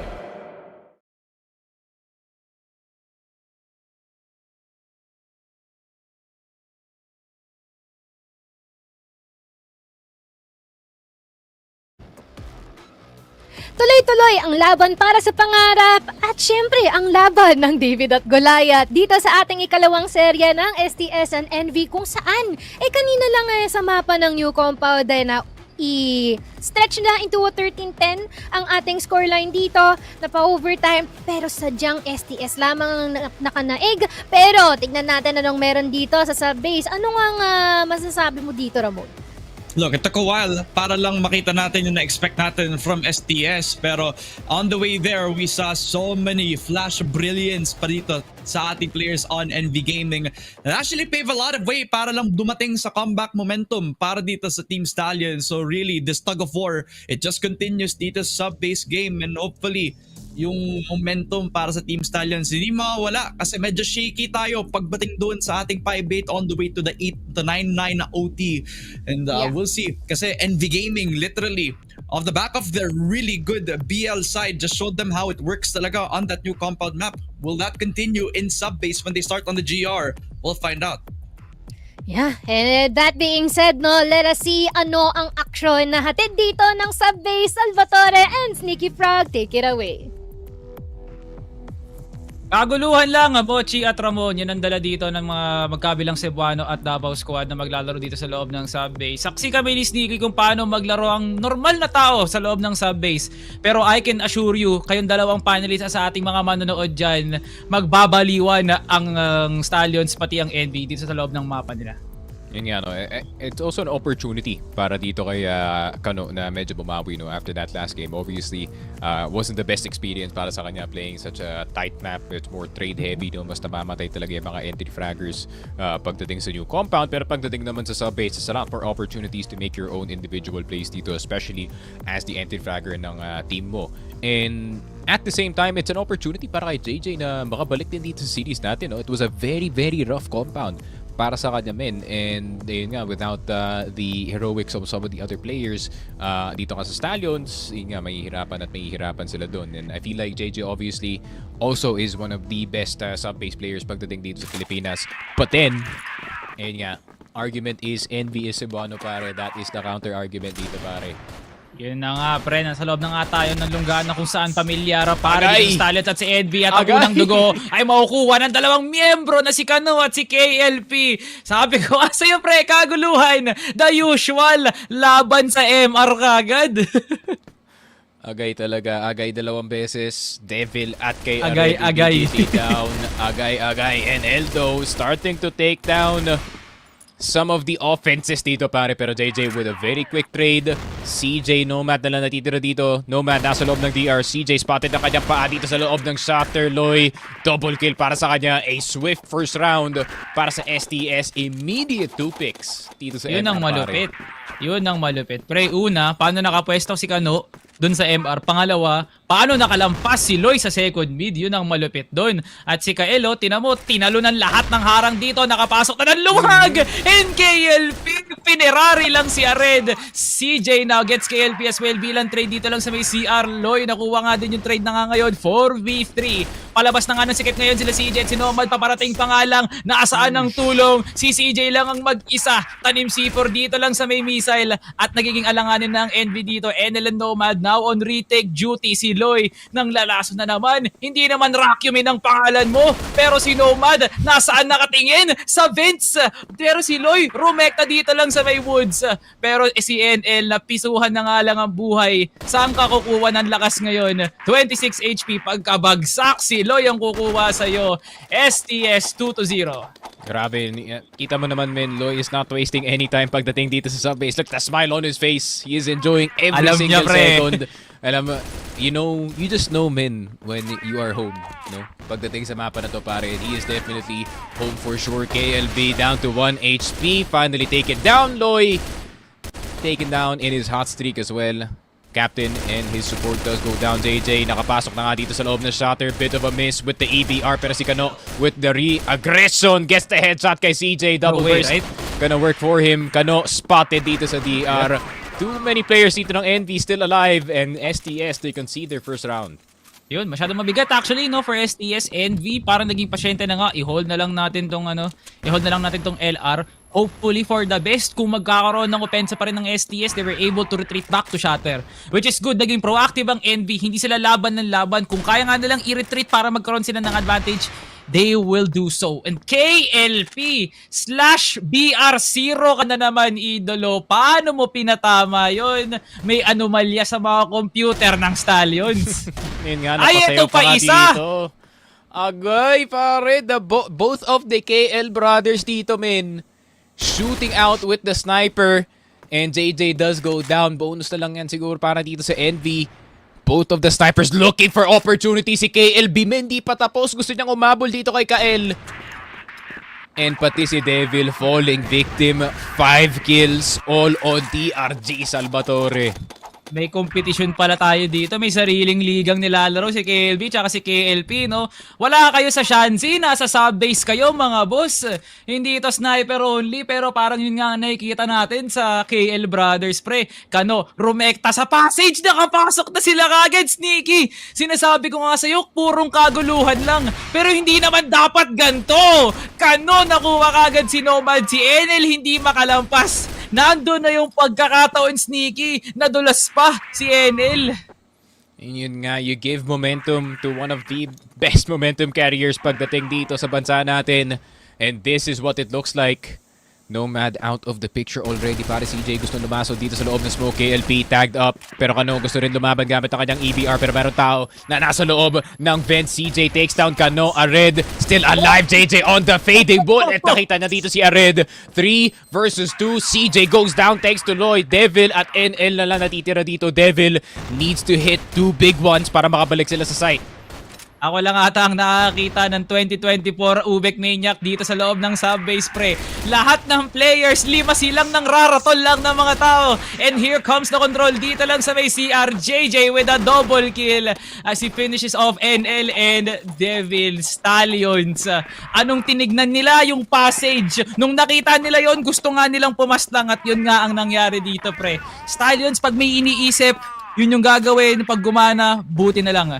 Pre, isipin mo, no, Stallions, ang thought process nila, wait lang, baka pwede ko tong i-push. Yun na yun eh, actually, wala nang iba. Kung pwede nga nilang gawin yun, yun ang gagawin talaga nila. Pero kahit papano, eto, nagbabalikan yung tao na nga sila. Kasi from the amount of pushes na nakita natin sa woods, ngayon wala na eh, no? Parang iba na. Paparating na sila ng forklift, magpapassage ulit sila actually, pre. Tas wala pa masyadong presence dito sa LR, no? So magiging P-split to. All on Devil to hit that first shot through the MR players. Pero may mga passes player pala mauuna dito. NL immediately down in 3F. Devil, pistol, headshot immediately. Somehow, someway, Devil goes down. CJ, EBR, nasa kanyang kamay. KLP, low HP, buhay na buhay pa dito. Sa may passage area natin, still gets the 1-for-1. KLP na lang natitira dito sa 1v2 natin. The sniper has to hit. Precision has to be there. CJ, mapapa-forward dito sa may mid-wall area natin. Flash. Actually, an HE Red na paakit na nga dito sa may B-missile natin. CJ, spotted sa shutter. Kailangan CJ, na mapasayaw dito. Nako po, Red, good angle para sa kanya pare. KLP will not expect that one. 4-2, extra safe play para dito sa NB pare. Yun ang NB na alam ko. Yung wala na talagang i-risk pa. Ayaw na nalang i-50-50 yun. Gusto ko 100-0. Pag nagsama kami dalawa ni Ared tsaka ni NL, dapat kami ang mananalo doon. Now, okay? Parang nakita na ba natin to? Hindi, bago to actually. So mag-hold sila ng MR, may iwan lang sa may outer, and hope for the best na may makuha si Loy. Okay, that's the play ha. That's the play. Ang tanong, sinong pwedeng mag-anchor ng shatter at sinong pwedeng mag-trade dito kay Loy? Si Kano, now with an entry, Nomad.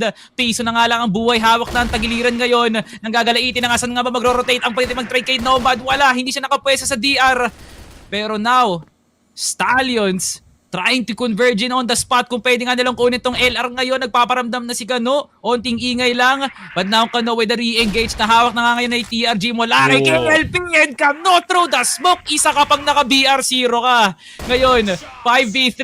KLP clears passage at lahat lumilinya sa crosshair ng Stallions ngayon. Kano pinupush na nga ang DR and Kano finishing off a red. Stallions, binibilisan lang ang araw nila ngayon, pre.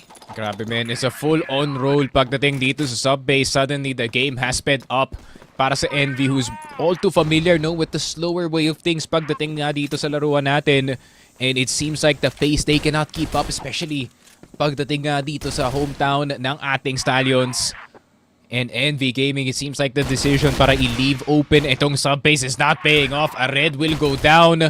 Stallions move forward dito sa A side. Kailangan nila i-clear yung CR.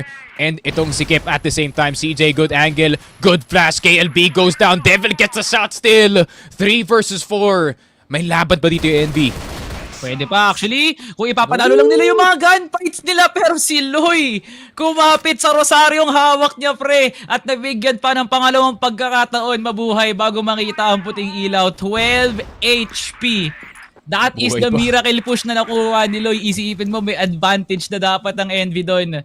And now, Loy, parang gusto niya ata hiramin yung Arctic dito ni KLP. Kung mahihiram niya, Devil nakahawak sa dalawang anggulo. Ito ang mahirap sa sub-base, pre. GR ka nga.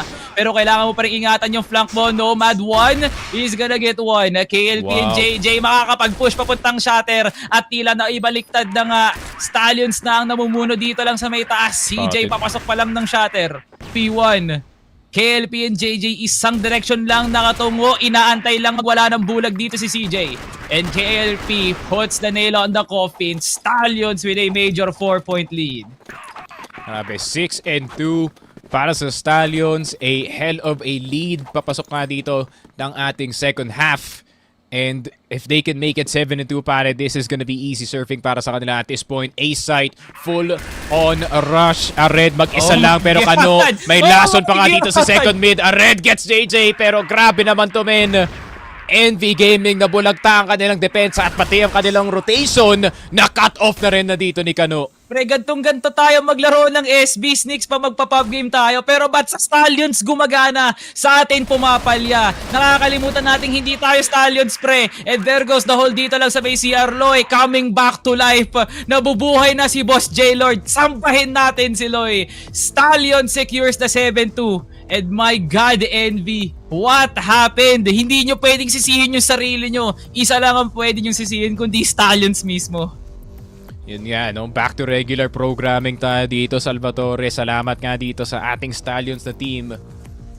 And, ayun nga, it's sub-base in a nutshell. Pagkalaban mo yung Team Stallions dito, pare, they are technically the best team pagdating sa mapa na to. And, ayun nga, it seems like Envy Gaming, the joust or the challenge na ginawa nila nung map dito, pare, hindi gumana dito pumalya actually. So, it's gonna be a hell of an effort para makabalik dito sa game natin, especially considering yung depensa ng Stallions. And sasabihin ko pa lang, men, kakapikit pa lang natin, 4 na yung patay para sa Envy. And that's an 8-2 in a blink of an eye, pare. Ang masasabi ko lang, Sneaky, STS ang testamento na kung pub gamer ka o LAN gamer ka pa man, kung nilalaro mo lang sa base tapos pumapatay ka lang gamit ang rush, pwede ka maglaro ng pro play. Kasi STS mismo ang patunay na gumagana yung ganong mentality, pre. Hindi na pwedeng bigyan ng analysis at malalim na pangungusap to eh. Alam na ng Stallions yung ginagawa nila. Lahat, mismo pati second mid, pre. Yung isa sa mga anggulong palaging infested ng pagsasniper dun lang sa may shatter. Nakakalampas ang Stallion sa pag-atake nila. At higit pa sa lahat, pre, lahat ng head glitch na pwesto mula sa Sikip at sa CR, palaging nakukuha ng Stallions bilang isang kill. So wala nang magagawa ang Envy. Tama ngayon ginagawa nilang setup. Sadyang Stallions lang talaga kalaban nila. Yeah, KLB.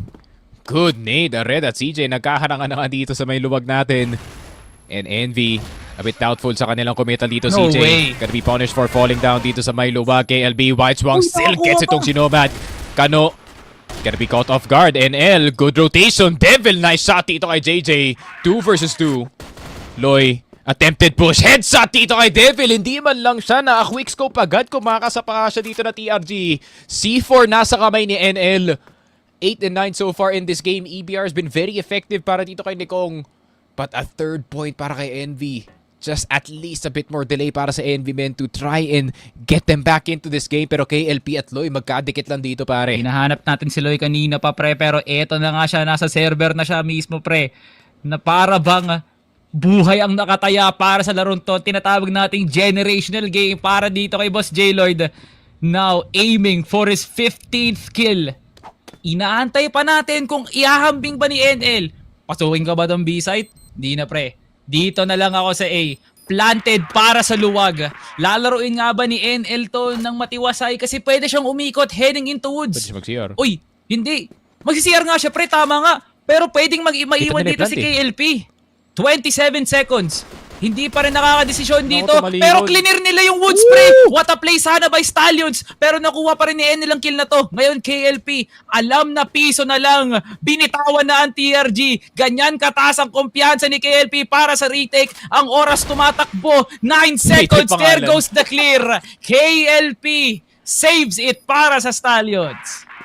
Grabe naman, that very split second na nakita ni KLP ang pangalan dito ni NL, saving him from another round dito sa mapa na to. Stallions on match point, looking to close out itong laruan natin. And an MR push, KLB, one tap kay NL. And it's a full-on, full-court press para sa Stallions, pare. Eto na ang tulak talaga, no? Pero Nomad and CJ hindi sumusunod sa batas. May sarili kaming laro. Si Kano kamuntikan ng makakuha ng pwesto sa cage. Pero nakuha pa rin siya dito ni Red 2v3.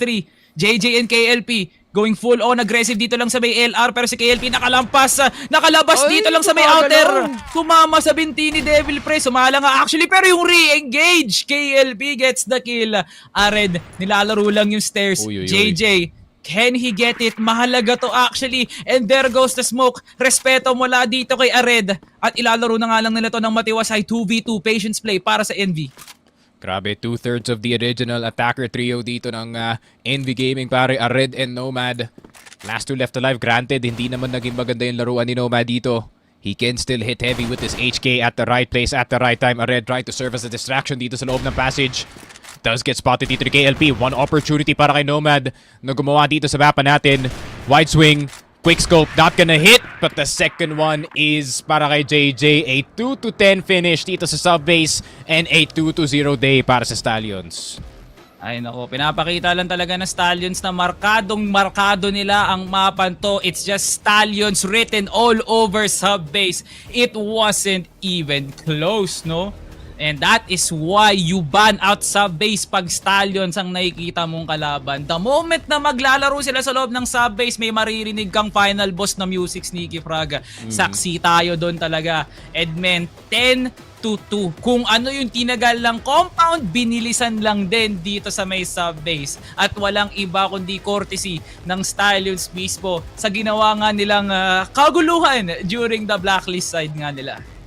Ayun nga, especially pagdating nga dito sa PL side nga nila, no? I mean, every single entry gumana para sa kanila dito, KLP, na nag-hard swing dito sa Bayluwag, no?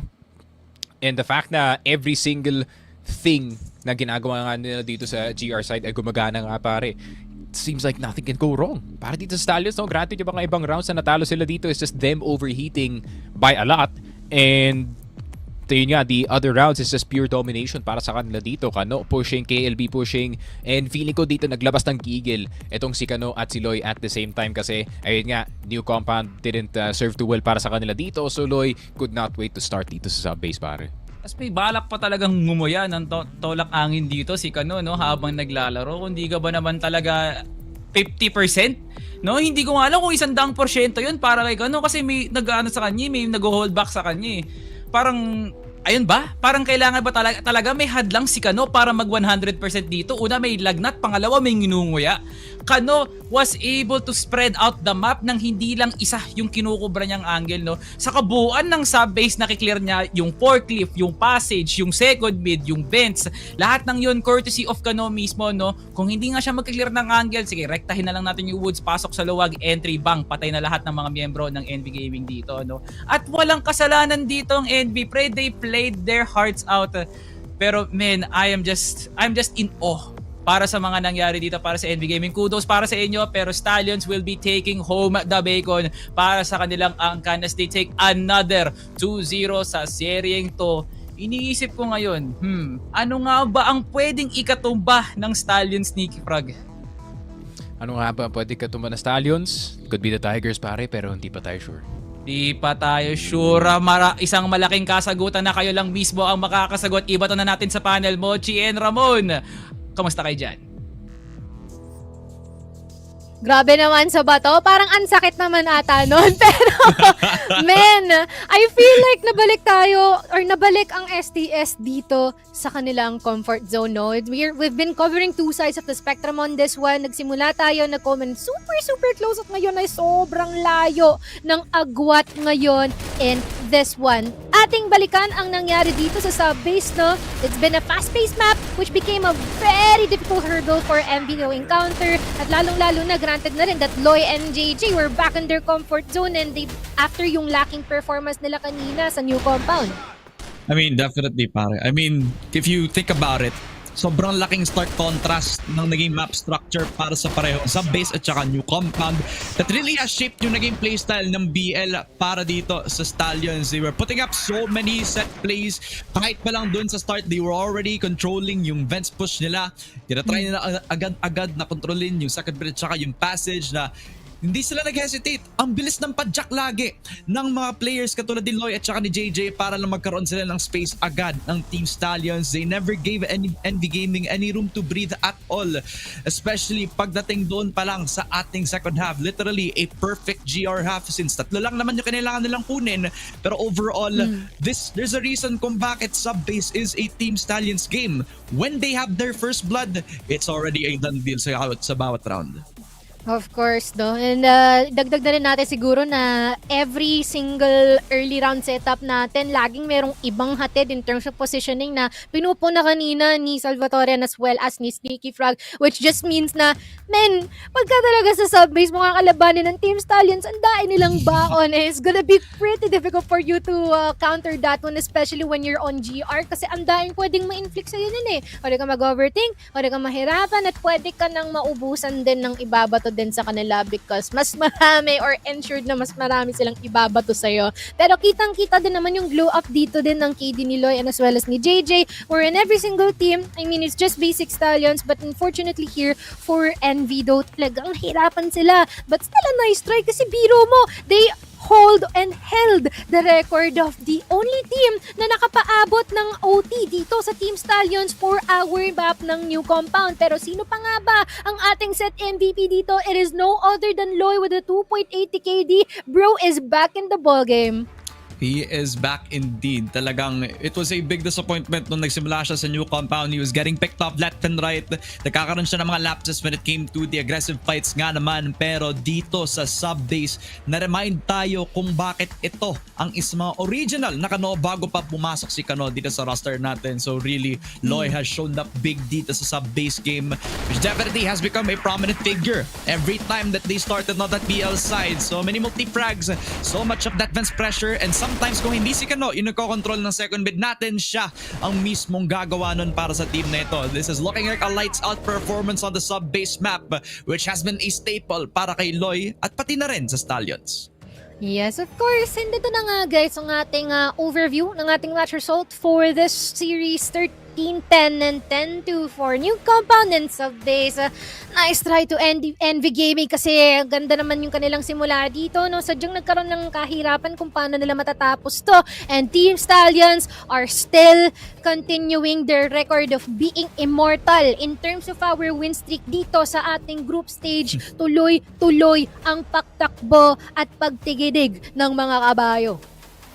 Talaga nga naman, just perfect 2-0 yet again. Medyo nag-sweat tayo nung nakita natin yung new compound. We already had it in our minds that NV Gaming's firepower could have actually been more than enough para lang ma-turn around yung naging new compound game natin, and they almost did. Pero when it came to that sub-base matchup talaga, Team Stallions had it written all over for them. And just not giving any room to breathe para sa NV Gaming so far. That was just one heck of a performance. At si KLP pa ang nagpakita all throughout ng consistent force para sa sniper ng Team Stallions, and every shot counted for him, especially when they need him the most. Ang kinakatawa ko rin dito kay LP, actually sila lahat, no? Pagka nakikita natin sila sa mga camera nila, makikita mo nung unang mapa sobrang seryoso nila, walang nangiti. Tapos pagdating ng subbase, puro tawa na lang eh.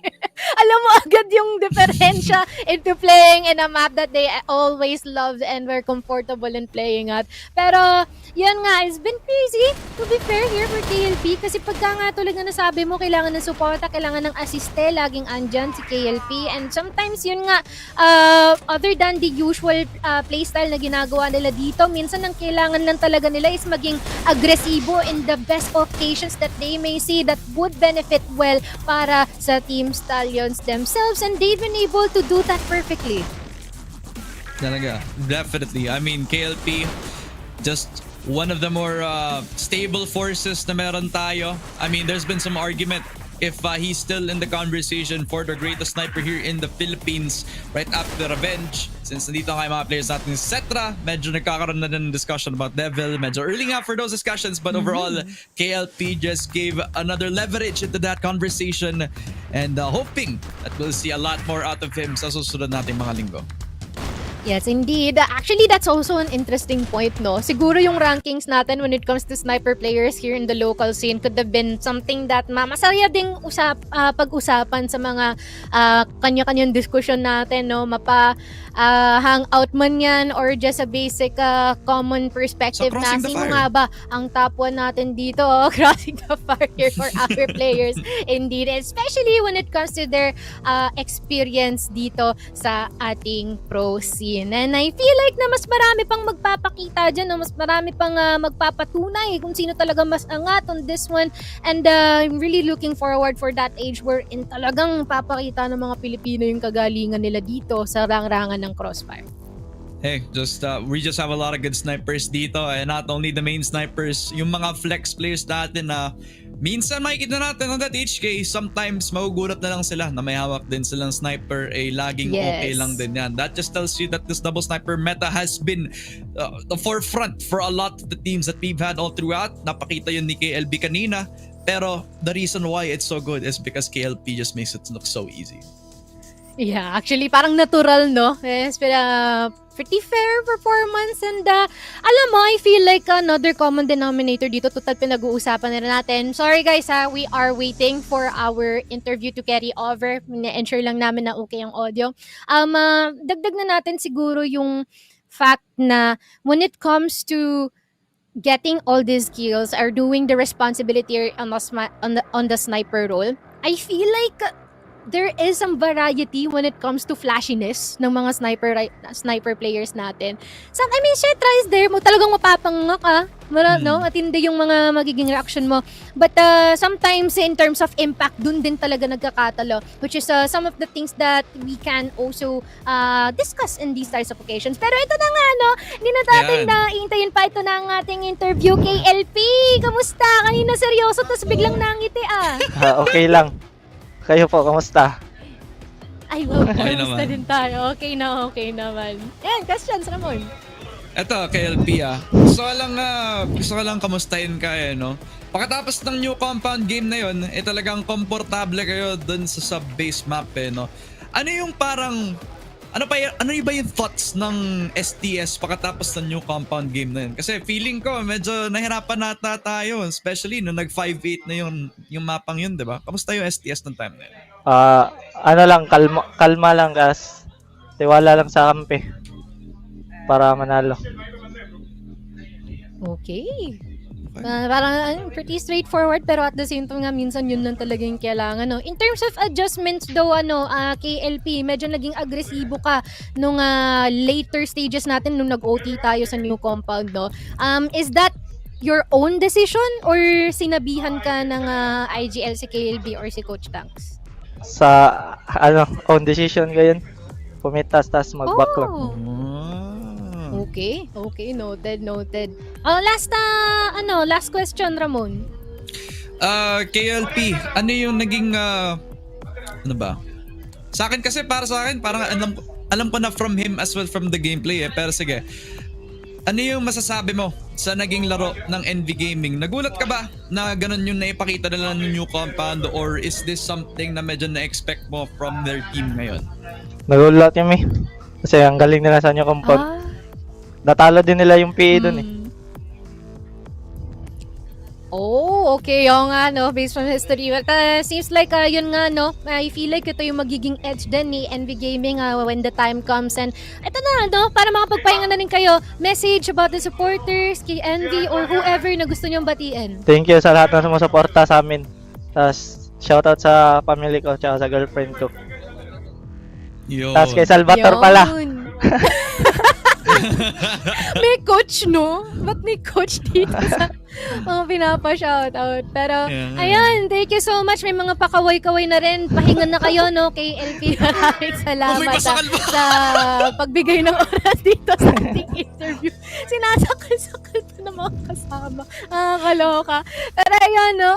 I feel like ito na nga ang ating marka para sa ating ikalawang match, no? Panalo muli ang Team Stallions kontra sa NV Gaming. And man, not gonna lie though, this 2-0 series doesn't feel like a 2-0 series at all. Most especially na rin na pagdating dito sa new compound natin, sobrang explosive ni NV Gaming. And sila na rin ang nagsabi, nagulat din sila sa performance nila rito.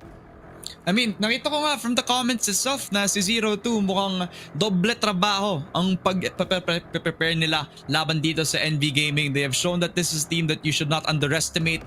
And I'm sure that despite the loss ngayon sa 2-0 nila, every team will respect yung NV Gaming dito sa susunod na mga broadcast natin. Which is a good statement to say the least, no? Pero yun na nga, no? By the way, kung nanalo dito si Team Stallions, hindi lang sila ang panalo. Syempre kasama na din ating mga mananalo na tumatangkilik at naglalaro ng Crossfire. Kasi guys, nakita namin, meron kayong chance na makakuha ng 4 permanent guns sa pamamagitan ng pag-exchange ng points sa point shop. Paano na ba gagawin to, Ramon? Sobrang dali lang kasi kailangan mo lang mag-login sa CF gamit ang Stove PC Client Launcher at gawin ang daily requirements para makakuha ng kapanapan na big na rewards at mag-earn ng points para magamit sa point shop natin. I-check nyo lang ngayon ang Stove PC Client Showcase event at i-visit nyo lang ang webpage ng event sa cfph.onstove.com/stoveclientofficial for more details para makakuha ng ating mga guns.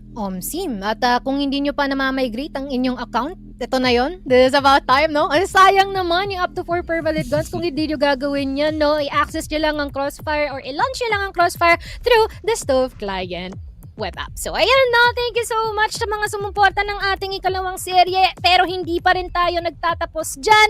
Meron tayong ikatlong serye na kailangan yung abangan. Mochi and Ramon nga pala, kami ay magbabalik.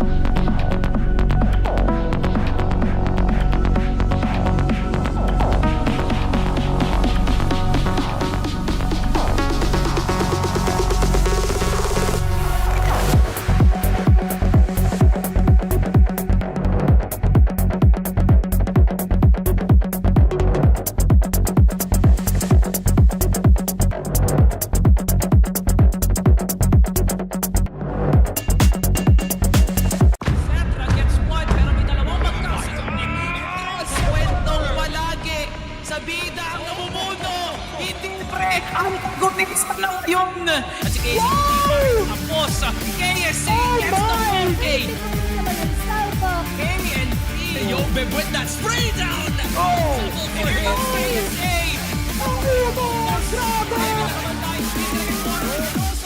This will be the peak of Crossfire Philippines ba?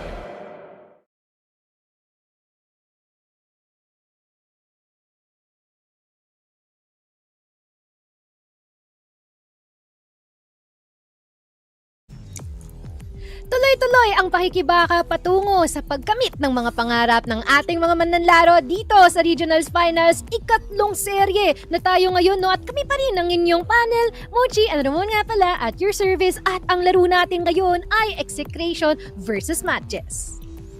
Loki, ito yung pinaghihintay ko talagang matchup no? Kasi interesting yung naging kwento ng pareho nating teams where Execration, the rise of the Fallex and everybody else on this Cavite squad is looking pretty promising. Habang tumatagal ang kanilang regional playoffs run, talagang umaayos ang naging momentum para sa kanila, whereas MATTJESS is a team that is still struggling to get themselves a decisive win overall. So I'm hoping to see a bounce back from this team, especially from an Execration that just continues to rise. Yes, of course, especially that Execration started off with quite a clean streak, no, in terms of their matches before. It's just that nagkaroon ng problema nung last week sa kanilang laban with Aiden's integration to Execration has been like one of the prime catalysts para mas mabuo ang kanilang kampo dito, and as well as their synergy in the team. Yeah, it's just very much exciting to watch out for an Execration game. Because what you can expect from this team is not only all-out firepower, pero what if everybody is all out as well? Maganda ang calling na pinapakita ni ZYK at maayos din ang pinapakita ng pundasyon ng Execration, which is yung double headshot machine setup na meron sila from CBN at saka kay Fallex, diba? You couple that up with a lot more smart plays coming forward sa lahat ng mga default plays na ginagawa nga nila. You got a banda of very strong mechanically skilled players that can actually outperform any given team when they are on the good day. Pero what has been the curse para dito from their PH Masters run was that inconsistency that we sometimes see from Execration. Napakita yun from that EVOS game last week na naman, diba? So hopefully, makita nila yung consistency na ngayon. But it's been looking pretty good so far, Mochi. Yeah, it's been pretty good so far, indeed. I feel like nagkaroon lang talaga ng pagkakatalo when it comes to experience siguro from their past series. But this time though, I feel like this is also gonna be a hurdle para sa MATTJESS. Clearly, we are seeing quite of an underdog story going on here dito sa ating series. Especially when during sa ating last series, kung saan naglaro dito si MATTJESS, sinab nila si Zach into LQQ. But unfortunately, LQQQ hasn't been able to fill up the gaps that's lacking here dito kay MATTJESS. And it seems like they're better yet to stick to Zach after all. And I believe he's gonna play dito in our series again. No, Zach will be present. But I wonder if this is enough for them to actually take the series in its own. Yeah, hopefully, once we actually get the full roster, it might actually become a bit more of a stable force para sa MATTJESS. I mean, a lot of the expectation that I've had from this roster was that they're going to be showing a lot more of that confidence coming forward from how they actually performed no Impact Summer to translate it into the big field. Pero this is the main stage for a reason. At medyo hirap na silang maka-keep up kahit sa mga middle of the pack teams natin dito sa regional playoffs. And hopefully, this sub-in nga naman kay LQQ actually makes a lot more good than harm. Kasi so far, medyo nahirapan na sila nung siya yung naglaro dito for MATTJESS. Yes, indeed. So, balik muna tayo dito kay Execration, no? Let us nitpick a little bit more in terms of their history. Like, nagsimula tayo dito with having like a difficult feat dito siguro when it comes to their previous run in Masters. Pero right now kasi parang pretty good sila ngayon. Dito pakaway-kaway pa si CBN. And mukhang medyo nawawala dito si CYK. But it seems like pretty chill and pretty happy ang ating kinalalagyan ng mga players natin here for Execration. Pero ito, ang quick overview ng kanilang stats. Nagpaka-John na bigla si Aljon no? To show us that he really is one of the greats nga naman in the Philippines. But if you take a look at the stats, it does not fully reflect nga naman na kahit ganito, no? Parang sobrang laki ng naging improvement nila from their days all the way back into Masters dahil lang sa addition ni A7J pati na rin ni D dito, which yung magkapatid dito just showing a lot more of that firepower upgrade, a lot more trust in the system from ZYK and his calling, and wala namang kailangan baguhin pa para kay CBN and Foley. Sige, just keep fragging out dahil yun naman kasi talaga yung identity ng Execration. And so far, in this matchup against MATTJESS, they're hoping to keep that consistency going dahil yun na nga yung parang naging pinakamalaking problema nila. If they can do that, then this is gonna be looking like a top 4 team dito sa regional finals. Exactly. Kasi biro mo from our past week, no? And when it comes to our top 5 fraggers here, 3 dito ay galing sa Execration. And kalagaga na rin ang kanilang clear or somewhat clear na run here from their previous fights against Pacific, Gaon, and as well as EVOS. And it's very much something na nakagulat sa lahat, no, yung kanilang performance dito ng Pacific. Kasi I feel like a lot of people are vouching for the return of the Kings here for Pacific Esports. It's just that talagang nahirapan sila dito, and it seems like when it comes to acquiring A7J and as well as in terms of the performance as a whole dito na Execration, it seems like they're off to a pretty good start, and it seems like we're vouching na ituloy-tuloy nila ito. It's the change in the system din, Mochi, kasi hindi lang si ZYK na ang naging leader of the system ngayon. May kasama na siya sa pag-call ng sistema para sa Execration.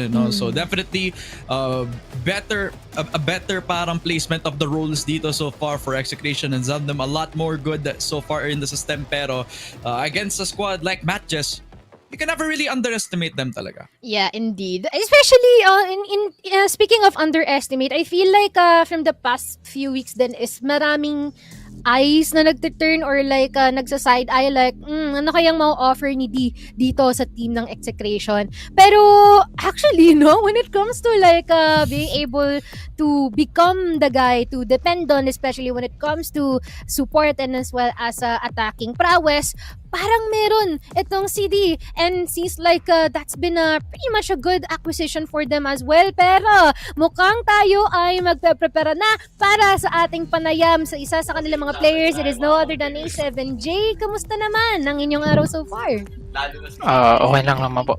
Yung araw, okay naman po. Yung ngiti eh. Ramon. Grabe. Eto, Lito, kamusta ka naman? So I wanted to ask, pare, is it true na ikaw yung isa sa mga main callers nga ng Execration kasabay ni ZYK? At kung totoo nga yun, paano nag-shape up yung naging laro ng Execration dahil sa iyong pagdagdag dito sa Execration?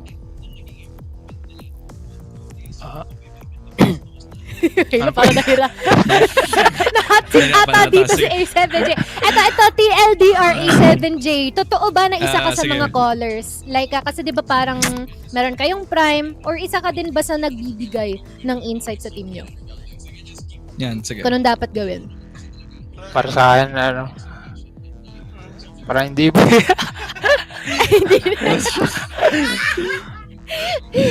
Ay, pero niwiway niya pang maigi, no? Wait lang, isa ba ako sa nagko-call? Parang hindi. Pero, ayun na. Para na-identify siya. Pero A7J, any preparations para dito sa MATTJESS? Kung ano lang naman po yung ginagawa namin last week sa last week. Ayun lang naman po yung gagawin namin. Okay. Para ipagpapatuloy niya lang yung usual. Okay.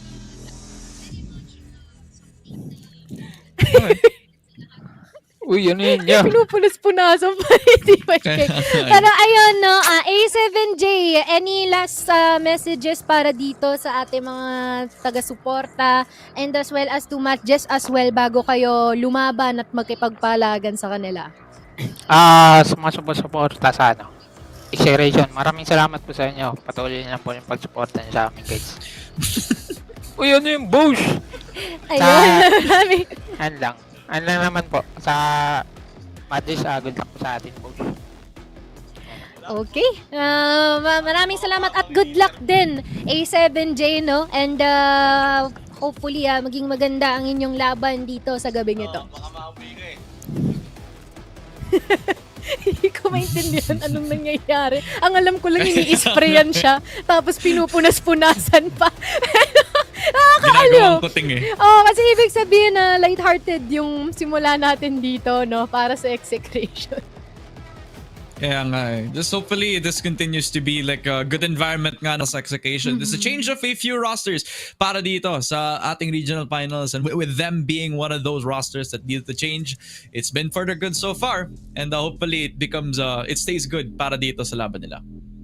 Yes, of course. Pero now let us talk about matches. Ayan, I feel like we've been talking about matches for quite some time, no? Especially when it comes to like their performance, their consistency, and as well as if they can set the bar up to the performance ng kanilang mga katunggali dito sa ating regionals finals. Kasi to be fair, their track record here in regionals finals so far has been like a difficult one para sa kanila, to say the least. But I wonder kung ano kaya yung ginagawa nila dito in order to improve. But bago yun, let us check out ang ating team stats. Yep, this team has been I have to say it very directly, Mochi, you know, this hasn't been looking like the best for MATTJESS so far, and it is only because they are playing up at the level. They kind of never expected nga naman, di ba? Medyo malayo yung nakarating from Impact Summer kumpara sa team qualities na nilalabanan nila dito in the regional finals as well, where Zach has been a clear standout para sa kanila, especially on the Agara games, where this guy can pull out some miracle shots on the sniper itself. Pero hindi kasi enough yung mga miracle shots lang talaga eh. Kailangan natin ng consistency from the likes of Yaba, who's definitely been a top performer para sa kanila on their Impact Summer run, especially as well para kay Ninkyu, who also has been countered every time that he tries to go for those aggressive setups. I just want to see a lot more out of MATTJESS overall.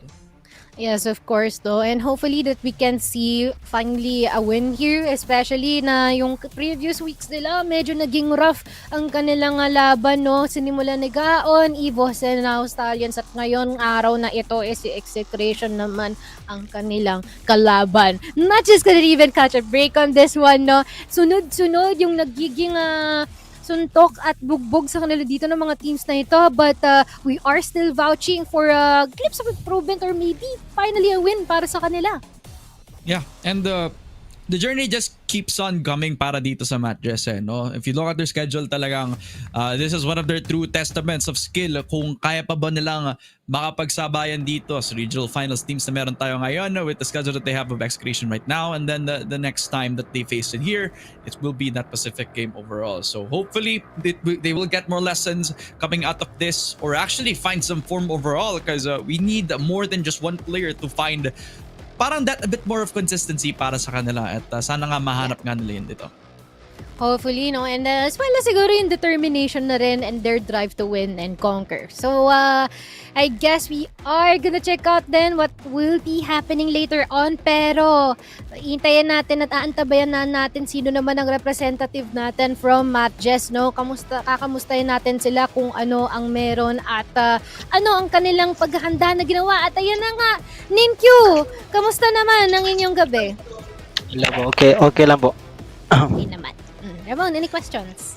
Ninkyu, kamusta ang preparasyon ng team para dito sa week ng regional finals?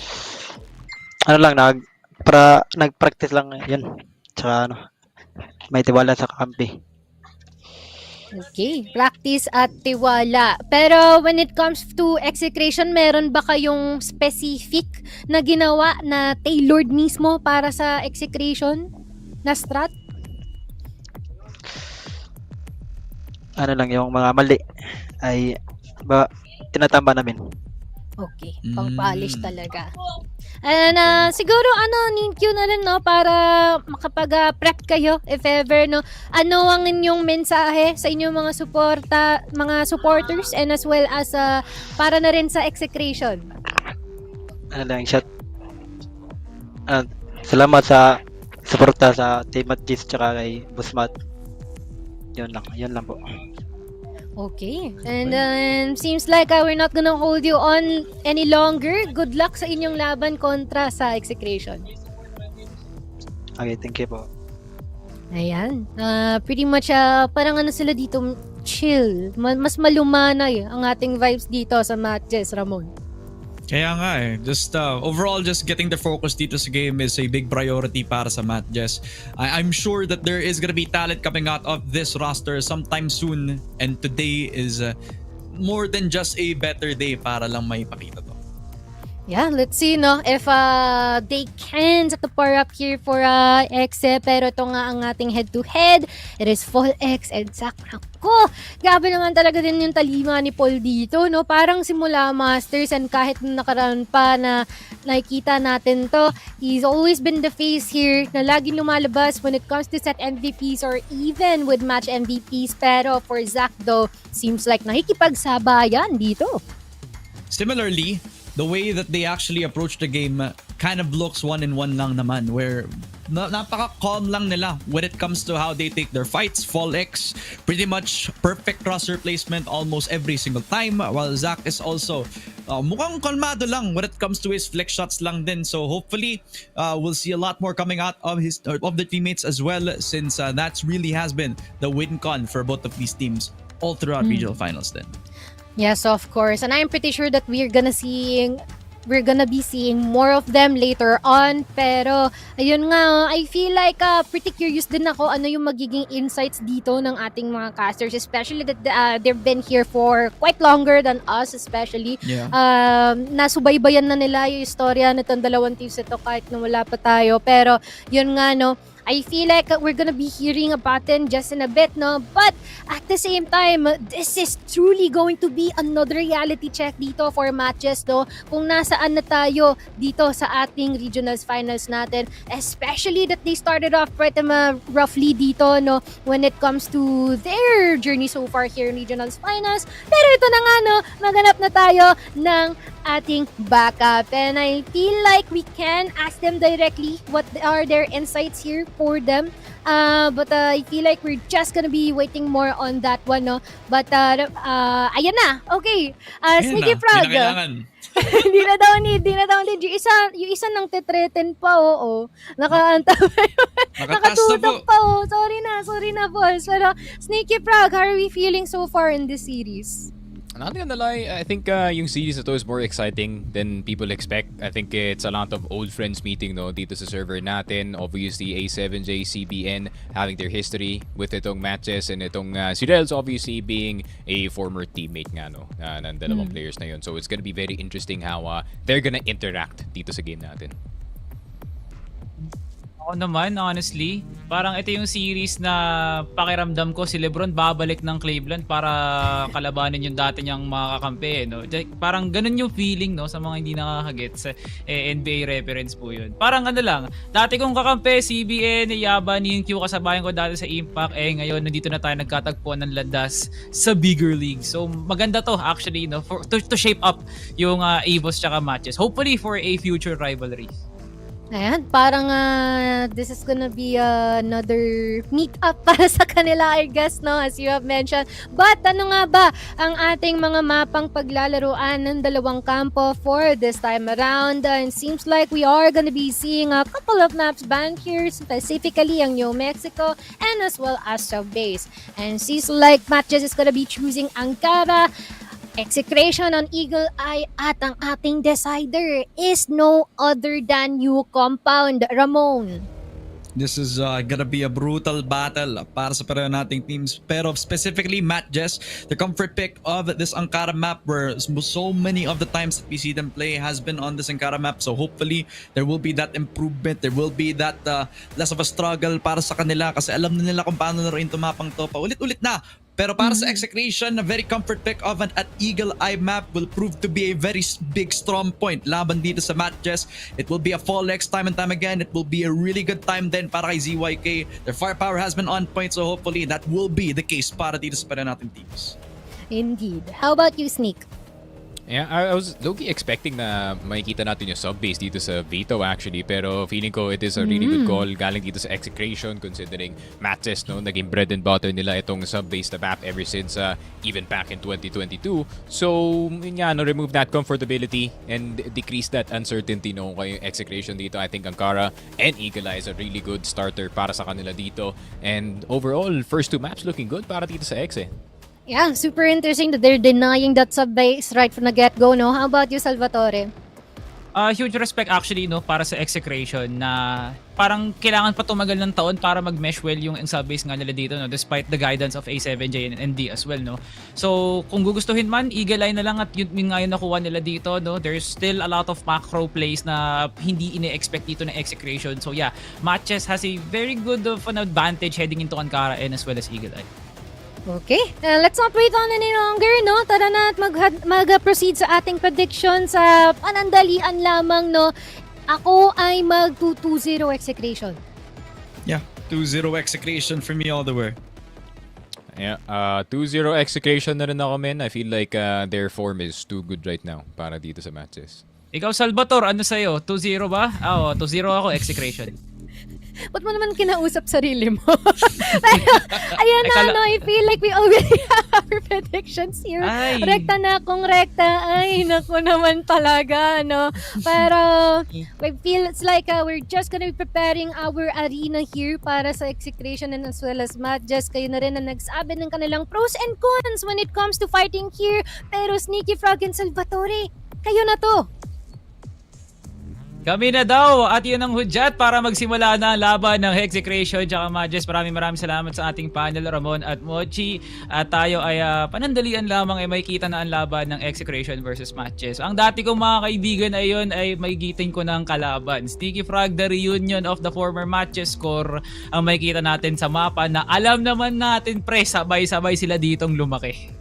Oh, for sure, man. It was supposed to be a map that led itong MATTJESS to a potential, breakout season yun nga back in the years. Pero yun nga, Ankara of course has been the bread and butter dito na MATTJESS. Other than yung kanilang sub-base, kahit naman yung kanilang MJP na team was also very, very reliant pagdating sa mapa na to. So yun nga, Yaba and the boys are very familiar dun sa mapa na yun. What's most interesting para sa akin dito, Salvatore, not gonna lie, is paano maglalaro dito si Rels. He's been gone for a week. Obviously, si Zach had to pick up yung pagiging main sniper dito. Didn't do too bad of a job para dito kay Zach, no? So, I feel like a lot rides on how good of a performance Rels will get dito yung gamit ng kanyang TRG, pare. Yeah, more emphasis on Rels no, na hindi nga man siya naglaro na kung saan si L4Q ang nag-step up dun sa mga araw na hindi nakapaglaro dito si Rels. Hopefully during sa background nandun pa rin siya actually, nag-ensayo, nagtatanggal ng alawang, nagpa-practice at ine-ensure pa rin na may chemistry pa rin siya with the MATTJESS squad. Then again, ang naging metric dito ng MATTJESS kaya natin siya hina-hype is that they are able to even out games from even better regional sa caliber teams like the former Heroic squad, sila Jezreel, sila X3D, sila Zolek, Sunday Shrooms nakamuntikan ng makapag-qualify dito sa regionals, no? And as well as Rhea 7, no, nung naandoon pa ang kompletong ang sila Jeff Prox, Charles, sila JCD, those players mga naglaro din ng Masters yun, but for MATTJESS parang binasican lang talaga nila yung mga seryeng yun, no? And to be able to uphold that kind of narrative, kailangan nababack up mo rin with better execution. No? Nandoon na, MATTJESS, you really have some sort of strength in you. Kailangan lang talaga namin makita. Kasi so far, sa mga nakikita namin, talagang onting angat pa talaga. Yeah, I mean, MATTJESS is always gonna be one of those teams na nagka-qualify pagdating sa mga ganitong tournament when it comes to regionals, when it comes to yung placing high nga dito sa Impact. No? They always somehow slip by dito sa mga main tournaments natin. And I feel like one of the main reasons why is just yung immense talent na meron tayo dito sa loob ng roster. And at the same time, there is also that remaining experience galing nga dito kay Rels. It is kind of helping the team. At the same time, yun nga, no, with MJ's roster being torn apart, it hasn't been the best few years para sa kanila dito. Pero Zach, nice first shot dito kay D. First kill of the game mapupunta dito sa sniper ni Zach. Veteran Duruki disaster talaga no? Pinapakita ni Zach na boss, easy ka lang. Hiyaba with a quick swing dito lang sa may vents at parang ganun lang na setup na nila yung crossfire sa CA tsaka sa vents at yan ang pinaka-deadly dito. Paano sila makakalampas ng LA niyan? Execration. Good pick dito para kay CBN pero kailangan ng itrabaho ng Execration ang duguan na CBN at full health na si YK. Yun nga, no? It's that MATTJESS classic gameplay na nakikita natin even back in the years. The re-swings from two different locations, pare. Really creating a lot of pressure, especially pagdating dito sa LA. And alam naman natin yung literal main strategy or main defense ng MJB pagdating dito sa A-site. Uy! So, Napatawa si CBN, sabi niya, Tama, teka, pamilyar to. tama ba yung nakita ko? Tama yung nakita ko, pre. Ayan na nga ba ang sinasabi ko, boss? Kaka-pub game nyo yan, kaka-RM nyo. Di Ayun, kayo naging nagtatanggal ng salamin. Meow-meow pa rin ako po. May meow-meow na nga. Tapos wala ka pang makikitang flashbang, aray mo, Sticky Frog. Alam mo, men, Ay, nako. happens to the best of us, pare. Oh, pre, okay na yan. Yung iba nga walang armor eh. Yun nga. No armor. Ayun lang, nasobrahan sa shades. CYK, though, still hitting the shot. CBN getting the headshot dito, pare. Imagine if they still win this round. Seems like no is the case, pare. Rels now on the HK 417. ZYK. Good few weeks para dito kay Aljo, no, pare. So it wouldn't be too bad of a shout. Pero naspatan na siya dito sa high mid. But I think it's a dead round. Bawal po ang meow-meow dito sa server natin, Salvatore. At bawal din po ang mga nakasalamin. Kailangan, pag nabulag po kayo, talagang puti lang po. Bawal pa rin po ang kalaban ng makikita nyo. Tapos na po tayo sa erang yun. Wala na po tayo sa adap-adap, no, mga kaibigan. So yun, dead round po tayo habang inaayos po ng side ng Execration ang kanilang mga equipment, no. Kasi sa mga hindi po nakakaalam, isa po sa mga players ng Execration ay natagpuang meron pong custom na kagamitan sa kanilang katawan. Ayon po sa rulebook, bawal po yung ganun. Kailangan male char lang po talaga si CF Guns, ganun lang talaga dapat. Walang kung anong anik-anik ang nakakabit na labubus dyan sa katawan nyo. Bawal yung mga ganun, mga boss. Yun nga, bawal na bawal yun. So I think we're just gonna get back into the game. Quick clicks lang naman dito sa my storage, pare. And we're gonna jump straight back into it. Feeling ko, I don't know what's gonna happen dito sa round number 1. Most likely would go in the way dito ng Execration kung if my memory serves right, pare. Pero yun nga, no, depende talaga kung ano yung agreement ng dalawang teams natin. Pero yun nga, feeling ko Execration, they're just gonna laugh it off yung nangyari dito sa round number 1. And feeling ko mas magiging maganda yan para sa kanila kasi medyo joke yung nangyari dito. Not gonna lie, and magla-lighten up yung mood onti, no? And Execration obviously plays better pag light yung mood nila, pare. Di pala Execration, no? Kasi GR yung nakita ko, no? Hindi ko nagkakamali. MJ So, MATTJESS pala. MJ pala. Hindi pala Execration, no? I stand corrected, no? Crossfire Philippines. So, hopefully, nandyan pa rin kayo nanonood at nakasubaybay pa rin sa mga nangyayari sa Crossfire Philippines. Sa mga karagdagang updates pantungkol sa Crossfire, pwede nyo nga bisitahin ng Facebook page Crossfire Philippines. I-like and share nyo nga para lahat kayo ay naliliwanagan sa mga nangyayari sa esports and as well as sa events mismo ni Crossfire. No? Kung may mga libreng baril, may pa-VIP, may mga events like free e-coin and as well as registration para sa mga tournaments nila, i-follow nyo na nga si Crossfire Philippines. As we now head into our third series, Sneaky Frog, ang MATTJESS and Execration, I still feel like it's a battle of both franchises na pwedeng umabot sa usapang rivalry nga naman talaga. No? Na hindi nila sinasadya actually. Nagkatagpuan lang talaga tong dalawang teams sa to kung saan yung mga dati kong mga kakampi lumipat, tas yung mga naiwan, mga kalaban ko ulit. No? Shoutout sa MATTJESS Blue. Yun ata yung pinaka feeling kong culture shock of a impact team, no? Kasunod ng Vanguard ang masasabi ko, Sneaky Frog. At pareho tayong Vanguard, Sneaky, pero nung nakita talaga natin naglaro ang MATTJESS Blue, Endeavor, Yaba, si Cloyd, nung nagtatago pa siya sa pangalang X-Cloyd, pero pa naglaro ng Masters, CBN na yung pangalan, huli ka, boss. Pero like ganun kalupit yung yung MJB ng dati, no? Parang na-integrate nila yung sarili nila towards a direction na pwede tayong mag-impact ulit next year at ayan na nga, MATTJESS, no? So, feeling ko justify talaga yung hype natin sa kanila. Yeah, nakaplay sila ng top 4, no? Playing a purely aggressive style, which is odd, no? Para dito sa impact, especially pagdating dito sa top 4. Obviously, mga top 4 teams natin, meron silang slight knowledge pagdating dito sa macro, so they know how to counter teams sa kagaya ng ganun. Problem is, yun nga, no? MATTJESS at the time were just that mechanically gifted of a team na hindi nga nila malabanan yung nangyayari nga dito sa baka mapa natin. So, aggression is nothing short meron dito sa MATTJESS. But the problem is, ayun nga, no, it's about yung smarts na makikita nga natin dito potentially. Execration, obviously. Granted, aggressive yung mga players nila. ZYK especially loves to call aggressive. Pero, they do tend or they do know how to play smart. And especially nung si A7J pa na naan dito sa MATTJESS. You actually see MATTJESS playing slow from time to time, pare. Ayan na nga, nakita na nga natin, Sneaky Fraga, ang pagbalik natin sa larong to. MATTJESS, so 1-0 pa rin ang ating scoreline, no? So walang magkakaroon na penalty. Pinayagan na lang. Parang sinumbong lang no? Boss, bawal kasi yung ganyan. Boss, parang ganun din naman actually, no? Minsan pag naglalaro ka ng pub game, naka-female char ka pa rin. Papa-exiting ka lang, tas yun, laro na lang ulit. Yun ang sumbong dito siguro sa laron to. So MATTJESS will be getting that first point as we now head into round number 2 territory. Nawala na ng Crossfire dito, so hindi na makakapag-set up ang MATTJESS. So as we now see na Execration is able to take control of mid-CA and as well as yung labas lang na LA mismo. So that's good. So may strike na nga sila. May laban na kahit papano sa pag-control ngayon ng Execration. All we need to wait is for that entry. Yung CBN, opener potentially, no? Dito sa may hotels area natin. Pero Ninkyu especially has been picking up yung TRG, no? From time to time. So CBN, magugulat siya dito kung hindi siya makatama. But there we go. Shots are gonna start to ring dito sa hotel. The rest of the push is gonna come from that TV position. Nauna ka na si D sa loob. Ninkyu not hitting the quick scope pero tumama kanyang USP. Nades are gonna start to fall. Fall X. Zach nasa loob pa rin ng sight. Nice flick dito kay Fall X. Right through the box. 3 versus 4. Execration na hirapan silang pumasok dito from that TV position. Pero Jason with the forward position spotted. CBN getting Jason in return. Pero si Zach, another one para sa kanya dito. ZYK na lang natitira and another 1 versus 2. Clutches have been coming to this man time and time again, Salvatore. Pero isa pa ba kaya niyang gawin? Yun. Ang problema dito kay ZYK is kung kanya nga bang paghiwalayin si Rels tsaka si Zach. Possible actually si Rels na naglalaro lang dito ng batteries.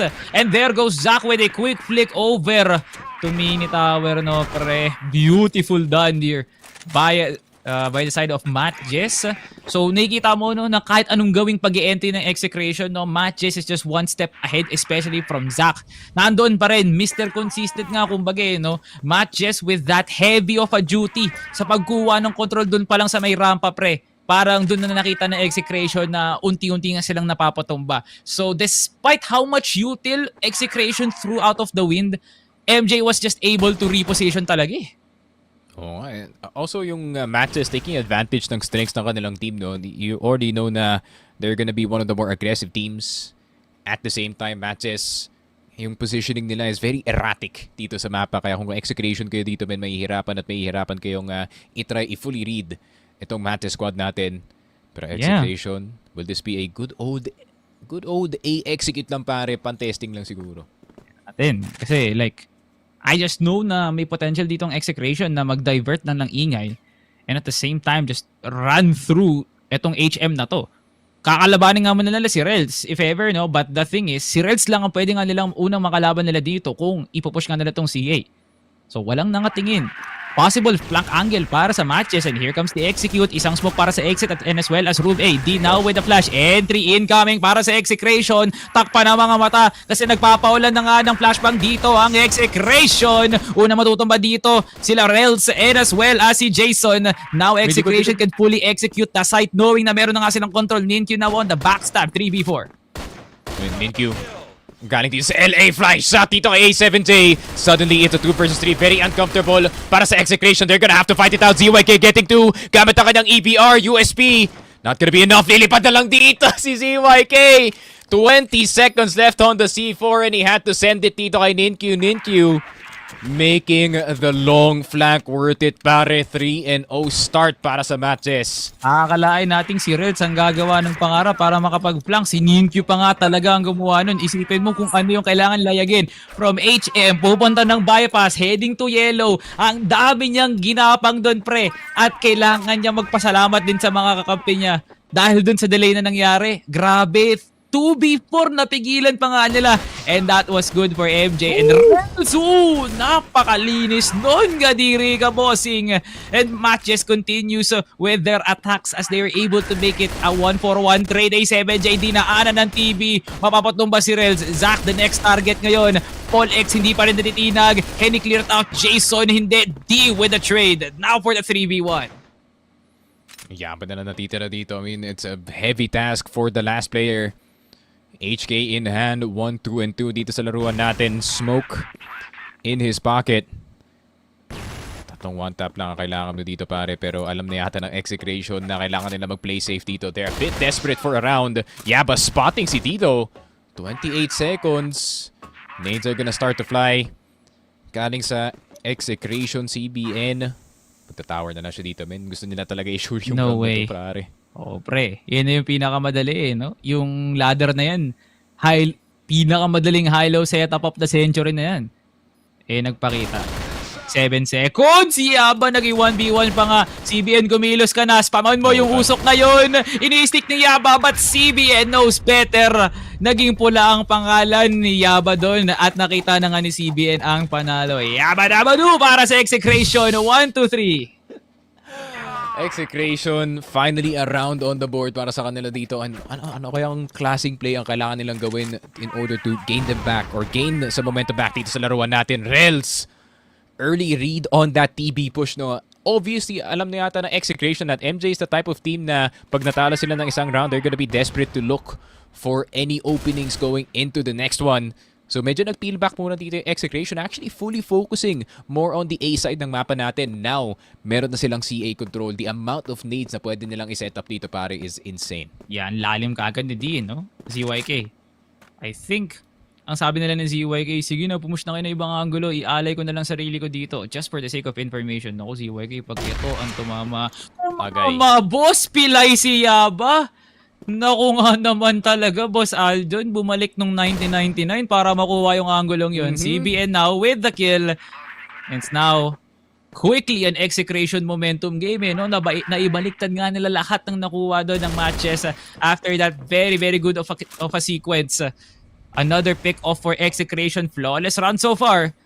Patuloy pa rin dito ang pagtulak ng Execration heading into that site. Zach and Jason, the hard hitters here for MJ, still alive. CBN with the pick at susunod na nga ngayon si Jason. Nilalaro na nga lang ni CBN ngayon yung akyatan at hindi na makawala pa dito si Jason heading into HM. Alam nga ba ni ZYK?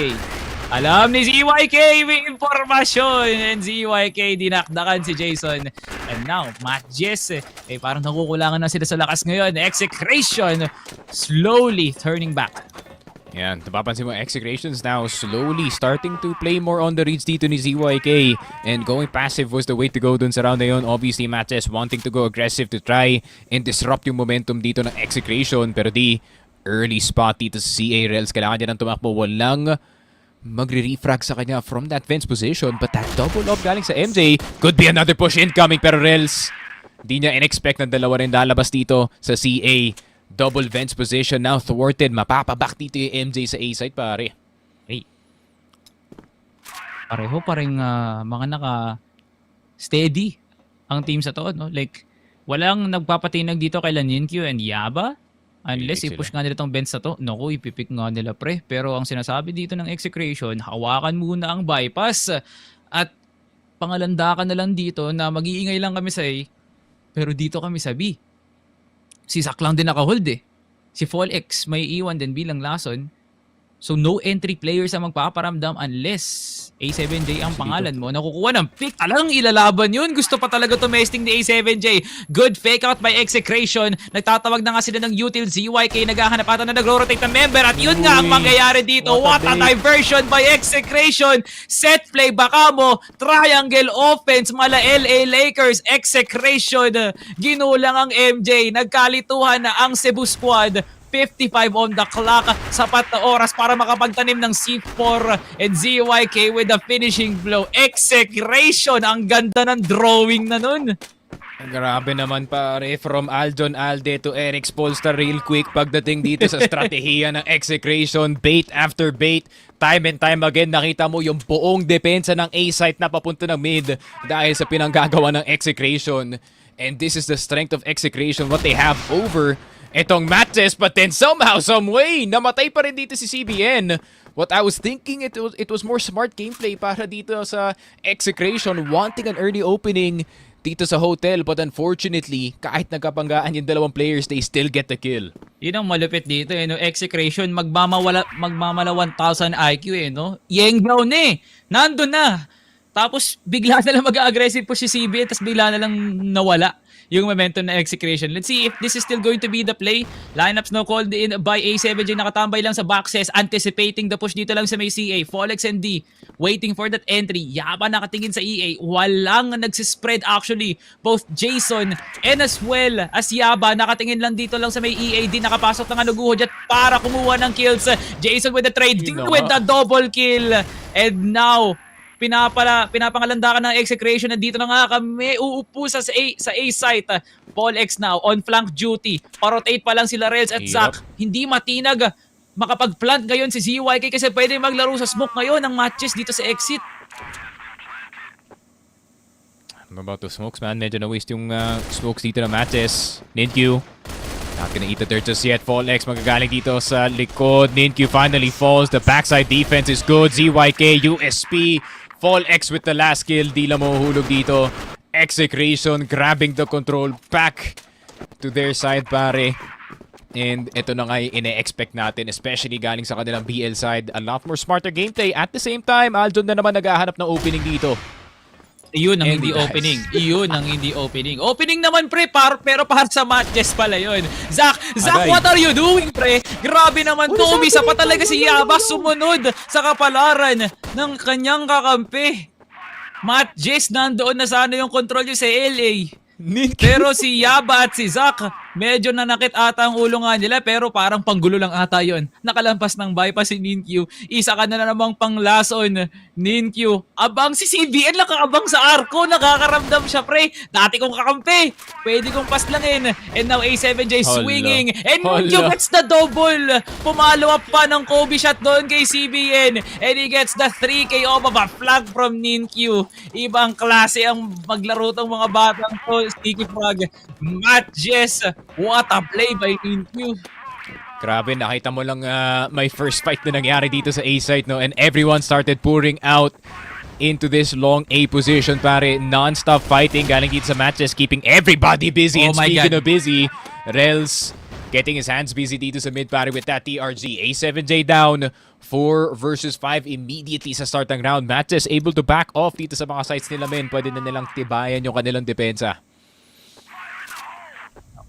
Maraming ginagamit dito actually si D, no?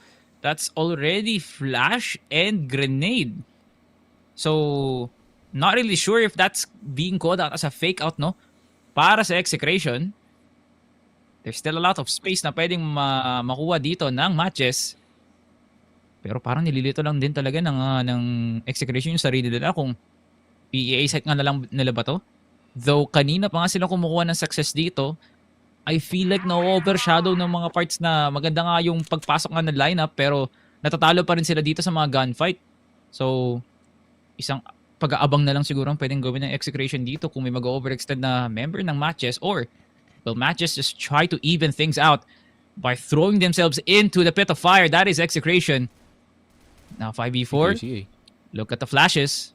A lot of being thrown out here. CBN nakaabang lang dito kay Ninkyu and there goes the anticipation. Ninkyu down, 4v4, 53 on the clock. ZYK, kamuntikan ka na. Nakipagpatintero ka pa kay Rails. Pangalawang pagkakataon para mag-rotate pang Execration ng punong-puno pa yung intention nga nila. Dito si Zach. Ay. This still looks dangerous, no, Salvatore. Nandito si Zach. Sim. It has to be someone else na mag-cross dito sa site. It has to be someone else sacrificing themselves. And it is gonna be D. Fallex not crossing yet paloob ng site. 30 seconds na lang natitira. CBN having to look for an opening dito sa mapa natin. Pero MATTJESS a bit greedy pagdating sa pagkuha ng kills. Rels will go down. Will the C4 make it to the site? Fallex naghahanap pa rin ng opportunity para makakross dito. Pero ZYK with the big flank. Zach finally inside of the site. Jason magagaling sa likod. Yaba turning around just in time. Pero Fallex now in a 1v1. C4 has to be planted. Jason bumaril dito sa baterya. Pero yun lang, the falling shot galing kay Jason on the EBR. Sa lahat ng ending na posible dito, Salvatore, yan pa yung nangyari. Kamot sa hindi naman na Makati.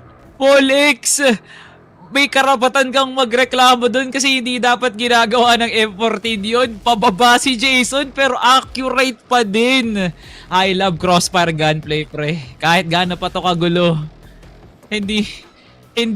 Hindi sinasadya ni Jason yung ginawa niya doon pero yun yung kinakailangan niya para malito si Fallex doon, pre.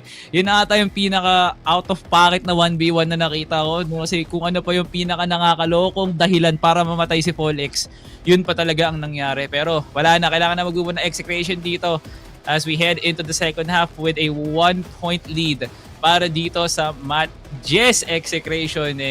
Parang nakikita na nga natin that they can still be exposed despite how strong their entries are.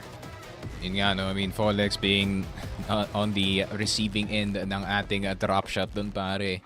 Unfortunate para dito sa Execration, but at the same time, there were some points dito sa half natin na pwede nating sabihin they did have control ng ating laruan. But now, Execration on their GR side, MATTJESS on their BL. And I feel like MATTJESS definitely gonna have a more comfortable time pare, especially pagdating dito kay Zach and dito kay Rels. But at the same time, it's a lot more comfortable para sa mga more anchory type of players natin kagaya ni Folex at ni CBN dito. And it's gonna be a very interesting second half kung paano ibubuksan ng MATTJESS itong depensa ng Exe. Okay, Execration now on their prime spot, heading into Ankara. One of their favorite positions actually, is to be defending one of the tight angles na palagi na nga lang inaagresibuhan dito ng matches dito. So, knowing how Execration spreads around the map, tulad ng ginagawa ngayon ni CBN, there is a tendency na every time na magkakaroon tayo ng early set, palaging may nakatao sa market. Tulad ng ginagawa ngayon ni Jason. So now, Rels probably trying to try to confuse si CBN kung yun nga mangyayari dito. So far, 2 players already received chip damage. Okay to for the Execration retake. But then again, this is Execration we're talking about. Yung aggression nga nila minsan, yung nagiging pagkakamali nga nila. Same goes for teams like NVN as well as Vanguard. But sometimes Execration could try to snowball their way into a very strong round.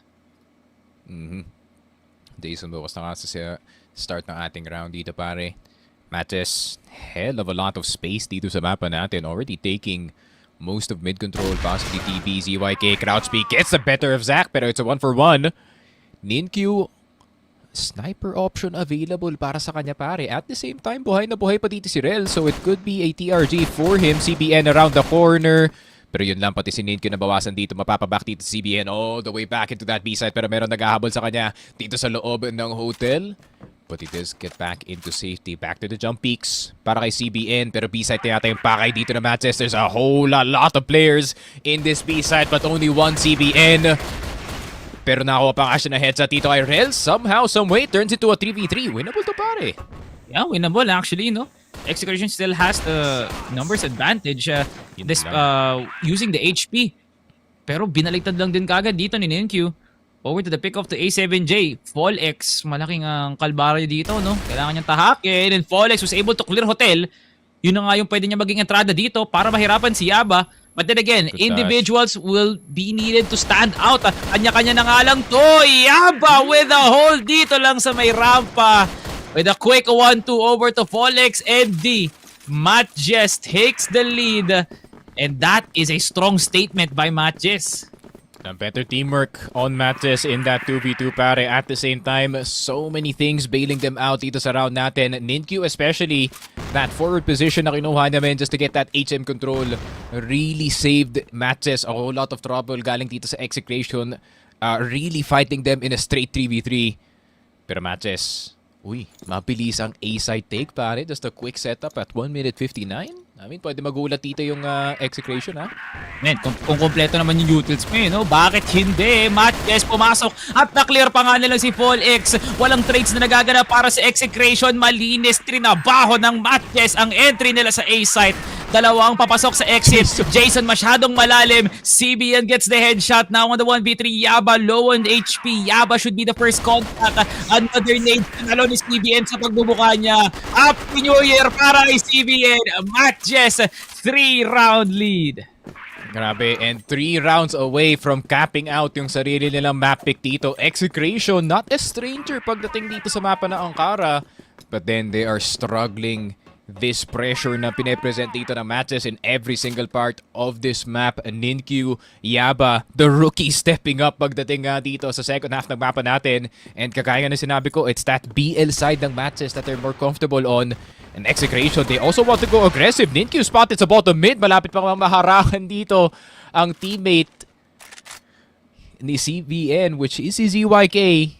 But disaster avoided dito sa mid pare. It's a 4 versus 5. Pero MATTJESS, we've seen them navigate out of 4v5s before dito sa game natin pare. It's a simple task of ibigay na kay Zach yung pagkakataon na yun na gumawa siya ng sarili niya play. In-integrate niya lang yung sarili niya dito kasama si Yaba kasi. So, walang pwedeng mag-hold ng bypass or even HM. So, yeah, it all boils down to how MATTJESS will entry. Nandoon na lang yun, ZYK, napakalalim na, hindi pa rin nakakaramdam si Rels. This is actually good in terms of timing though. Kung may magkocross ng CA, doon mayayari ang matches. Kung may magkocross naman din papuntang HM, same fate actually. Tumatakbo ang oras, 1 minute and 2. Spotted. ZYK pangat na, si Rels malalim na yung pwesto. Hindi niya alam kung saan siya pupunta ngayon. Baka pwede na lang sila mag-stack dito lang sa may TB. ZYK hindi pa rin naririnig, tingin sa likod. Started ZYK, nalason na nga ang TB players naman. Drop pa nga the best case scenario para sa Execration. Yun nga, the flank is incoming. Yaba spotted as well dito ni Fall X, fully knowing that there's still alert going on para dito sa MATTJESS. Rels na lang natitira. The sniper now turned the rifler para sa MATTJESS, and even him cannot stop the relentless exit shot. Execration 5-7, but still MATTJESS, any single round would tip them over to 8 pare, and malaking pressure yun para dito sa Execration. At the same time, that round felt really good para dito sa Exe, no? They got a lot of what they wanted dito sa game natin. Of course, man. Like, talagang trinabaho ni ZYK yung paglayag niya dun sa HM, no? And that was at the cost of some form of information para sa matches, no? Like, I feel like it was called for na pwede sila makapush ng TB. Pero hindi talaga nila in-expect na may mayayari talaga sila sa likod. So now, pick off mula dito kay CBN. Quickly enough, wala ata nagro-rotate. And man, need Q. Disgusting of a shot. Talagang binigyan mo pa ng partida yung pwesto ni CBN doon. Yeah, MATTJESS now with one heck of a statement para tumabla ang tauhan dito ngayon on the 4v4.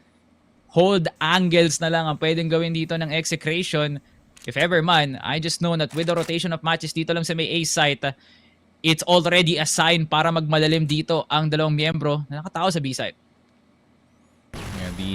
Gonna be very key into getting some of these players down dito sa loob ng site. Di naman siya nabulag dito sa Flash. Has to protect himself in that metal box. Folex has to protect his right side. D, mapapasayaw na nga dito pababa. Rels actually tagged up. Somehow D is still alive from that room A position. D delaying as much as he can, pero mamamatay rin siya dito. A7J trying to trade his brother, pero mapapaback siya dito pare. 1 HP kay NinQ. Zach on the sniper. Right side stairs, NinQ, 1 tap instead. And that is the 8th para sa MATTJESS, 2 points away from sealing ang Kara. Man, MATTJESS is about to do it. All they have to do is to hold on, pre, kung ano ang meron sa kanilang mga palad ngayon. They have the numbers, they have the amount of strength. Parang kaya na nga nilang ilaban to kung magiging aggressive ang Execration dito lang sa may LA, no? Like, if that is going to be the case, they might just throw it all in the wind right now. And hindi pre, hindi nga nila i-contest to. 5-man stack here dito lang sa may market. Paangat na nga ngayon ng Execration. Dito lang sa may B site, may E1 si ZYK. CBN now anticipating. Papasok na nga ng Miniter. Dalawang pupwesto dito. Delikado to actually. Pwede silang mapaulanan ng nades. And now, they're just waiting for that C4. Kung saan nga ba dadalhin to? Nasaan nga bang impormasyon ng MATTJESS? Medyo kulang pa rin sa kaalaman. Pero tetestingin na lang din nila, nonetheless. Alam na MATTJESS dito na sa execute silang pumapaldo eh. So, can't really blame them into taking positions first in this hotel. And tatry yata nilang kumuha ng mid-control dito if ever. Maybe just try and re-clear itong CA just in case na may quick rotation na mangyayari from there to TB. Pero MJ talaga taking their sweet time. Pero Execration, medyo naging antsy na sila dito pare. Especially itong si A7J really looking to see if merong pagkakataon na kumuha ng pick-off dito sa mid-rels. And look at this defense. I mean, ZYK, this is actually a very good call. And makuha nila dito si NinQ. Easy back off. A7J with the re-peak. Jason down. And the forward positions na kinuha nila dito sa A-site, madidissuade pa yung mga players na kumuha ng A-site dito, men. Yeah, oddly enough, no? Execration na ang gumawa ng dahilan para sila mismo yung pumik, no? Hindi na natinag ang Execration. The slow execution from MJ costed them a lot of precious time, actually, no? DNA 7J, the brothers doing deeds for themselves. Zach and Yaba down. That's na natitiran. There goes the backstab. Pero mabilis lang din pakapalitan to. Ball X Execration crawling back into the game. But still obvious na nakita nga natin na naglilipana pa rin ang mga kills dito ng MATTJESS. 8-6. This is still a tough task here for Execration. Anytime soon, MATTJESS could pop off and ultimately close game number 1. Execration, they need to find their momentum. Execution having to be careful about yung mga plays na ginagawa nila dito sa mapa, especially that second mid position para kay CBN. Very fragile ang kanyang positionment. If he especially gets taken out, malaking kawalan yan dito sa depensa ng Execration. So it is just gonna be more of an A-side defense in terms of yung kanilang committal. Pero MATTJESS, tamang default lang, making sure na paubos dito yung smokes ng Execration bago sila makapasok ng side. CBN having to play extra careful sa second mid. Remember na nabiktima na siya dito sa thin part ng smoke, especially sa taas ng big door, pare. Pero pa-advance ba nila? Not sure. Hold I know there is a tendency for CBN na i-push na nga lang to market na to, but hindi nga dalawa yung ipapadala nila eh. Man stack dito lang sa may lower mid. Aangat ng Bath. 3 players still left standing here at A site. 1 rotating. 7J pwedeng maging anchor dito lang sa may RS kung makakasalubong niya. Yung mga paangat dito lang sa may HM. CBN naliwanagan na nga. Pero hindi, babalik siya ng big door, pre. Naku, kailangan nila lahat ng mga tao para ilaban to. Zach is now pushing it in. CBN anticipating and he's gonna get the kill. Jason now with a 1-for-1. Pasok pa rin ng MATTJESS dito lang sa may HM at si CBN nagkukumahog na nga sa may akyatan ni NQ na palingin. Pero si CBN hindi manggagaling ng second mid. Pabalik siya dito ng hotel ngayon. Ni NQ na clear na. And that is a good shot here for MATTJESS. Mabilis na din malitan ni CBN. CBN tapping to the head na para bang naglalagay lang ng tubig sa baso. Ganun kadali para kay CBN. And Rails gets the top. Polex finishing it off. Magpasalamat kay Cloyd Bukakaw. Execration, 1 round away to tying it off. Grabe, dun pa nag-activate yung pagiging one-tap legend niya, pare. At that very moment, 3K on the HK fast taps. And just like that, Execration is back in this game, pare. And they want to go for a full court press dito sa LA, pare. Gusto nilang awayin ang MATTJESS fist to fist, pero MATTJESS, grabe naman, napatahimik sila dito sa LA. It's actually a late push. They're gonna try to catch itong si Fallex off guard. ZYK in a bad position. Red spotted. ZYK missing. TRG out of the moment. Fallex, nako po. Pati si Aljo nahulog na rin dito. A7J. Kaya Angelito na lang pwede masalba yung round na to. Angelito spotted sa CA. Pero si D, yung kanyang kapatid na dito sa top A, na dito pa rin ang Execration.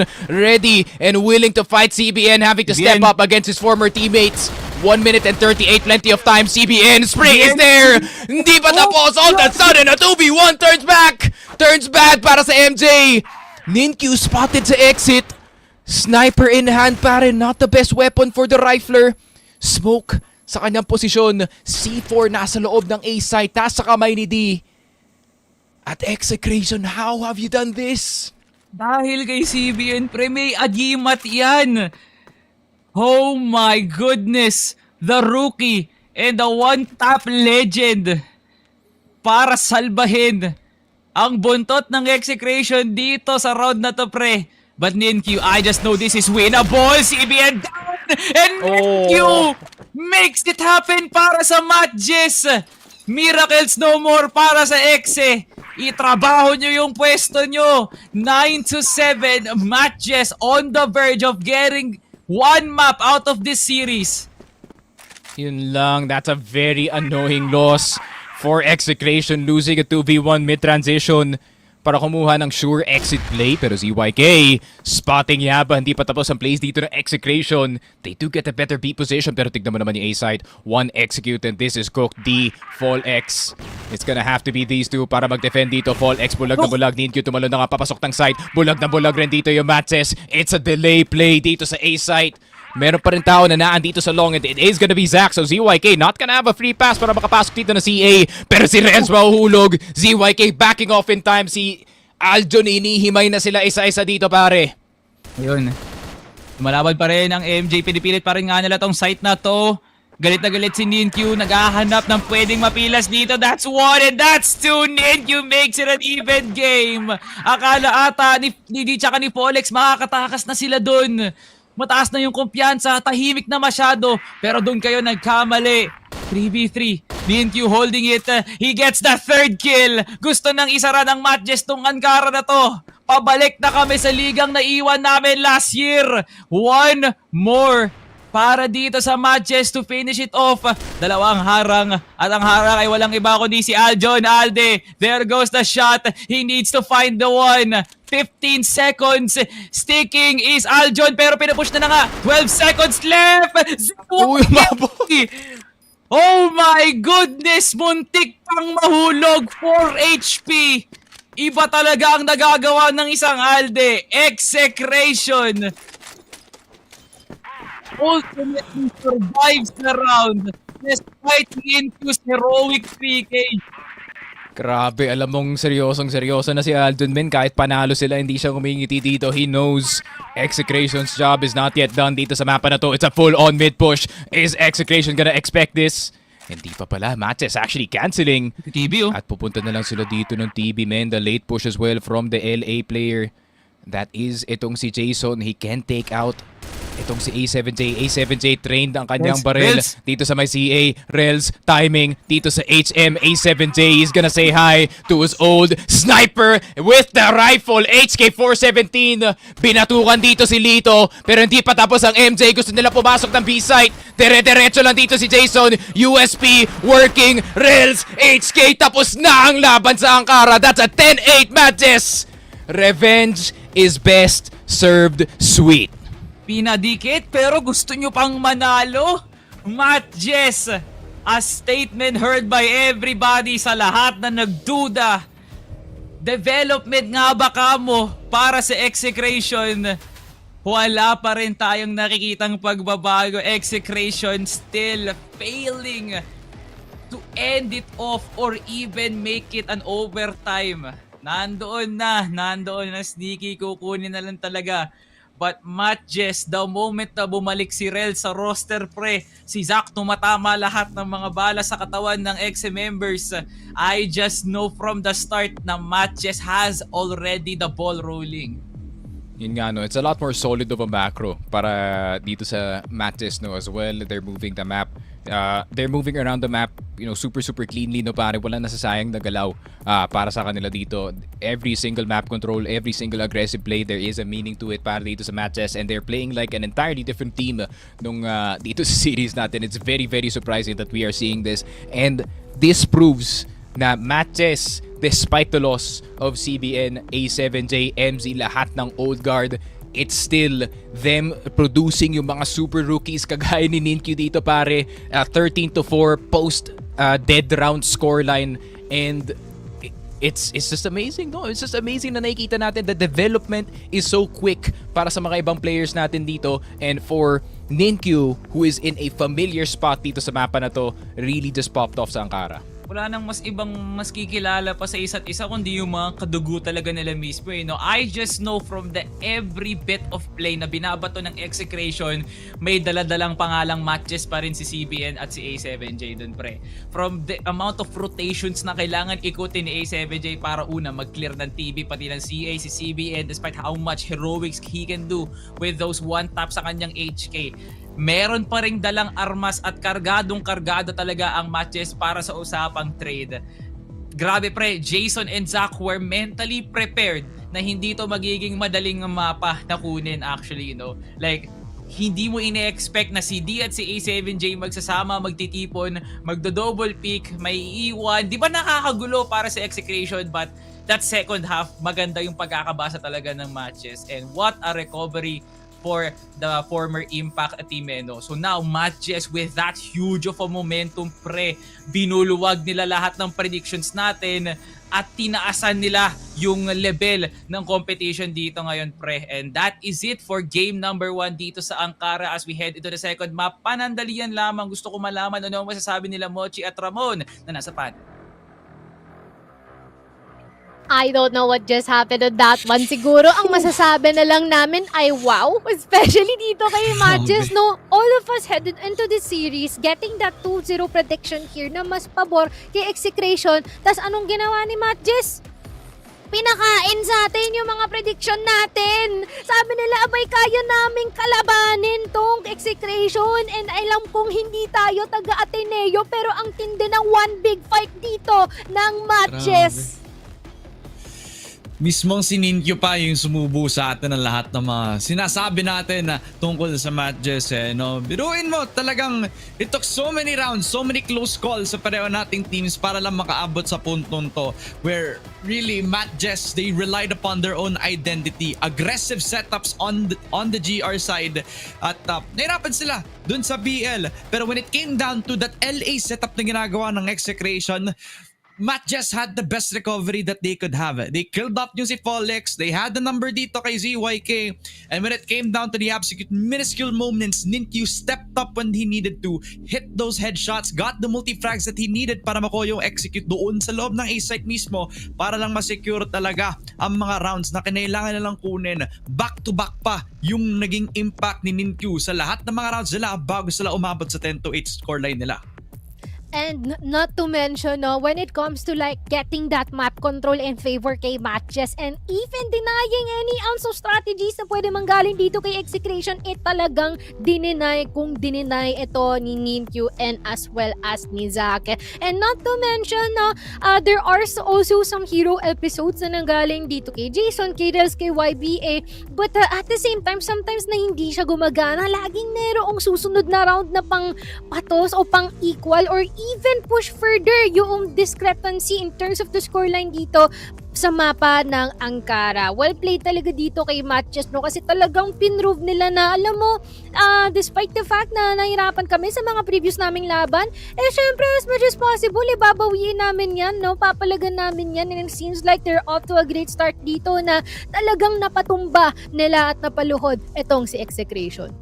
And it came with a lot of effort talaga from how well they're able to control the map as well, from that CA control that they've had from the early rounds up until the amount of times that they had to fight through every single execute back on from the side of Execration, where honestly bumabalik na nung palya, mas lalo na sa mga flanks si ZYK nga naman. Bumabalik na din yung confidence ni CBN. Kita mo, nakakahanap sila ng mga times na kahit 2v4 lang sila dun sa mga sites execute ng MATTJESS, sila pa yung nakakabaliktad. And if it wasn't for hero plays from Ninkyu, it was gonna be a done deal sana para sa MATTJESS, no? But this also is all smiles para sa Cebuano squad, no? Kasi we had a lot of doubt for them dito. Ang taas ng expectation pagkatapos makaabot ng grand finals na Impact Summer, pero yung realidad pagkatapos ng first few weeks is that they were at a very different level of competition. Ngayon nila pinakita yung level na ine-expect natin sa kanila out of Execration,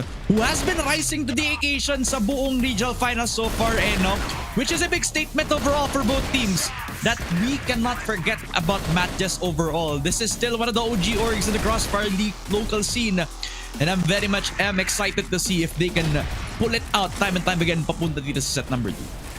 Exactly. And I feel like another thing na kailangan tulukin to dito ng Execration, no, is paano nga ba nakuha ni MATTJESS na masimulan to ng maganda? Kasi biro mo, lahat tayo nagulat, nagtaka, sabi natin, hala, bakit ganon 3-0 yung simula natin dito? Diba? And they've been able to carry on that as the time passes, no? 10-8, hindi man lang na pull off into overtime na Execration itong laban na ito. And it is worth noting that Ninkyu definitely spearheaded and led the charge on this one, especially when it comes to doing all those impact plays and as well as attacking prowess na din para dito sa MATTJESS. On the other hand though, pagdating dito sa Execration is despite the fact na sobrang powerful ni CBN and ni ZYK, it seems like they are forgetting one specific factor. It is moving as a unit, kasi minsan nakakaligtaan nila ang isa't isa at hindi nila natitrade ng maganda, no? Parang nabawi lang ata nila when it came into the second half natin. But it seems like MATTJESS has been able to capitalize more in terms of numbers and especially, once again, map control. Definitely denied any signs of victory dito sa Execration, no? And ewan ko na lang talaga, no, if they can carry this over sa ating sa ikalawang mapa. Naku, baka mag-iba ang ihip ng hangin talaga dito. Pero ito nga ang ating set MVP. It's no other than Ninkyu. Na-interview natin siya kanina. Sobrang tahimik niya, no? Nung pala, may tinatago. Dito pala sumisigaw si Ninkyu no? Definitely a whopping performance para sa kanya. A high ceiling player that people have to watch out for so far from the regional finals performance, and definitely something that he can bring towards the second set nga naman dahil all eyes now are on him to continue his stride papunta doon. Kaya will MATTJESS continue their stride coming into that? It's a lot of debate, but so far Ninkyu has shown more than just form. He's shown more consistency pagdating dito sa mapa natin. Oh, of course, no? Especially when it comes to trading prowess as well, no? Oras na may mahulog na kasama, Matic, andyan siya. And even kahit na siya lang ang mag-isa, kaya niyang patumbahin ang tatlo, hindi lang dalawa o isa. Pero I wonder if they could keep this type of composure as we head on to dito sa ating match, no? Lalong-lalo na biro mo, nasimulan nila ng ganito katindi, ganito ka-decisive at ganito kaganda at linis ang kanilang gawain dito is definitely quite of a shocker here for all of the viewers here and especially to us, which is wonderful kasi sobrang mas nagiging interesting lang ang laban natin dito. Pero yan na ang katapusan ng ating unang mapa. Intayin natin for second one. Ako nga pala si Mochi, kasama ko si Ramon on the panel. We'll be back after a quick short break.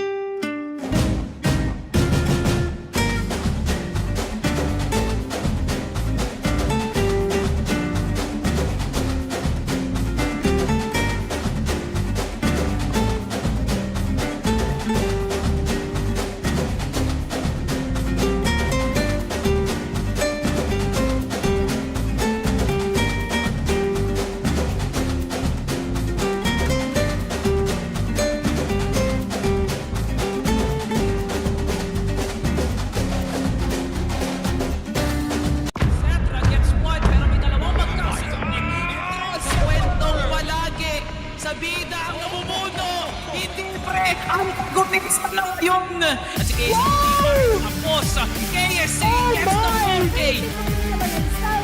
KNC! Yo, Beb with that spray down! Oh! For him, KSC! This will be the peak of Crossfire Philippines Valley.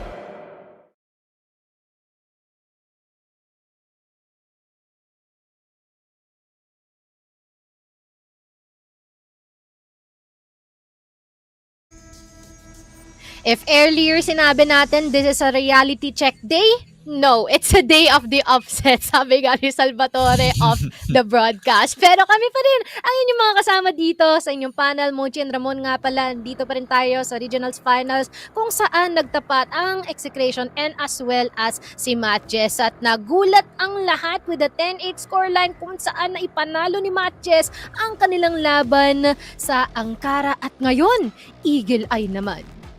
Totoo. Nasabi ko na sa'yo, kahit from that Ankara map, since it was one of their more picked maps all throughout the regional finals, I'm sure that MATTJESS have been polishing it all throughout. No? Pero paano naman ang Eagle Eye naman ng Execration? This has been more or less yung mga maps na masabi natin confident sila makapag-perform dito. What more pa kaya kapag nilabas nila ang kanilang well-studded roster? We're gonna be expecting Fallex gonna be on the headshot machine so far. CBN on point. Pero sa aggression nila, gaano kalayo pa kaya ang kailangan nilang kahatakin? Kasi so far, masyado na ata silang napapunish ng MATTJESS ngayon so far. Let's see, no? What's gonna be the story on this one? Ilahad na natin, ibigay na natin ang mikropono dito kay Salvatore and as well as Nikki Frag. Anong meron dyan? Ito, paano lang, patingin-tingin lang, alam mo na, pang chill-chill lang dito kasi lahat ng mga nanonood ngayon, mapapasabi na lang sila ng Crossfire rock sa mga nangyayari dito sa ating serye laban sa Execration at sa matches. Could you have just imagined, Sticky Frag, nandito tayo sa araw na to na kung saan magkakaroon ng clean sweep ang Cebuano squads natin, Stallions, Gaon, and as well as a matches with a potential 2-0 in the brink dito sa ating second map. Eagle Eye, mapa ng Execration pero hindi yan nagkakalayo sa matches. Yun nga, it was actually surprising kasi in-expect natin na ganito yung magiging nature ng first series natin, but it actually turned out to be the third series that was more closer than ever dito, pare. And I feel like MATTJESS pagdating sa Eagle Eye is really a complete mystery para sa akin dito. We really realistically have no data pagdating nga dito na MATTJESS in playing this map. I think they've played it once or twice lang siguro from the prior seasons and it didn't really pan out para sa kanila dito. Maybe the 2.0 version would serve them a lot better, pare, especially pagdating dito sa BL side.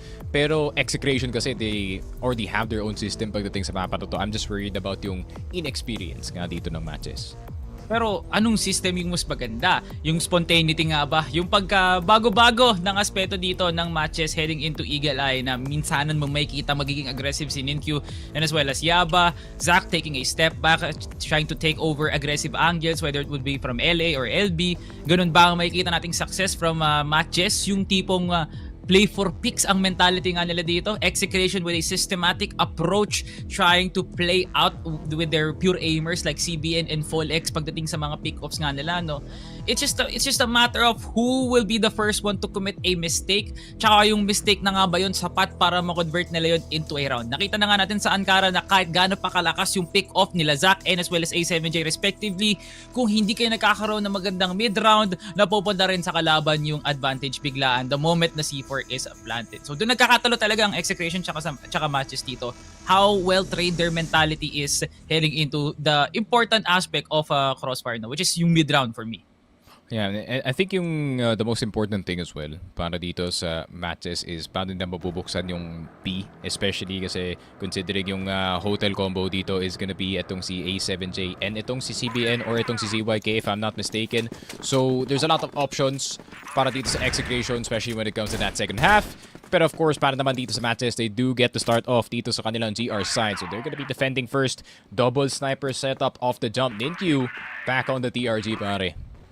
Okay, parang nagkakaroon tayo ng onting pagbabago dito no, na kung saan si Relz babalik na nga sa kanyang pagra-rifle dito. Zac, good hold dito lang sa may top. Ninkyu nakalapas na nga ng passage ngayon. 2 kills already para sa MATTJESS and Zac with a beautiful hold dito lang sa may top. Nagtawag na nga siya ng reinforcements dito para mas mabuti pa ang depensa ng MATTJESS. Lahat luminya, lahat napaslang. MATTJESS 1-0 to start off Eagle Eye.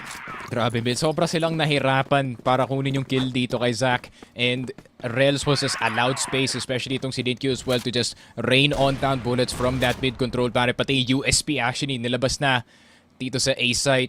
And ayun lang, I mean, MATTJESS, really good defense in general. At the same time, Execration missing all their marks, missing all their targets dito sa A site execute nila, pare. Parang I just knew from the perspective na kung nasaan si Zac, he was bound to get kills. Pero hindi ko naman alam na ganun kalaki yung substance na makukuha niya nga eh, no? Like MATTJESS being able to thwart around top A, papabayaan nila si Zac. Yes, there is a potential for that kind of play. Pero Jason with one heck of an entry para makapasok siya doon. That is beautiful. Rels, ang gandang 1-2 punch para ma-divert yung attention dito ni Folex as Yaba trying to distract him at nakuha na nga ni Rels yung punishment. Yun nga, still steady defense para sa MATTJESS. No overextension para kay Yaba. Rels recognizing na meron na silang one-man lead dito sa kanilang round. And it's not just any one-man lead, no? Salvatore, si Folex pa yung nakuha nila dito. Yun ang masakit. So that's one of the bigger attackers ng Execration out of the picture. So they're gonna have to heavily rely on dito kay CBN at kay D para magbukas ng mapa dito, Ben. Let's see. ZYK na timingan si Ninkyu. I think pababa ata siya ng floor A sana. Yaba, malayo ang patay dito kay CBN and D gets the quick trade. Pero tinamo nga naman yung mga health bars dito ng Execration sneaky frag. Hindi mo na dapat ninanais na mabuhay ng matagal kung ganyan ang nakikita mo kay ZYK at kay D na hawak na nga yung tagiliran nila dito. Tumatagas na ang dugo sa katawan. Pero kailangan na nga nilang itrabaho pa rin to kasi tumatakbo ang oras. They need to make an entry. Jason, papasok na nga ng door B. Can anticipate the entry members of Execration kung mababantayan niya nga ng maigi to. Zac now on the rotation dito lang sa may exit. A7J pangat na nga na stairs. ZYK still cannot find the position. Medyo nalilito ang mga members dito ng MATTJESS kung saan nga ba sila manggagaling. Lahat nasa high mid, nasa anong control sa A site. ZYK inaalay na yung sarili niya. And D gets the quick putting over to Zac. At yun, Jason finally finds ZYK. A7J na nga lang ang pinakamasustansyang tao dito na kung saan punong-puno pa nga yung buhay niya. Rels needs to... Tama na Execration dito. 27 running on the clock. A7J gets the pick. Now it's down to Rels. Mga dati kong kakampi. Kailangan ko nang ilaban to. Rels now down to A7J. A7J is going to win it for Execration. Tatabla ang laro, Sneaky. Grabe, the amount of delay na nangyari dito for Execration in that round is absolutely insane. Mid-control taken, everything taken para sa kanila dito. MATTJESS with the advantage to start ng round pero hindi nila na-convert in time unfortunately. And si Zac, that bit of timing, getting off of exit at the very last second, made them pay dearly dito pare. Pero expected, hotel angle, Folex still getting itong si Yaba despite yung information na nakuha dito ni Rels. Pababa si Rels, wala siyang paundahan. Direct na kagad at si Folex ginanon lang ni Rels.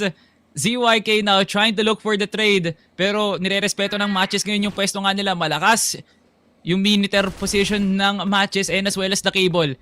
ZYK getting a bit of chip damage. CBN now is able to rotate papuntang HM. ZYK now pushing. Rels na ngalahati ang buhay dito pero lamang pa rin ng MATTJESS sa tao. Binaliktad din kaagad to ng Execration 2v2. ZYK now challenging it dito lang sa may stairs. But I think MJ should just play this out, no? Just play for retake. Yun nga, sniper still in the hands dito ni Zac.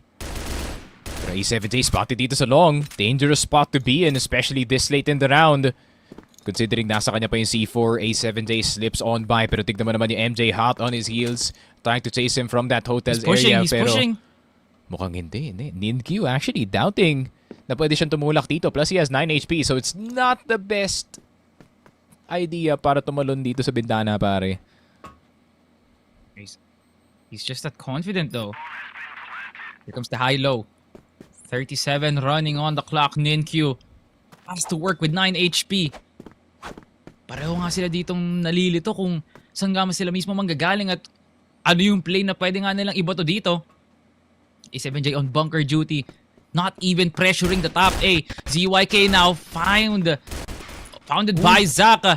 Now on the 1v1, A7J gets the trade. At ilalaro pa rin ngayon ni A7J yung oras na to. Makakaangat na nga si Zac. And Zac gets it over to the top A.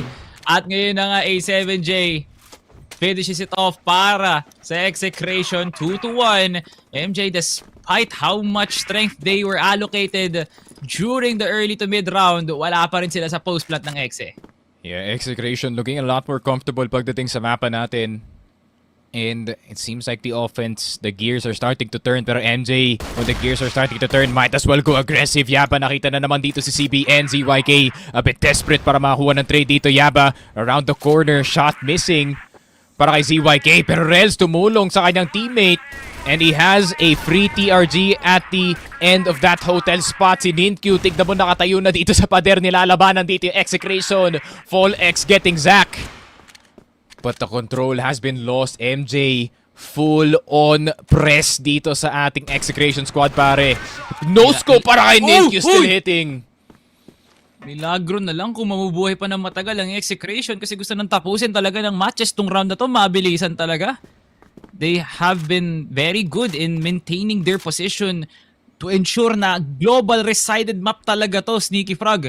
D can find the opening onto Rails, pero yung pangalawang pagtagpo nga nila, no, yun ang magiging success dito ni D. Yaba nakabantay lang sa may bypass, nakakakuha pa rin ng kill si D. Paano siya nakakalampas ng ganun? And Yaba with a backstab makes it even para sa MATTJESS. Yeah, 2-2 MATTJESS. Yun nga, no, pag medyo gumagana dito yung Execration, they can always hit them with that full court press dito sa may eagle eye natin. Fully pushing long, fully pushing mid, and not allowing Execration any space to set up dito sa may tower position natin.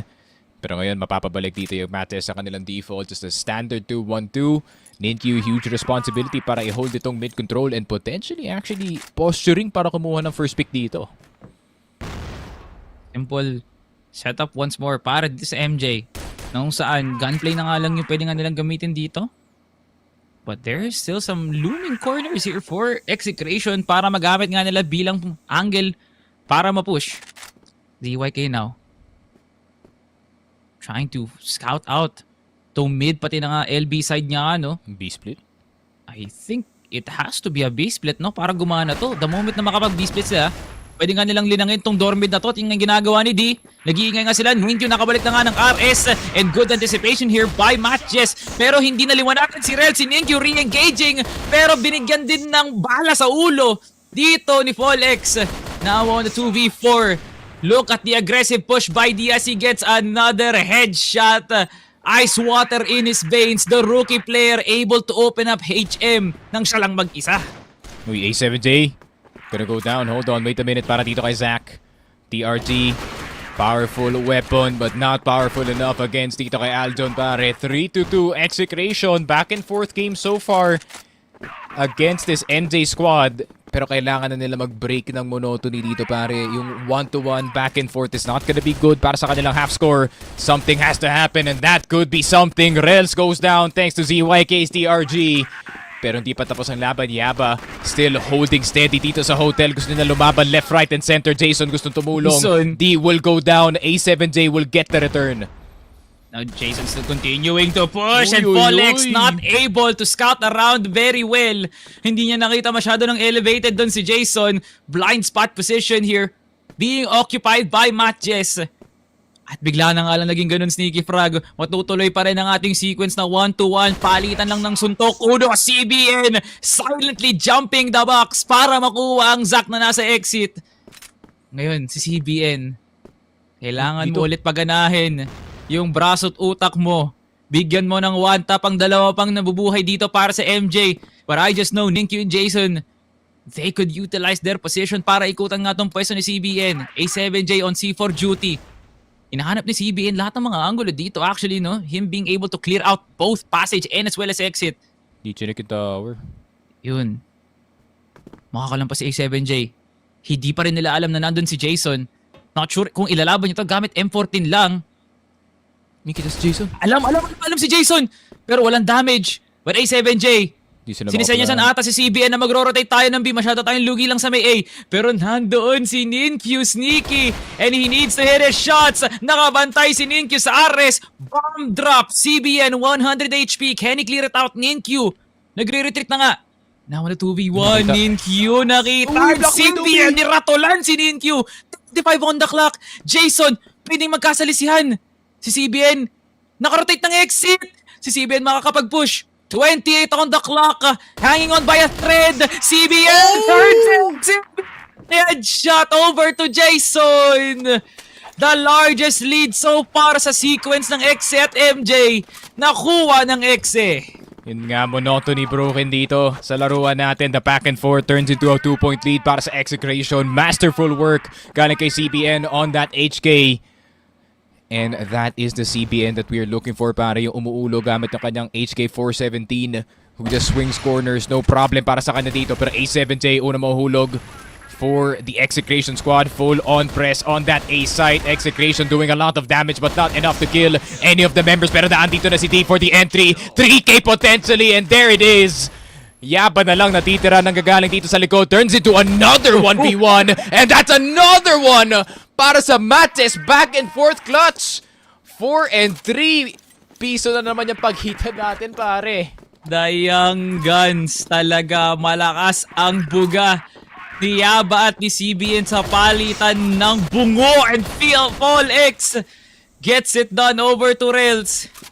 Naku nga naman, Execration and MATTJESS, the game that we least expected na ganito yung mga mangyayari. Pero grabe nga naman, they exceeded our expectations, Nikki. Lahat tayo ngayon ay nakatungo sa direksyon ng larong to nung saan talagang mapapaupo ka talaga. At kailangan mo dumiretso. Naku naman yun! Grabe! Disgusting of a pick over to A7J! But still, apat pa rin ang buhay dito para sa Execration at patuloy pa rin ang pag-watch nga nila dito. 2v4D with a hold dito lang sa may exit. Yaba, alam na nga ni ZYK. And he turns back the clock with a quick scope over to Yaba. Control and momentum para sa Exe. Still a 2-point lead for Execration. Potentially 6 and 3, no? Would actually thwart the efforts dito ng MATTJESS na nagawa nila dito sa first half.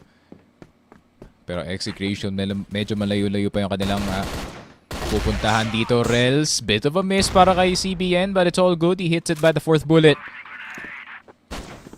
Pero Rels, paying with his life. At least naspatan niya yung C4. It is on that A-side position. Yaba now doubting na merong lalabas dito sa LB. The spotty D. Fall X crossing as well. Ninkyu around the corner.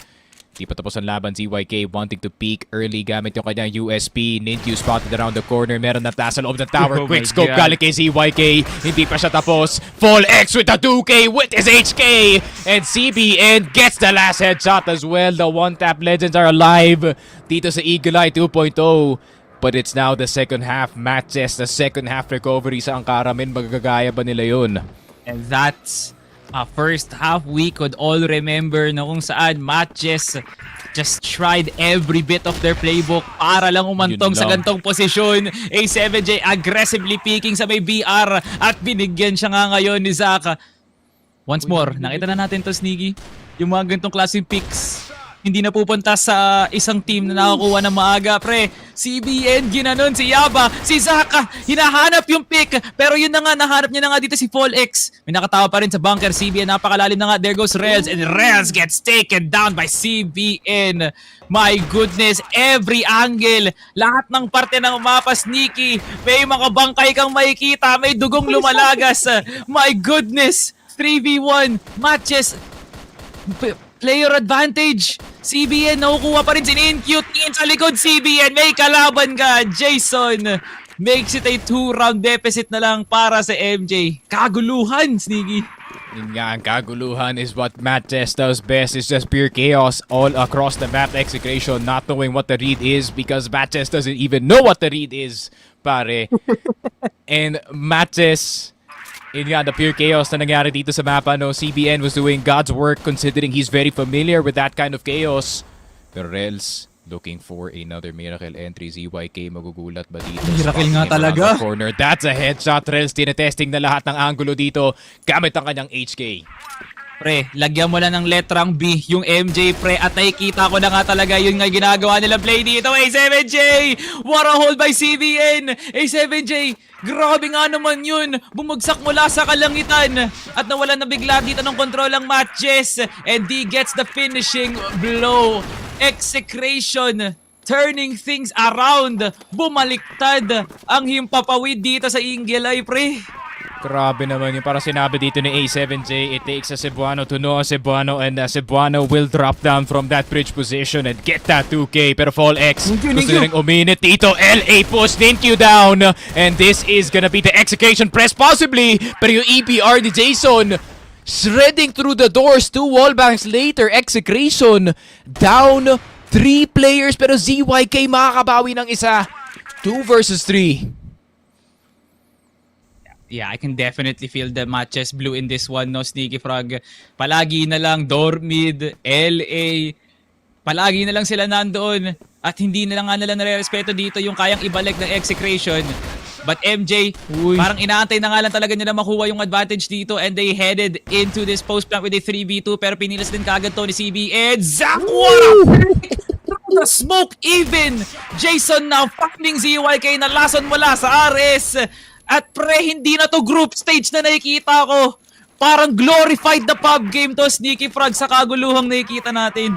Low-key wish that playoffs was top 8 pare, para makita natin yung dalawang teams na to duking it out again in a best of 5 potentially, but it is down to the wire para dito sa Execration to try and stop this relentless momentum na nakikita nga natin galing sa matches. Ninkyu starting to step up, especially itong si Zach. And the triple sniper setup pops out para sa kanila dito. Oh my God. MATTJESS. Sabi ko siyempre, pub game to pre. Hindi to group stage ng regionals. No, Nibbles Noxious 1-1 to pre. CBN. Long. Nakita si Rails. Nako. And this is now the quiet after the wake.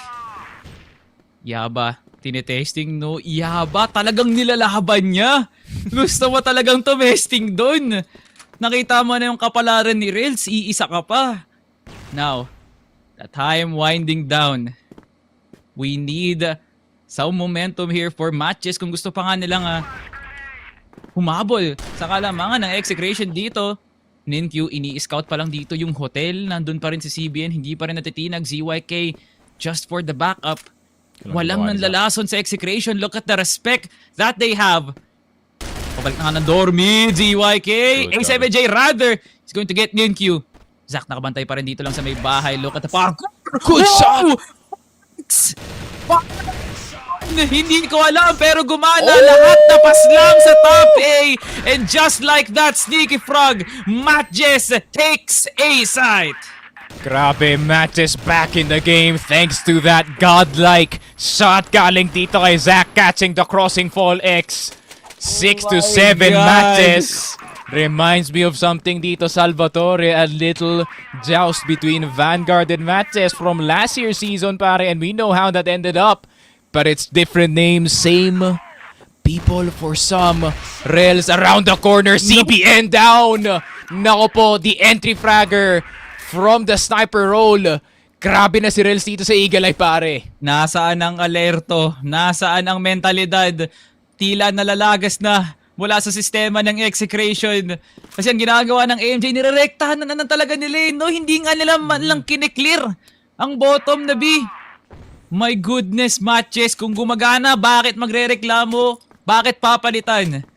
Continuous rotation para dito sa Execration. Kung takatagal nga ba sila dito lang sa may A site? Purong ingay ang binabato lang dito ng MATTJESS. Wala pang full-on commitment. Jason nakapwesto na naman dito lang sa may bahay kasama si Ninkyu. Reds may iwan muna just for the flank watch. 3-man execute para dito sa Execration dito lang sa may LA at galit na nga sila. Gusto nga nila makabawi. Fall X. Ito na ang bawi namin. 2 headshots para kay One Top Legend mismo. Yaba and Zach still full HP. Yun yan, is gonna be back to Zach, the miracle worker, no, para dito sa ating MATTJESS na squad. Ang hilito spotting itong si Yaba. Zach na lang natitira dito. And granted, he has produced a lot of miracles para dito sa MATTJESS pare. 59 seconds, 4 opponents. Low. Sounds next to impossible pare. Pero low. Has USP. Full util pa ka mo. 45. So kailangan mong kumilos na maaga. Nalason ka ni Aljon Alde. And we are now back again here for a 2-round deficit para sa MATTJESS. Execration just caving off by. Kung walang mag-heroic sa kanila, walang makukuwang mission success ang Execration. Yun nga, matches on the individual stepping up dito, pare. It is looking somewhat poppy para sa kanila dito, but at the same time, Execration looking to go for a risky play dito sa B-Long. Pag nag-execute na sila dito sa A-site, this is gonna be a bit dangerous. ZYK mag-isa lang. If he can get 1 kill, this would be retakeable para sa Execration. Pero full retake na lang, pare. 5-man on that B-site waiting for the C4 to go down. Kaparamdam pa rin ng matches dito. No, di sila natatakot. Pasok, fully committed. No remorse. No regard for human life. MJ, ganyan nga sila. GYK threats the needle over to Jason. But it still is a 4v4 na may total control pa rin ng matches dito lang sa site na to. Kailangan lang nila ipanalo yung mga laban nila. Zach propelling D out of the conversation. Wala na nga siya dito. Yaba with the clear over the passage. ZYK susunod na pasyente pero nakabantay lang si Rails. Walang makakapasok. None shall pass. MATTJESS with a hold. Grabe talaga yung puso ng matches dito. Hindi tumitigil sa Eagle Eye 2.0 looking for the 2-0 sweep. Execration starting to shake in their boots. MATTJESS starting to get a bit more comfortable dito sa mapa natin, but do not get a bit too comfortable, pare. It's a bit of a different defense this time para sa Execration. Aldon though, nakalto ka na agad sa start ng round. Yun. Yaba. Paparamdam. Nag-iingay nga na naman. Noong saan walang pwedeng mag-trade sa'yo dito, bossing! Si balikan! Agay! Pinag ng click! Makakaalis si Yaba. Naku nga naman, pre. Parang di ata tatama. Naku naman, pre. That pixel was so dangerous, pre. At buti na nga lang, Yaba. Nakapagdasal-dasal pa nga. At ngayon, purong ingay lang once more para sa MATTJESS at magro-rotate na nga sila. Tinan mo nga naman, pre, another MATTJESS Blue Classic at Sindinko dito ang unang biktima ng kanyang galit ngayon. Jason naghahanap ng kapalit at nakuha si D sa loob ng smoke. Yaba clearing out bunker. Lahat gumagana para sa MATTJESS so far. Yaba getting taken down. Reds 180. What a shot. Zach gets taken down and Execration. What a reaction dun sa aggression ng MJ. Grabe, Ben. 10 flashes thrown, 10 smokes popping dito sa A-site, and even 10 nades. Everything was exploding. Everybody was blinded, pare. Chaos not going in the way ng MATTJESS this time. Execration now collecting match point dito sa ating Eagle Eye na map, and MATTJESS. Grabe, ang ganda na kanilang laruan. But their inexperience is also serving their downfall. Not the right spots, not the right fights being taken para sa kanila dito. And Execration looking to close out yung series na to potentially, pare. Oh my God. Nakita yung ginagawa ni Dipre, hindi tao yun. Hindi ko alam kung kanina mo natutunan yun. Pero hindi mo dapat kiniklear yung LA ng ganun-ganun lang, pre. Lalo't may mga nakatao lang dito lang sa may house 8 tsaka sa stairs mismo. But they are still committed. Inaantay lang nila yung setup dito ni Jason. Kung may makukuha nga siyang pick bago siya mag-rotate dito, pero dalawa ang nakapwesto sa may H. Yaba ng gulat na nga. And there goes the most beautiful entry I've ever seen, pre. Silent jump sa box. Tapos headshotting ko yung nakabantay sa akin. 4v2. Now Execration with a one-tap legend and El Capitan alive para sa Exe. Paano nga nila tatawirin ang bundok ng MATTJESS? ZYK na lang natitira. Kumuha ng milagro mula dito sa BR. Pero tatlo pa ang harang dito para sa MATTJESS. ZYK on 42 HP. At least 2 taps mula sa HK. 22. Tumatakbo ang oras. ZYK, paano? Didiskarte. Top is gonna save. 9 seconds, pre. He's still fighting. Alam niya nang wala ng oras. He now concedes defeat. Waves off the blue flag. Representing Execration. Surrender sa round na to. MATTJESS. 1 round. Para magtuos tayo sa 4 pa ulit. Before we head to overtime.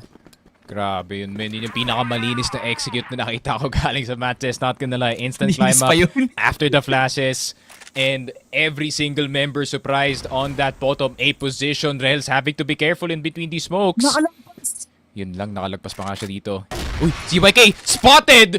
Naku po, patay si Aldon. Lito, malapit pa na mawalan ng buhay dito. CBN around the corner looking for The quick trade para sa captain nila. Pero Yaba, patience, paying off para sa kanya dito. Baiting in itong si CBN. Bridge is the only realistic B defense na meron dito yung Execration D. Nagwawala na, nagratol na dito kay Ninkyo. Pero buti na lang naka-EBR siya. A7J, backing off. Yaba with the push. That's another headshot para kay Rels. Di na lang natitira dito pare. Kailangan na nga itawid ito na super rookie, pero hindi yon mangyayari. Nasaan ka nung binigyan ng matches ang overtime ang Execration sa sarili nilang pili na mapa, pre?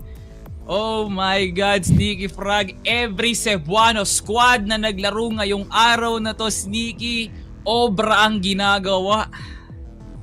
Something about this date pare, something about September 20 ay uma-action ngayon yung mga teams natin outside of Manila pare, and ayun nga, MATTJESS is one of them as well. I mean, an amazing game galing dito kay Zach, an amazing game galing dito kay Ninkyu, Rels being the entry fragger para sa kanyang team.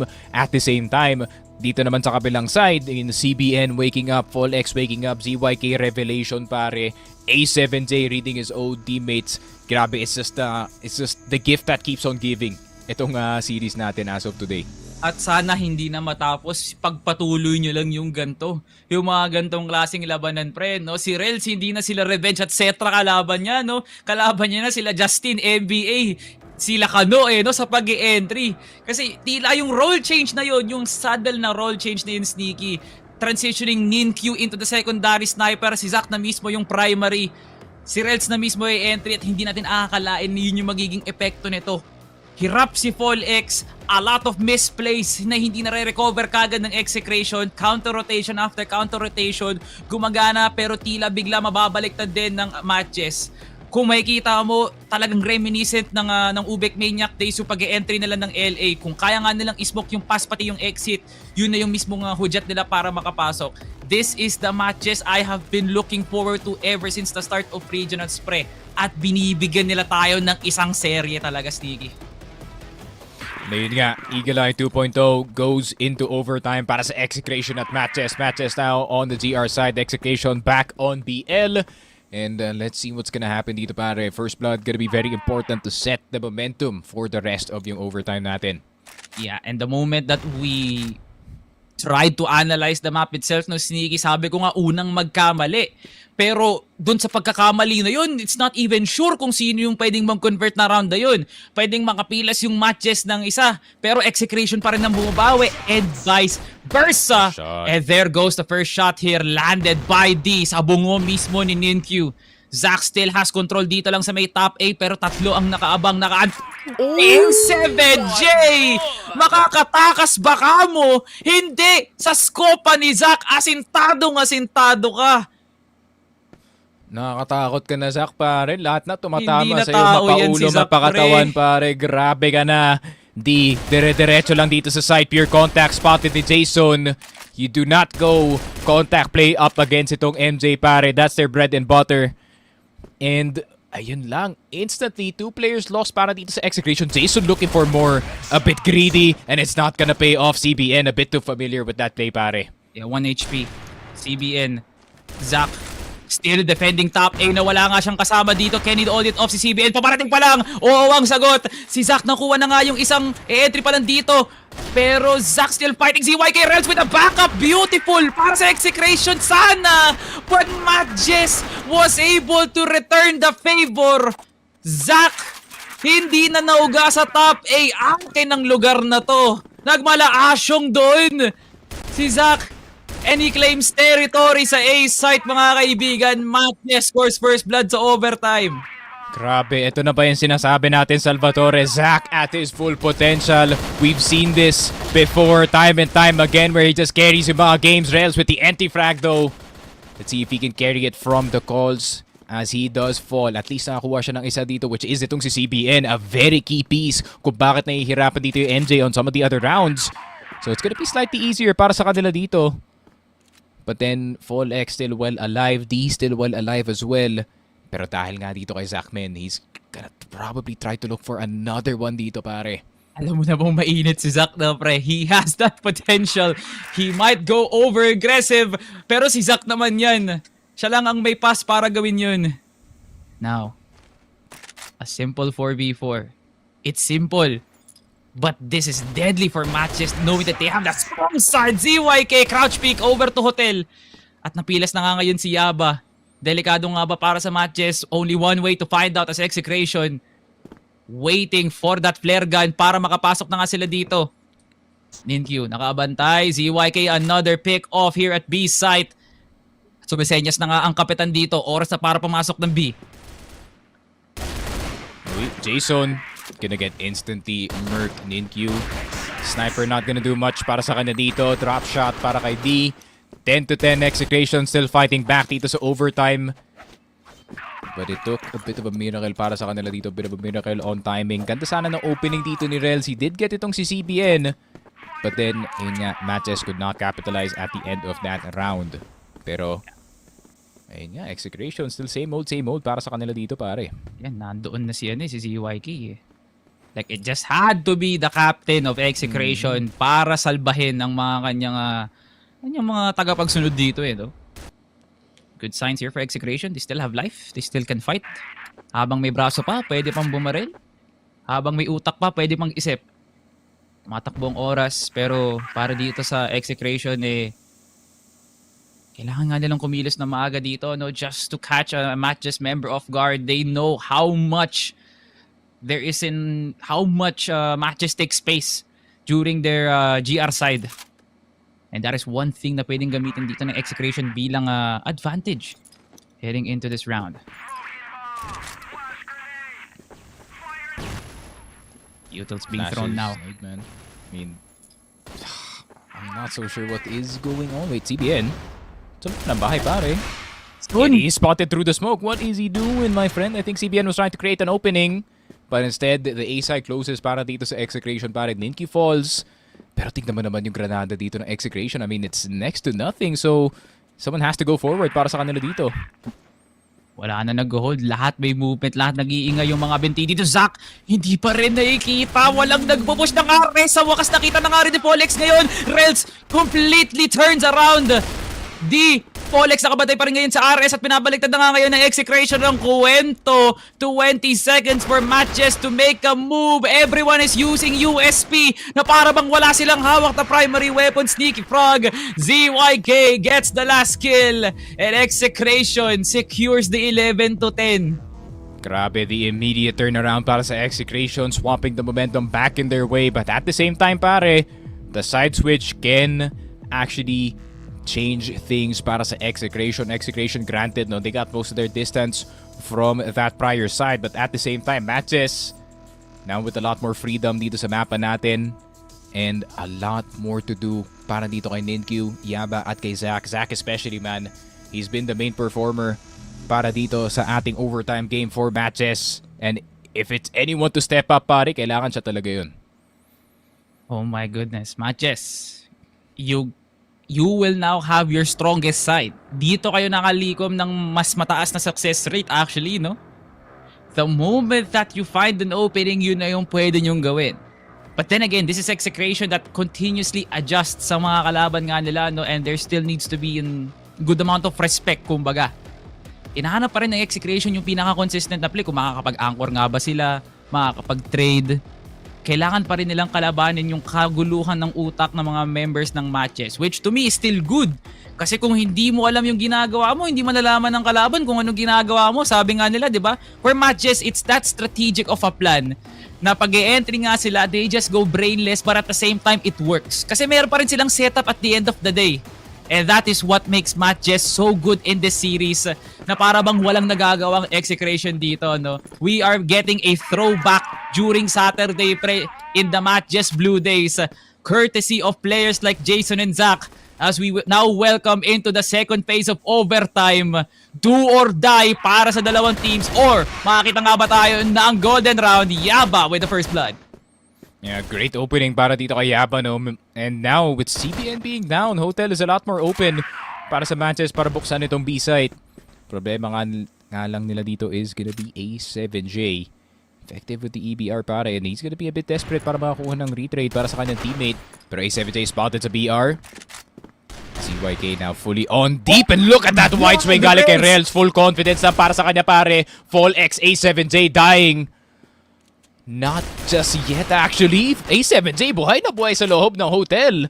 Now turns into a 2 versus 2 Zach. Naka-HK na siya pare. Welcome back, Rel, sa pagsasniper, pero na tumigil ka agad yung welcome party mo ulit no?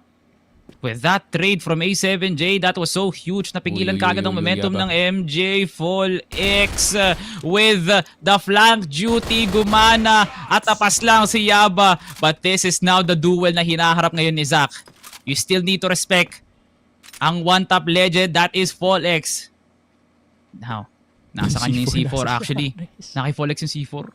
Si Zach nilalason lang actually do. Pero makukuha to ni Zach. He's clearing everything. And that is good actually.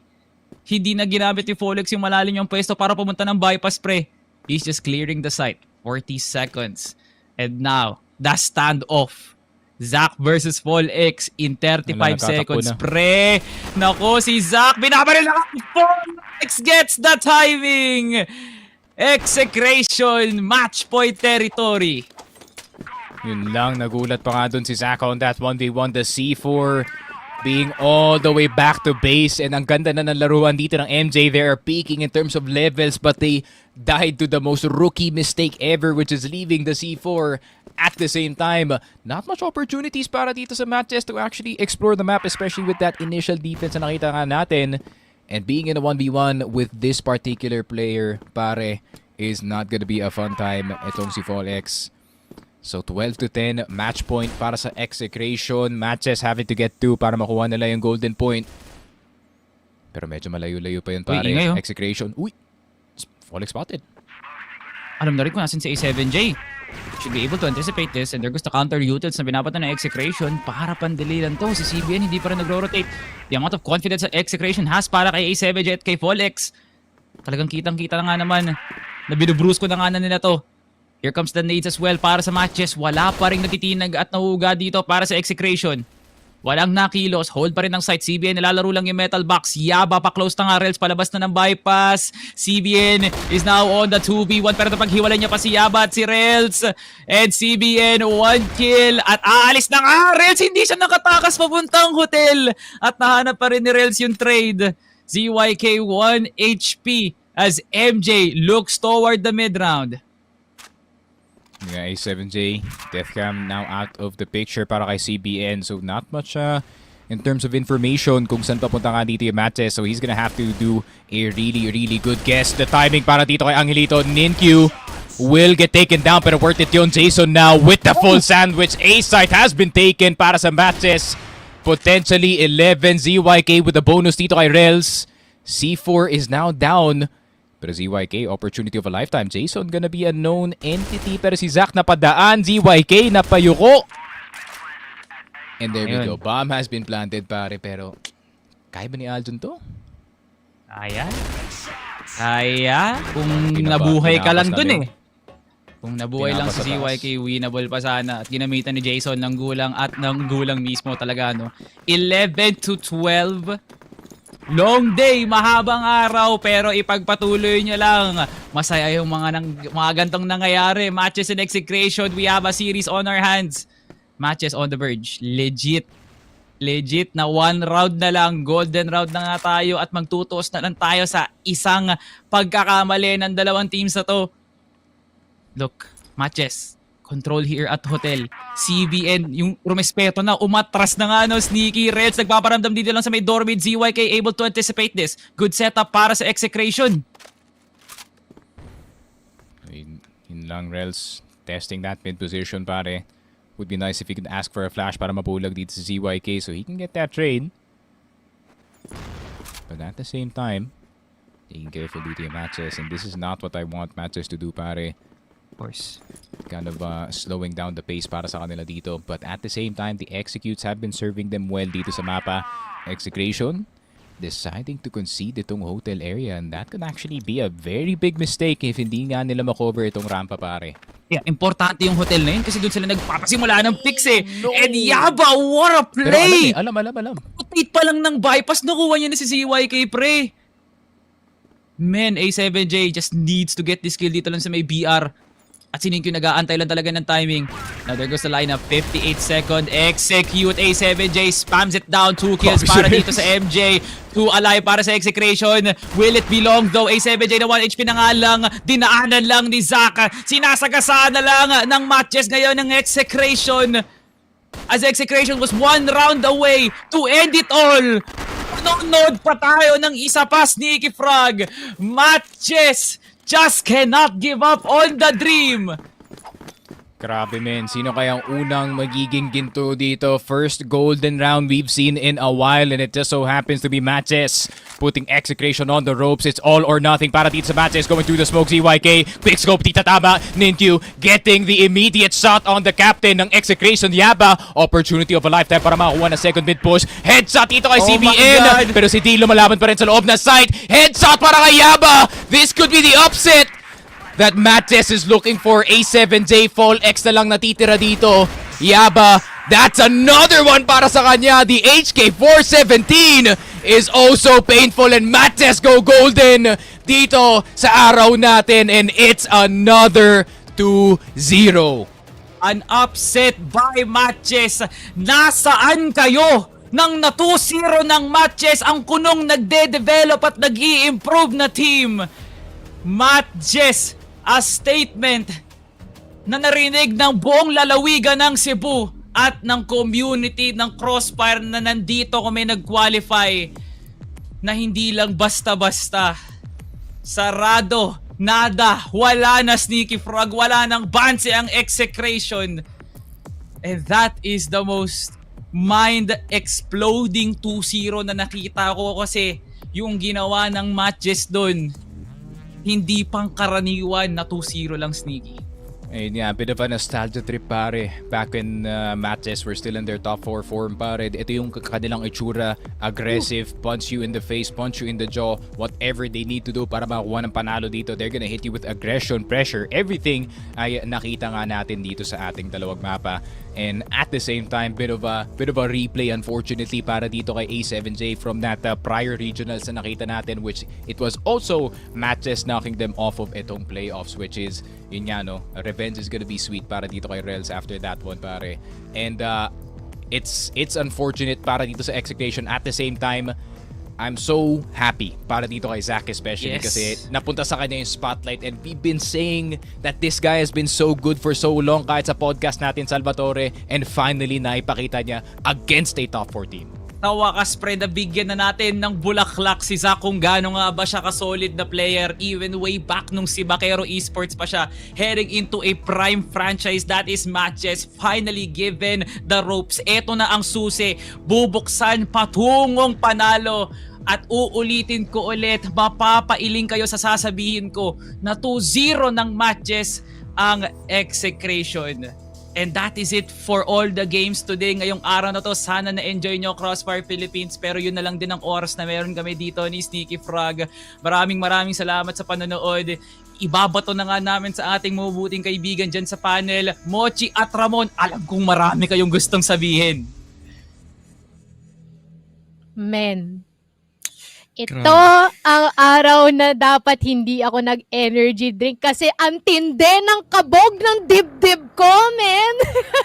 Ito ang araw na nakita natin na despite of the fact of how pabiika nga ng sabi ng ating casters, no, ang laruan, what matters is that it works. Ito ang araw na MATTJESS garnered their very first win dito sa ating regional finals group stage, at ito rin ang araw that MATTJESS turned MATTJESS doubters to once again MATTJESS believers because of kung gaano nila pinaalala na ito yung kalibre na kaya naming laruan at ipumuka sa aming mga kalaban na magaling din kami. Kita mo din, men, yung 40th round nila kanina na sobrang linis ng atake nila sa A.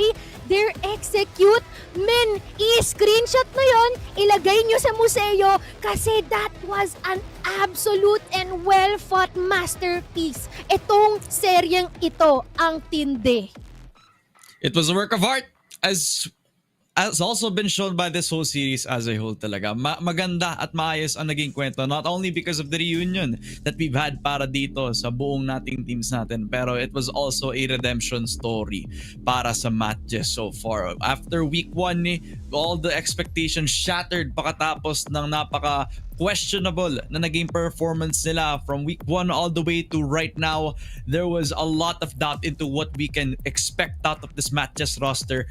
Kahit tayo karamihan 2-0 ang sinabi para sa atin na mapapanalo ng Execration, pero MATTJESS showed up at sa pagbalik nga ng full roster nila tayo mismo bumilib, tayo mismo nagulat sa kung ano yung naipakita ng ating MATTJESS roster from Ankara all the way to Eagle Eye. It was cinema and a masterpiece to behold.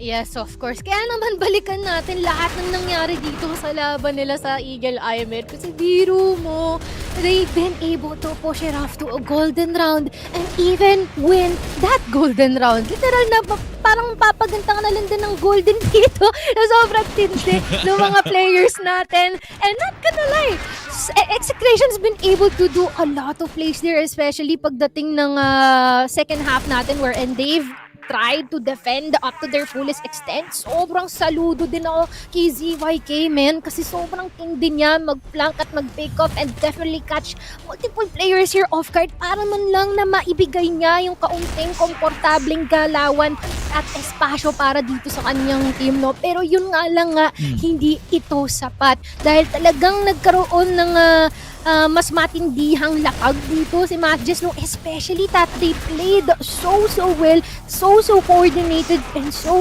perfectly, especially when it comes to doing their mass executes into whatever site they may please.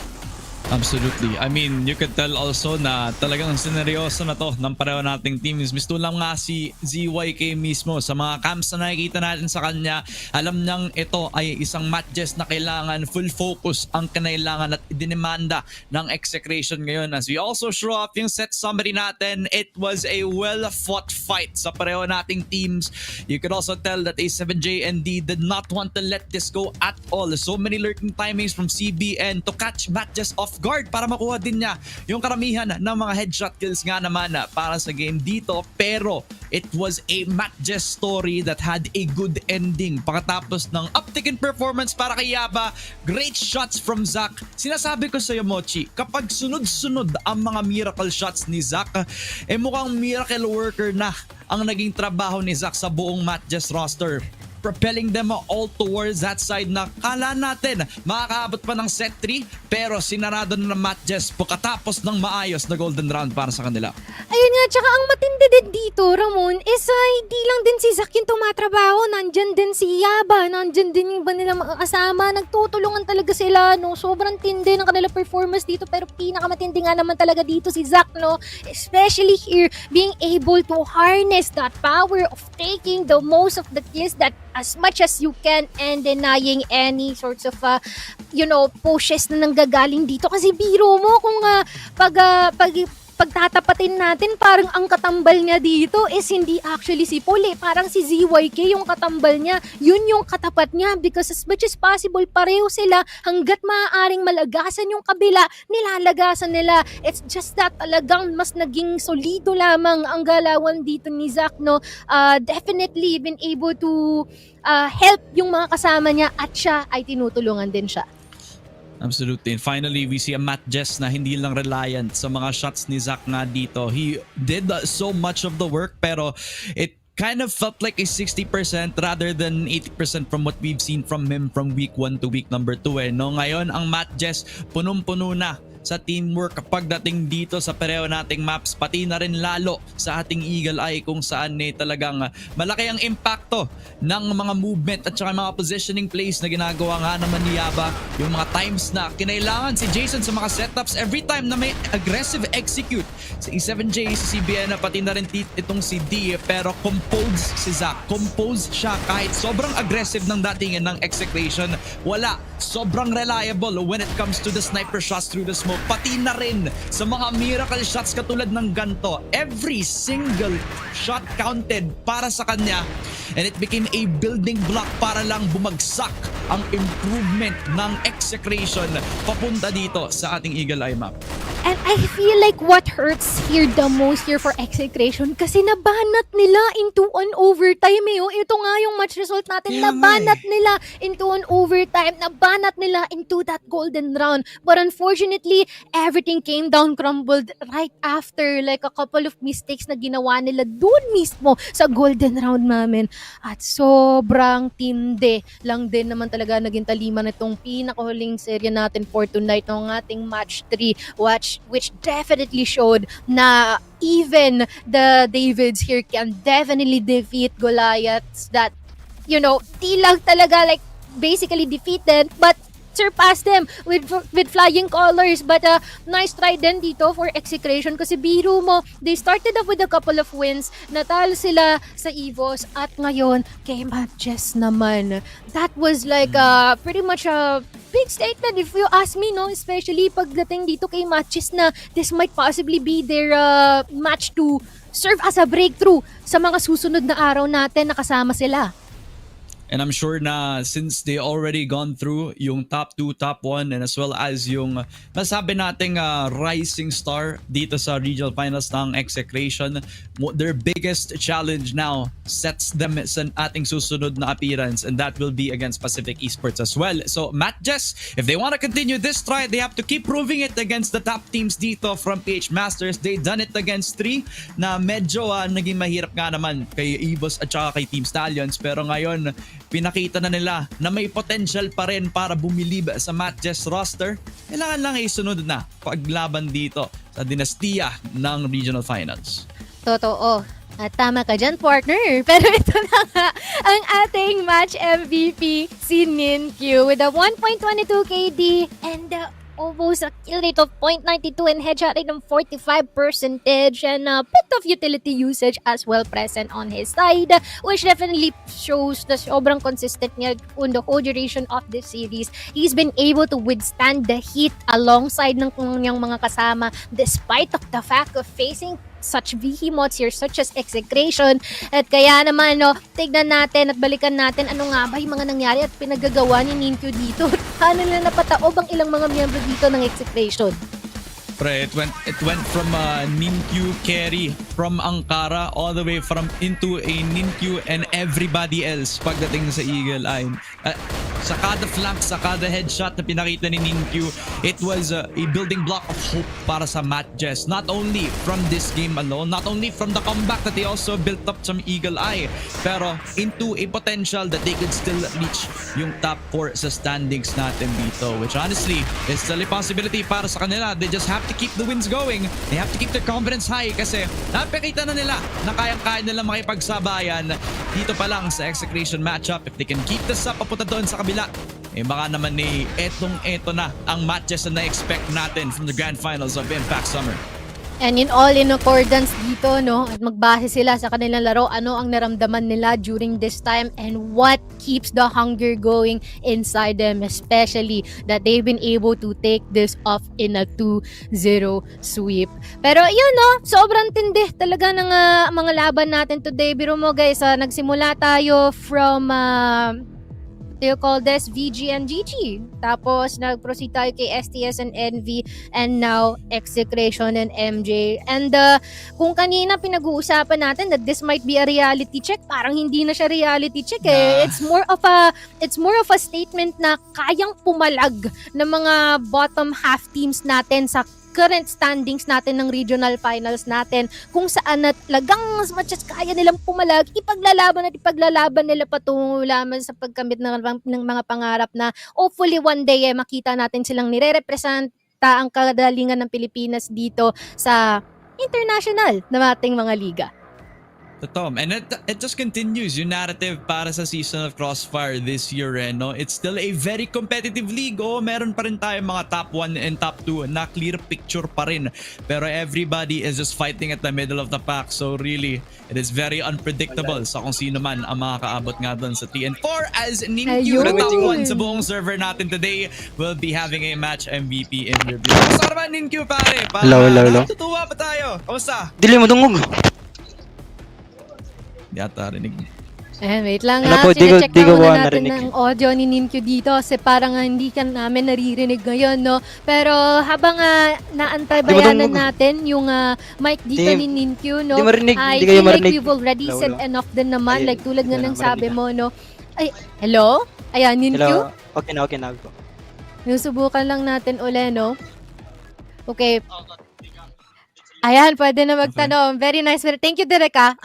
Tanong, Ninkyu, tinatanong ka ni Ramon, ano daw yung pakiramdam mo na napanalo mo tong seryeng to? Ano lang, masaya. Tsaka masaya lang. Ayun, no.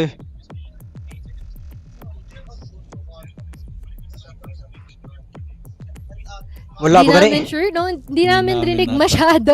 Pero Sorry. mukhang, I believe nakuha naman siguro yun sa broadcast, no? Pa-inform na lang kami direct. And siguro, ano pa bang questions yung pwede natin i-ask dito, Ramon? I mean, ito lang naman no. Ninkyu, nagsimula kayo ng 0-2 sa tatlong games na nalaro nyo sa Impact no. Ngayon na nakakuha na kayo ng 2-0 na kayo naman yung panalo and it's against Execration. Ano yung feeling ng kampo ngayon sa MATTJESS pare? Kamusta naman? masaya dito sa Team MATTJESS tsaka sinasaklian yung pag-practice namin. Pag-practice ito to. Hello, rinig ba? Hello. Rinig ba? Hello. Ayan, okay. So, siguro last question na rin siguro natin, no? Mensahe sa mga nagtiwala at lalong-lalo na sa mga tuloy-tuloy na sumusuporta sa inyo kasi biro nyo na binyagan na muli ng panalo ang inyong score ngayon. Salamat sa suporta sa Team MATTJESS tsaka kay Busmat. Yun lang po. Shoutout din Dihod. Yun. Ayan, maraming salamat din Ninkyu. Mag-celebrate na kayo at makapagpahinga na rin kayo sana ng maigi ngayong gabing ito. Ayan, grabe yun Ramon, no? Congrats, Sobrang brother. tindi. Yeah, congrats no. Sobrang tindi ng ating laban. Once again, congratulate our match winners here, MATTJESS kontra sa Execration na talagang pinatunay na hanggat meron pang tsansa, kayang-kaya iyan ilaban. And what a day of Crossfire indeed. So talaga mapapasabi ka na lang talaga ng Crossfire rocks no? Kung saan sobrang tindi talaga ng naging performance ng mga teams natin. Kaya naman, check natin ano ang ating standings in a bit. I mean, if you could tell, it was a 2-0 day all throughout no? So, medyo may konting surprises. May mga times din na medyo nagulat din tayo sa ilan sa mga nangyayari all throughout the broadcast. But still, very much a promising day para sa ilang mga favorites natin, specifically para dito sa Stallions. I mean, the improvement coming through para dito sa Gaon Gaming as well has been a very big thing para sa kanila. So, hopefully, this continues para sa kanilang lahat. I've already known that they're gonna be good. So, yun na lang masabi ko, Mochi. Yes, indeed. Pero you know what else is good? Is yung ating ongoing promo dito sa Crossfire. Kasi biro nyo guys, meron tayong ongoing event ngayon na pwede kang makakuha ng up to 4 permanent guns sa pamamagitan ng pag-exchange ng points sa point shop. Pero paano ba nila makukuha yung points na yun, Ramon? Madali lang yan, Mochi. Ang gagawin lang talaga, kailangan nilang gawin dito is mag-login lang sa CF gamit ang Stove PC Client Launcher at gawin ang daily requirements para makakuha ng kapanabik na rewards at mag-earn ng points para magamit sa point shop. I-check nyo na ngayon ang Stove PC Client Showcase event at i-visit nyo lang ang webpage ng event cfph.onstove.com/StoveClientOfficial para sa itong event. Ayan, at kaya naman kung hindi pa kayo nakakapag-migrate ng inyong account, this is your sign and it's about time. Total, parang ito na yung oras na nagko-crossfire ang lahat, nagra-rank yun na, no? Pero, i-check out muna natin ang ating updated standings for the regional finals, group stage, at ito nga ang ating ikalimang araw, paalala lamang, no? Kung saan, tignan mo, yung inangat ng Gaon Gaming at ikinabagsak ng Execration. What just happened here?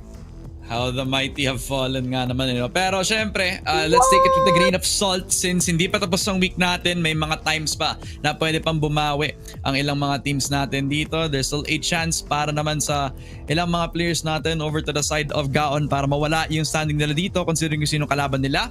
At may chance din para mas tumaas lalo ang magiging standing sa parehong Pacific at saka yung MATTJESS considering kung ano yung magiging schedule for tomorrow as well. So, Stallions still on top. Everybody else still fighting for the spots that they deserve overall. So, a good broadcast day para sa akin, Mochi. I just feel like we had some good-ass Crossfire.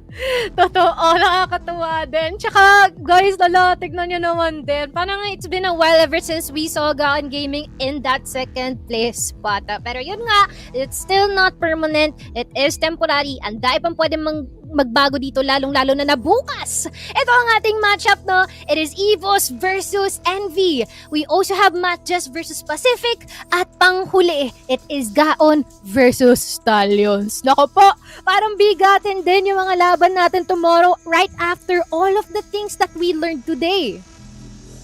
From today alone, you could tell that a lot of the viewers and some of the coaches have given respect to some of the teams that have performed today talaga, Specifically, 0-2 para dito sa Envy Gaming. They're gonna look to counter-strat them a little bit more respect on them.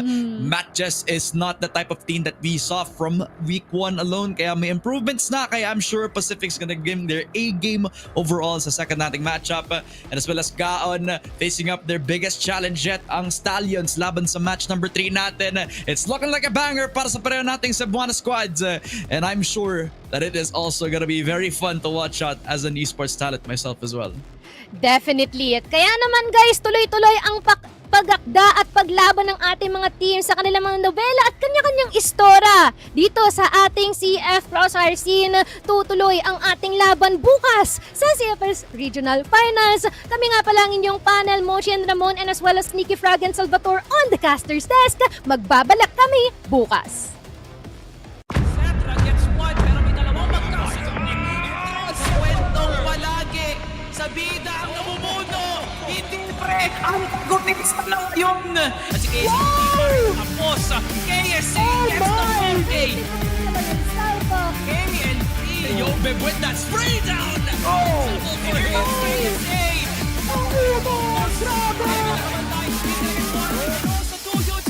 Will be the peak of Crossfire Philippines battle.